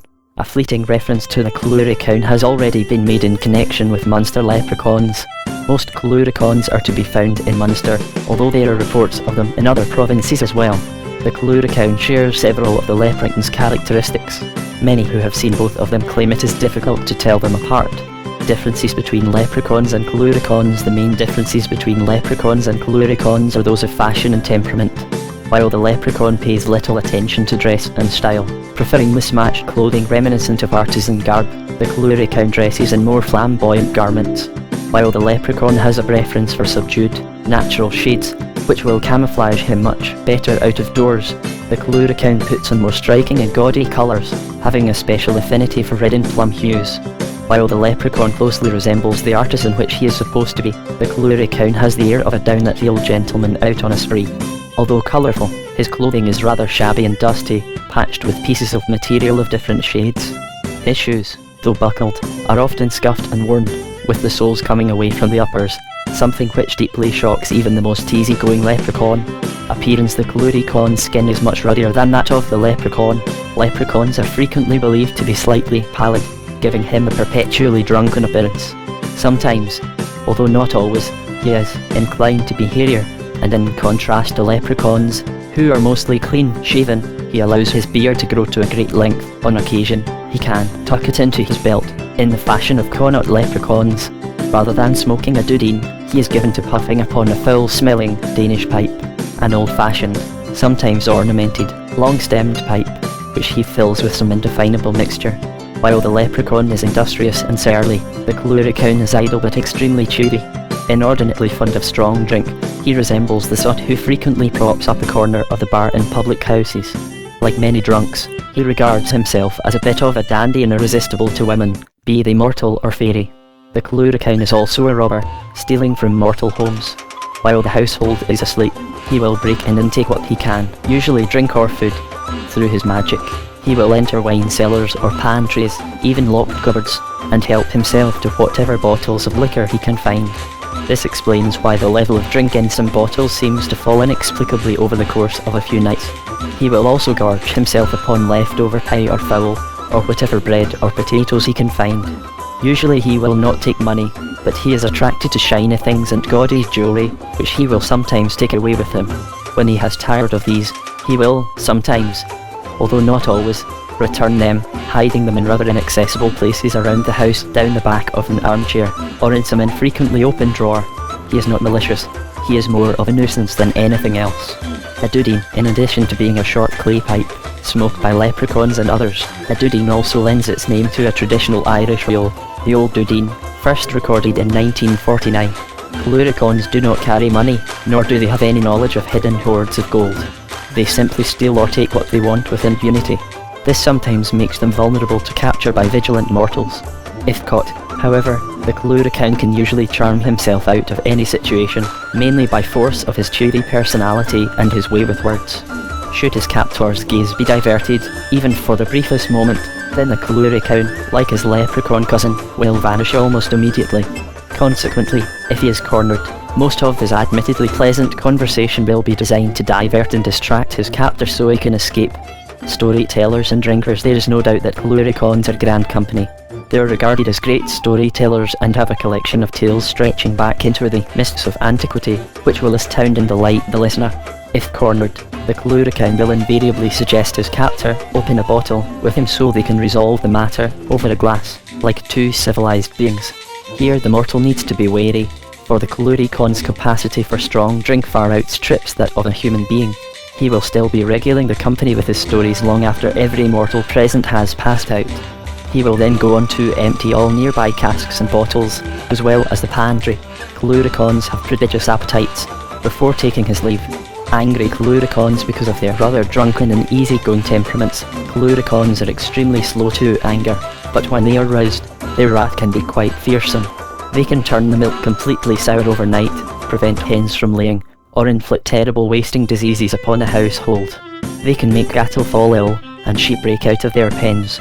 They can cause minor disasters about a house, from the simple breaking of windows to the collapse of a chimney stack. Although they will not willingly cause death, some of the sicknesses which they inflict can be very severe, poxes of various types, fevers, chills, and they can even cause dangerous accidents about the farmyard. It is, therefore, not wise to cross a Leprechaun. Alternatively, the Leprechaun can bring good fortune to a house, if the mood takes him. This is not common, but it has been known to happen. Anticipating this, many householders will leave out a little piece of bread or a little saucer of milk or poteen for the fairy. This offering is meant to curry favour with the sprite and to keep him from raiding pantries or cellars. If the Leprechaun is pleased with the gift, he may leave a coin, undoubtedly stolen from somewhere else, as payment, or he may simply lay a spell of good fortune on all the members of the household. In many cases, he will also act as the protector of the dwelling, seeing off evil spirits, ghosts and bad luck. A Leprechaun's temperament. The Leprechaun can often be much more capricious, temperamental and unpredictable than his leprechaun counterpart. In his drunken state, his mischief can sometimes get out of hand. For his own amusement, he will create mayhem throughout the house during the hours of darkness, overturning chairs, opening cupboards and wardrobes, pulling down plates and frightening the animals in their lairs. It is doubtful whether he means any harm by this behaviour. It is usually put down to mere drunkenness, but he certainly can create a mess and much confusion. Not only this, the Leprechaun, for sport, will also harness sheep, goats, cattle, sheepdogs and even domestic fowl, and ride them all through the countryside in a single night until the animals are dropping with fatigue and are fit for nothing. He will also break down fences and walls, and he often chases cattle through the countryside, making additional work for the farmer. Then, from the shadow of a sheltering hedge, with a jug of stolen poteen at his side, he will laugh at the mortals as they try to repair the damage he has caused. Again, the saying in the country is that there is no harm in him, that he simply takes his mischief to excess, but there is no doubt that the Leprechaun can cause great upset in any community. Leprechauns and leprechauns have no great love or respect for their distant cousin, nor do they condone his pranks, for which they are frequently blamed. As has already been noted, leprechauns are not above such mischief themselves, but they usually only get up to it at certain times of the year, when they are at their most drunken, and they strongly object to being blamed for activities for which they are not actually responsible. Consequently, they tend to treat the Leprechaun as a rogue and a scoundrel and refuse to acknowledge any form of kinship with him. They denounce his activities and treat him with a lofty disdain, particularly the more serious and academically inclined connaught leprechauns, who tend to regard his inebriated escapades with the utmost horror. Some even deny that he exists at all. Not that the Leprechaun cares a fig about what they may think of him. He is out to enjoy himself if he can. Indeed, he may even go so far as to encourage the notion that has developed among some fairy watchers that Leprechauns are nothing more than leprechauns out for drunken devilment. Sheela-na-gigs. Although Sheela-na-gigs are not really considered part of the fairy pantheon, there is a certain strand of Irish folklore which suggests that, in their initial form, they may be distantly related to the leprechaun. Academics, of course, will strenuously dispute this, claiming that they are representations of some ancient fertility goddess connected with reproduction and rebirth, but one is never sure, so it is probably wise to include some reference to them here. Ancient female leprechauns. Even though it has been asserted that there are now no female leprechauns, this may not always have been the case. Perhaps in some aboriginal time, when the fairy world was beginning to emerge out of its prehistoric past, there were female variants of a historically remote leprechaun ancestor. Some of these variants may even have survived until the early medieval period, and may have had an influence upon early Christian religious art. Since then, however, they appear to have become extinct. The name Sheela-na-gig comes from the Irish language, but its meaning and origin are uncertain. It may originally have been Sail-nag-chog, taken to mean woman of the breasts, or Sail-lena-jub, meaning an old woman on her hunkers, from the unusual squatting position of the figure. She is also known by a number of other names: Giddy Julia, St. Shanahan, the Castle Hag, Sheila O'Dwyer, or the Devilstone or Devil Woman, to list a few. She is depicted as a very small, very old woman, completely naked, crouching down with her thin arms wrapped round her knees. Her ribs sometimes show in an emaciated body, and in some carvings she seems to be completely bald. Sheila Nagigs in churches. Generally speaking, representations of Sheila Nagigs are to be found within churches and castles, and assume a close connection with these buildings. This is reminiscent of some leprechauns who, as we saw earlier, make their homes in ruined abbeys and abandoned houses. The name Sheila Nagig was first used in the Proceedings of the Royal Irish Academy, 1842-1844, to describe the strange carved creature found on the gable wall of a church at Rogustown, County Tipperary. The name was also used in 1840 by John O'Donovan, official of the Ordnance Survey, to describe a similar carved figure on the wall of Kilteenane Church, also in Tipperary. Many other similar carvings are found in churches and great houses scattered throughout Ireland, showing the demographic spread of the tiny beings. Neither Irish history nor folklore records what manner of creature is so depicted or how she came to be incorporated in medieval Irish sculpture. Many people throughout Ireland believe that she may have been some sort of early fairy. Druidiotany. There is an old legend concerning a stonemason named Druidiotany from the Kilkenny area, who was the finest mason of his day and founded an entire Irish school of funerary monument design in the late 15th or early 16th century. He was allegedly taught all his skills by an extremely ancient female fairy creature, whom he rewarded by placing her image all over Ireland, in his own work and in the work of his pupils. His style and imagery were copied by the later Ormond Ornamental School, founded by one of the Butler Earls of Ormond in the 1600s. Might this elderly female fairy, who instructed the stonemason, have been a Sheila Nagig, a sort of female leprechaun? In counties Cavan and Westmeath, these female creatures seem to have been quite ferocious. Local representations of them show them to have teeth. A fanged being watches over a low gateway at the back of the castle in Mont, County Westmeath, set into an old wall that is thought to have been built around 1649. Similar carvings are to be seen at Leavey, County Cavan, Clonmel, County Tipperary, and Ballyporty, County Clare. Might these have been guardians of the buildings, just as the Leprechaun was regarded as a guardian in some more lowly Irish houses? Certainly, such entities seem to provide a tangible connection between the medieval Christian world and the earlier pagan existence. These elderly, leprechaun-like fairies may very well date from long before Christianity arrived in Ireland. One of the most tangent of these carved figures comes from Zaire Kieran in County Offaly. It is carved in a monastic enclosure, which, in turn, was built upon the site of an extremely early Christian settlement, dated to as far back as CE 401, 30 or so years before Patrick's arrival in Ireland.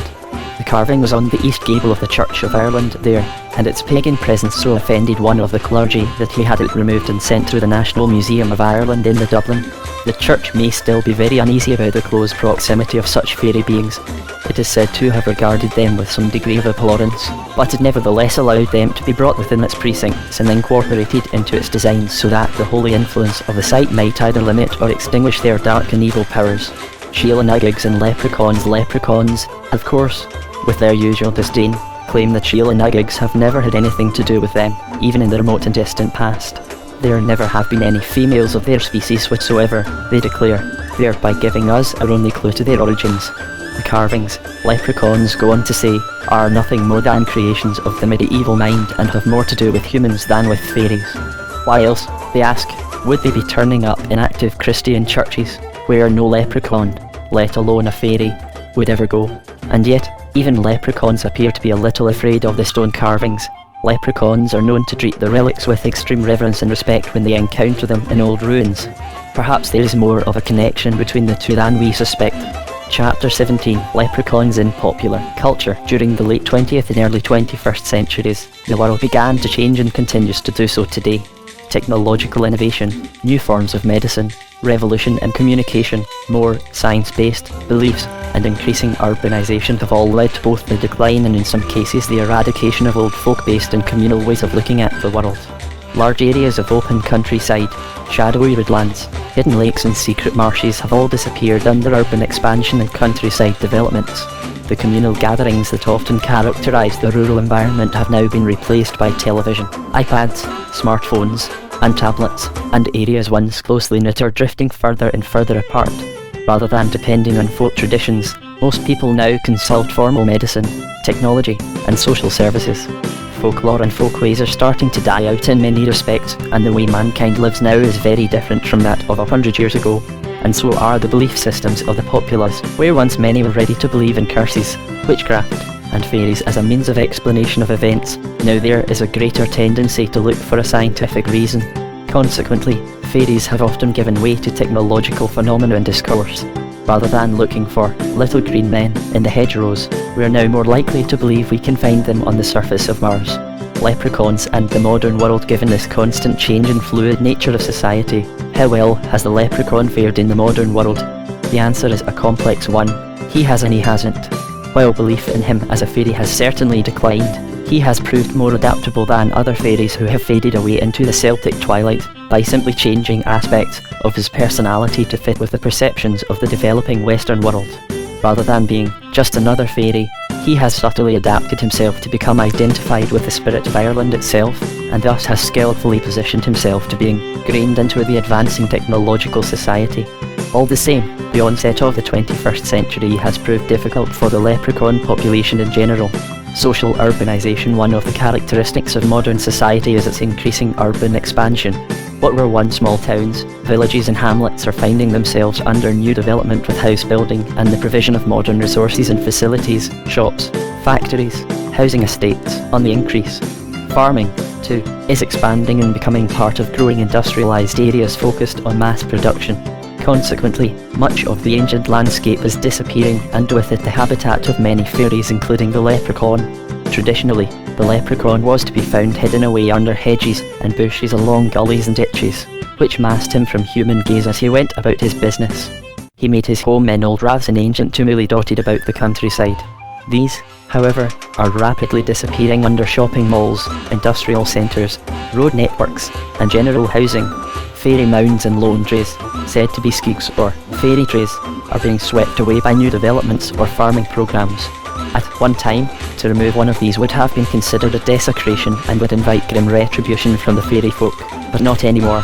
A leprechaun colony. There is an existing leprechaun colony in Portland, Oregon, but only a few can see it. It was discovered in 1975, when a local man noticed a strange hole at the bottom of a street light.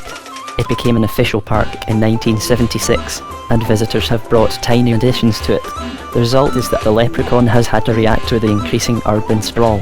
Some folklorists argue that urbanisation has led to a decrease in leprechaun numbers and that their reproduction, however it comes about, has slowed.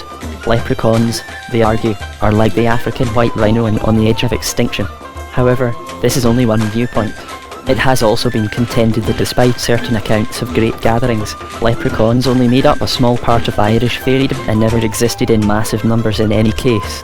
Because of their secretiveness, cunning, and surly disposition, leprechaun demographic patterns, it is argued, are extremely difficult to ascertain.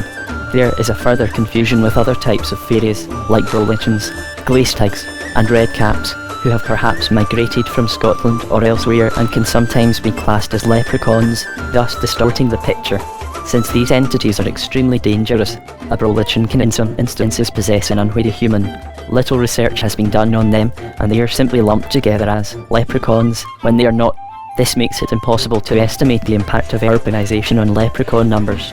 Adaptability. Further, as the leprechaun is both crafty and highly adaptable, it is possible, indeed highly probable, that they have integrated themselves into urban communities. Although their natural environment is the countryside, and it is this environment with which they are mostly associated, they can find urban areas in which to make a home and a living. They may, for example, be found under old culverts and drains or in abandoned or derelict buildings within urban areas. Disused public houses, for example, are especially attractive since the jollity of former days, coupled with fumes of long-vanished alcohol trapped in the stonework, are alluring to the leprechaun. However, they also are known to settle in other deserted buildings, with the exception of abandoned churches. The noises of their comings and goings often lead to the suggestion that these places are haunted. As a generalisation, then, it is believed that while eschewing the more modern aspects of town and city centres, the leprechaun seeks out run-down and dilapidated urban centres in order to make his home. But it is drains and culverts that most attract city-living leprechauns, especially those that are tucked away in shadowy corners of the city. Some of these, of course, can be conduits for interconnecting power cables, and it is here that the leprechaun can have an effect on the efficient running of the urban environment. Some leprechauns have adapted themselves to using modern power. In the old days, they may have cooked their meals over tiny fires or worked by the light of the moon or a candle. Nowadays, they are more likely to use modern power for their needs. Certain of them, it would seem, have become skilled electricians. This may not seem so unusual since, as fairy shoemakers, leprechauns are well accustomed to intricate work requiring intense concentration. Therefore, it may be common for him to work with small cables and connectors and use them to set up diversions in the urban power system. This may of course create problems for other urban dwellers as small communities of leprechauns within a certain area leech power from the main grid for their own purposes, creating glitches in the system. This may lead to dips in power in homes, factories and other facilities. Some users in certain areas have also reported similar glitches in the telephone system which may originate in the same way. Leprechaun pranks. Leprechauns can also become nuisances in built-up areas. They play pranks on householders, just as they do on the country cottagers, except in the modern home there is much more to play with. So instead of simply hiding things or breaking crockery, they can cause electrical equipment to fail, washing machines to flood, and temperatures in fridges to fluctuate, destroying food in the process. They can also cause computers, smartphones, and tablets to fail or display the wrong messages. In a wider sense, they can cause disruption to traffic lights, burglar alarms, and cable TV, often providing a cover for many of their activities. They are probably responsible for many of the pranks that blight some communities, which are often blamed on irresponsible youth. It may be a good idea to think twice before apportioning blame. Such problems may be very well down to leprechauns, who have never truly settled within an urban environment and who really can't get along with their human neighbours. Leprechauns as Irish icons in an era in which image is everything. Leprechauns have successfully adopted this philosophy and ensured their place in the public mind. They have also been willing to travel outside of Ireland to ensure this image is more widely known. The only other fairy to achieve similar iconic recognition is the Banshee. Many fairies tend to be restricted to a particular place or location. Not so the leprechaun. Like the Banshee, he has followed the Irish diaspora to other parts of the world, and he has done this by making himself the very symbol of Ireland in the popular mind. Leprechaun traps. In recent years, several companies have manufactured leprechaun traps. These usually consist of a bright, shiny, coin-like object placed on the pressure plate below a draw container. It relies on the leprechaun's greed and curiosity to be effective. However, the wily leprechauns have ensured that they are usually ineffective. Trading on his reputation as a land spirit, the leprechaun has turned himself into the physical embodiment of the land itself, a move that has endeared him both to the Irish living at home and those who have travelled abroad and are nostalgic for their homeland. Saying the leprechaun is an earth spirit, this transition has not proved all that difficult. He has adopted Irish country mannerisms. For example, he has taken to leaning on a shillelagh, a stout blackthorn stick, or smoking a dudeen or cob pipe, and has sometimes adopted the green and verdant colour of the countryside. The little man in the green suit, as he is portrayed. And remember, very few leprechauns wear green suits. Most wear mismatched and multicoloured clothing, has become the very symbol of Ireland, particularly for those who are living in other countries or are of Irish origin. In this, the leprechaun has become a master of PR, almost turning himself into a brand name. This may arise because, more than any other fairy, with perhaps the exception of the Banshee, and even her ability to adapt seems a bit limited, the leprechaun has embraced modern thinking and has seen how to meet modern, particularly Irish, needs. With an innate and unfailing knowledge of his market, he has found a way to appeal to the romantic, nostalgic, and whimsical side of the Irish. Thus, when Irish folk in public houses in Kilburn and New York raise a glass to the Ule Sod, i.e. Ireland, it is the leprechaun they are thinking about in his role as a symbol of the Irish landscape. The false image, in conjunction with this revised image, the leprechaun likes to give the impression that he's a jolly little fellow, a charming rogue with a silver tongue who is a friend to all, especially those who are buying strong drink. This perception endears him to many people, not only the Irish, making him a lovable, if rather rakish, character. However, as we already know, leprechauns are for the most part far from jolly or even friendly beings. They are at best moody and at worst hostile, and the impression of jocularity that they create is little more than a PR exercise. But it has certainly worked, and the leprechaun is generally thought of as a wisecracking and merry imp, supposedly representative of the Irish themselves, and this has ensured their position as worldwide representatives of Ireland. Thus, far from being a local fairy, the leprechaun has become an international figure, recognised in many countries but chiefly in America. The reason for this American popularity, which is unrivalled anywhere outside of Ireland itself, is that during the mid-19th century, as the Irish potato famine ravaged Ireland, many families fled the deprivations of the country to the shores of America. there, life was said to be considerably better.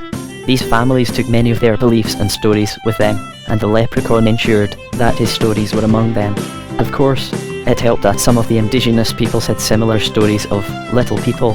The Choctaw Indians, for example, called them Conocasha and greatly feared them, into which the leprechauns could meld and so continue their own traditions. Many of these stories became intertwined, and a corpus of lore concerning small fairies, which included the leprechaun, was built up in the United States. Therefore, in many people's minds, perhaps not only in Ireland and America but elsewhere as well, the leprechaun has skillfully made himself synonymous with the land of his birth. Leprechauns in advertising and promotion. Much of modern society is based on consumerism. We are continually being bombarded with advertisements designed to encourage us to buy certain goods or services, and indeed this has become a part of modern life. The crafty leprechaun realises this. We have already discussed how he has become the symbol of Ireland to many people around the world and how he has cultivated the image of himself as a lovable rogue. Taking this a step further, he has adapted his image to align with various consumer items that appear in advertising. Having made himself a brand image for Ireland, he can also extend this into the commercial market and perhaps make himself some money. Leprechauns are always on the lookout for ways of increasing their personal fortune, which they do not spend, of course. It is suspected, therefore, that leprechauns have secretly entered into commercial agreements with a number of companies of various kinds to promote their products through the fairy's image. Because the leprechaun is now such a well-known figure in many parts of the world, this is somewhat akin to contracting a famous sportsperson or Hollywood actor to promote the product. It is not known whether the contract is made directly with the leprechaun or through an agent. However, it is thought that such contracts are incredibly lucrative and add immensely to the leprechaun's treasure. In some cases, the companies involved may not know they are dealing with leprechauns as business partners. The executives are often forced to sign non-disclosure agreements to prevent them from revealing the identities of their colleagues. The leprechaun enjoys his anonymity. Leprechaun fabric and pottery. Many of the companies with whom leprechauns deal are manufacturers of fabrics, though some leprechauns have been known to extend their commercial portfolios to deal with potters and ceramic manufacturers. Such companies seem to be their preferred options. Thus, we find leprechaun images on towels, tea towels, handkerchiefs, and even t-shirts. We also find him on teapots and knick-knacks.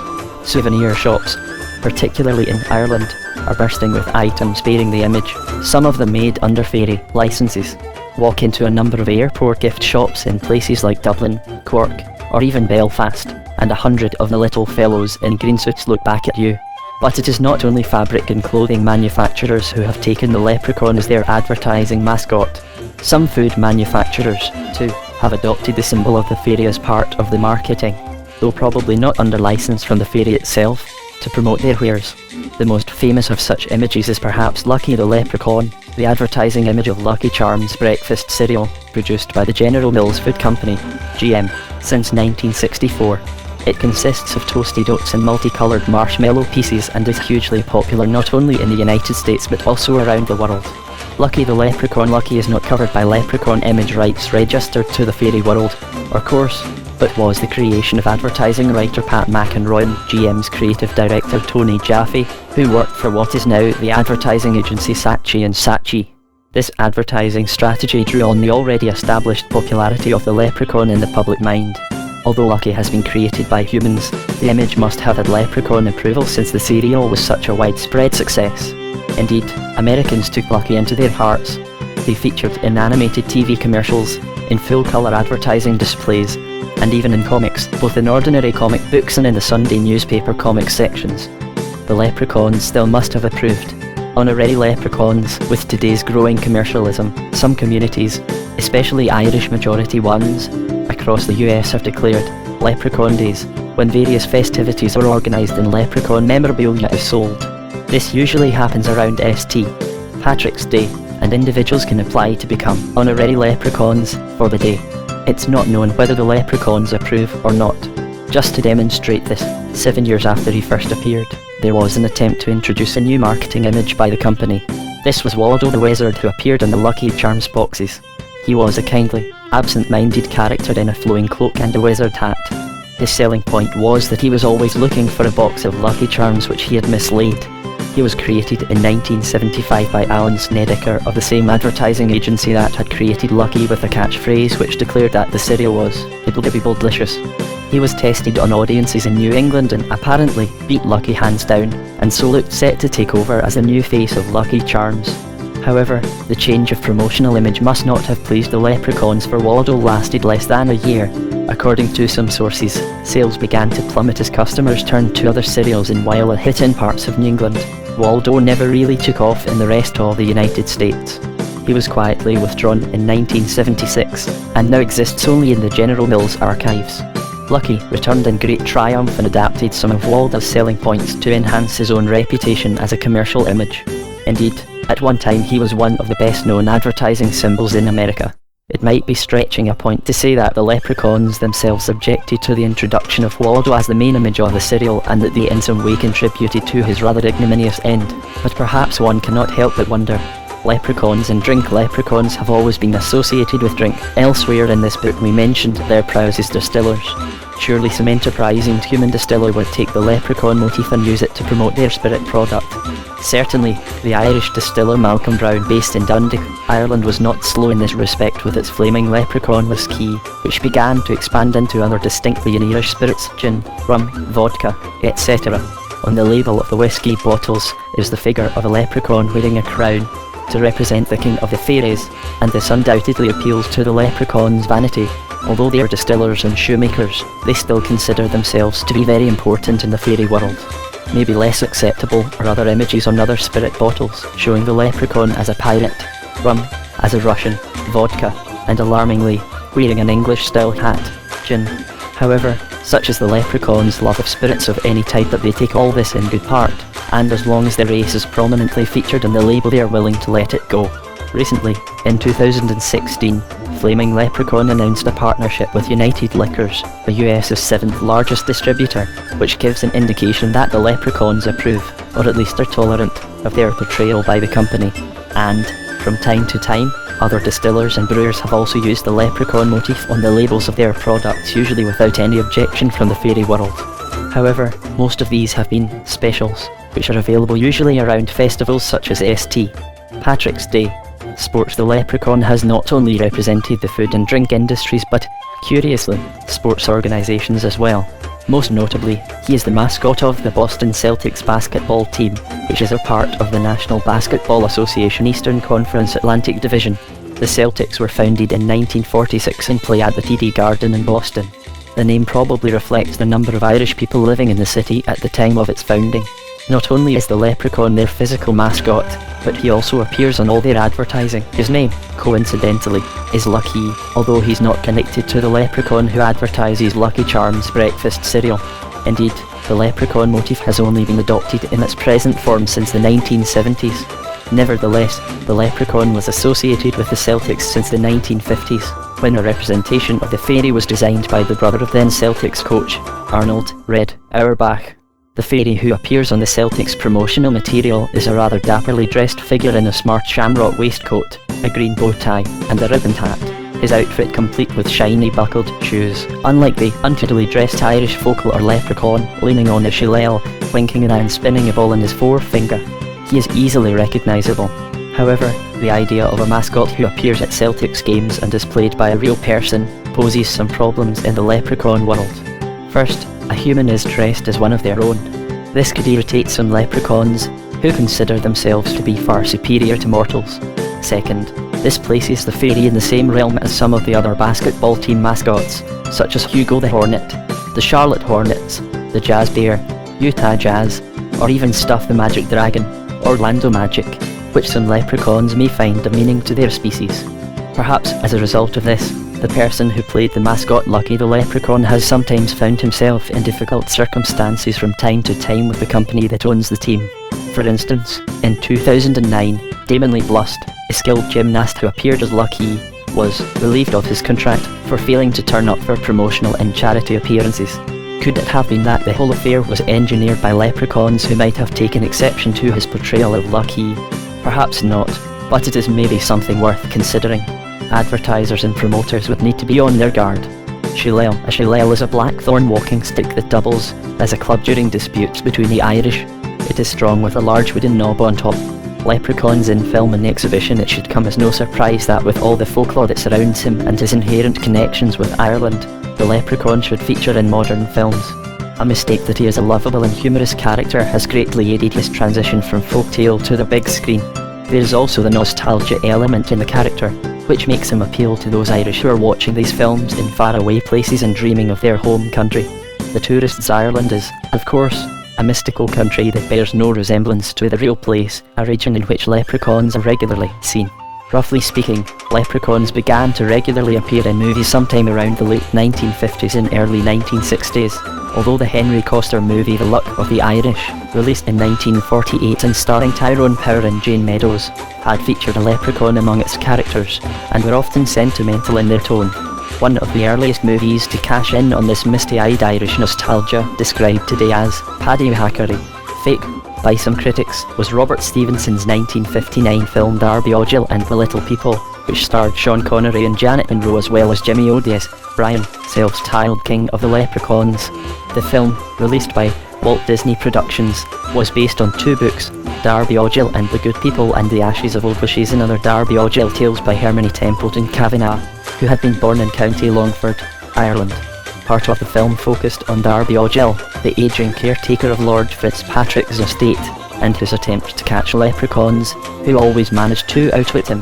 The film was a mishmash of Irish folklore, including the banshee and the coy spodhor or death coach, romance and sentiment, and was a terrific hit, especially in the United States. Its Irishness appealed to many audiences, as did the cast, especially O'Day, although some critics described Connery, who went on to star in the James Bond franchise and many other movies, as Barley Wooden. But Darby was generally considered a classic and made a great deal of money for its producers. Even today, it is still shown on television around Christmas or Easter. Finian's Rainbow. Following the same Irish nostalgia, Warner Brothers subsequently released Finian's Rainbow in 1968. This was a musical starring Fred Astaire and Petula Clark, based on the stage musical of the same name. It has the distinction of being directed by Francis Ford Coppola, who went on to direct such movies as The Godfather, Apocalypse Now, and The Cotton Club. It centred on the premise that every leprechaun has a crock of gold buried at the end of a rainbow.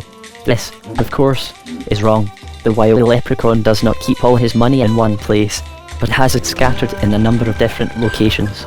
It also seems to suggest that if the leprechaun loses the crock, he will turn into a human. This is not folkloric either. However, it is known that if the leprechaun loses money in any way, he will stop at nothing until he gets it back. The leprechaun in the film was played by British rock roll singer Tommy Steele and was known by the name of Og, which made him sound like a prehistoric caveman. Finian's Rainbow was released at a time when movie musicals were on the wane, which initially led to rather dismissive critical reviews. All the same, it was a reasonable hit across America and was nominated for a Golden Globe Award. In all these films, the leprechaun is projected as the Spirit of Old Ireland, a mischievous but basically good-hearted rogue. Probably because of this, the leprechauns have taken no great exception to their portrayal in these films, and quite possibly always having an ear for a good tune. They enjoyed the music in Finian's Rainbow and were prepared to overlook any other inconsistencies about themselves.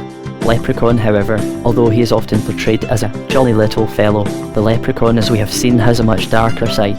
Recognising this, director Mark Jones decided to develop a malignant leprechaun as part of the horror film genre. This he did in the film Leprechaun, which went on general release through Trimark Pictures in 1993 and starred a very young Jennifer Aniston. Once again it featured a leprechaun, this time a murderous one, protecting his crock of gold. Although Jones had intended the leprechaun to be a dark, psychopathic creature, it didn't work out that way. The fairy was played by English actor Warwick Davis, who went on to feature in Star Wars and Harry Potter and who brought an edge of dark humour to the part. Unfortunately, the movie was up against some very stiff competition at the box office. This was a year of major movie releases: The Fugitive, Jurassic Park, and Mrs. Doubtfire, and while it was moderately popular, it was not a financial success.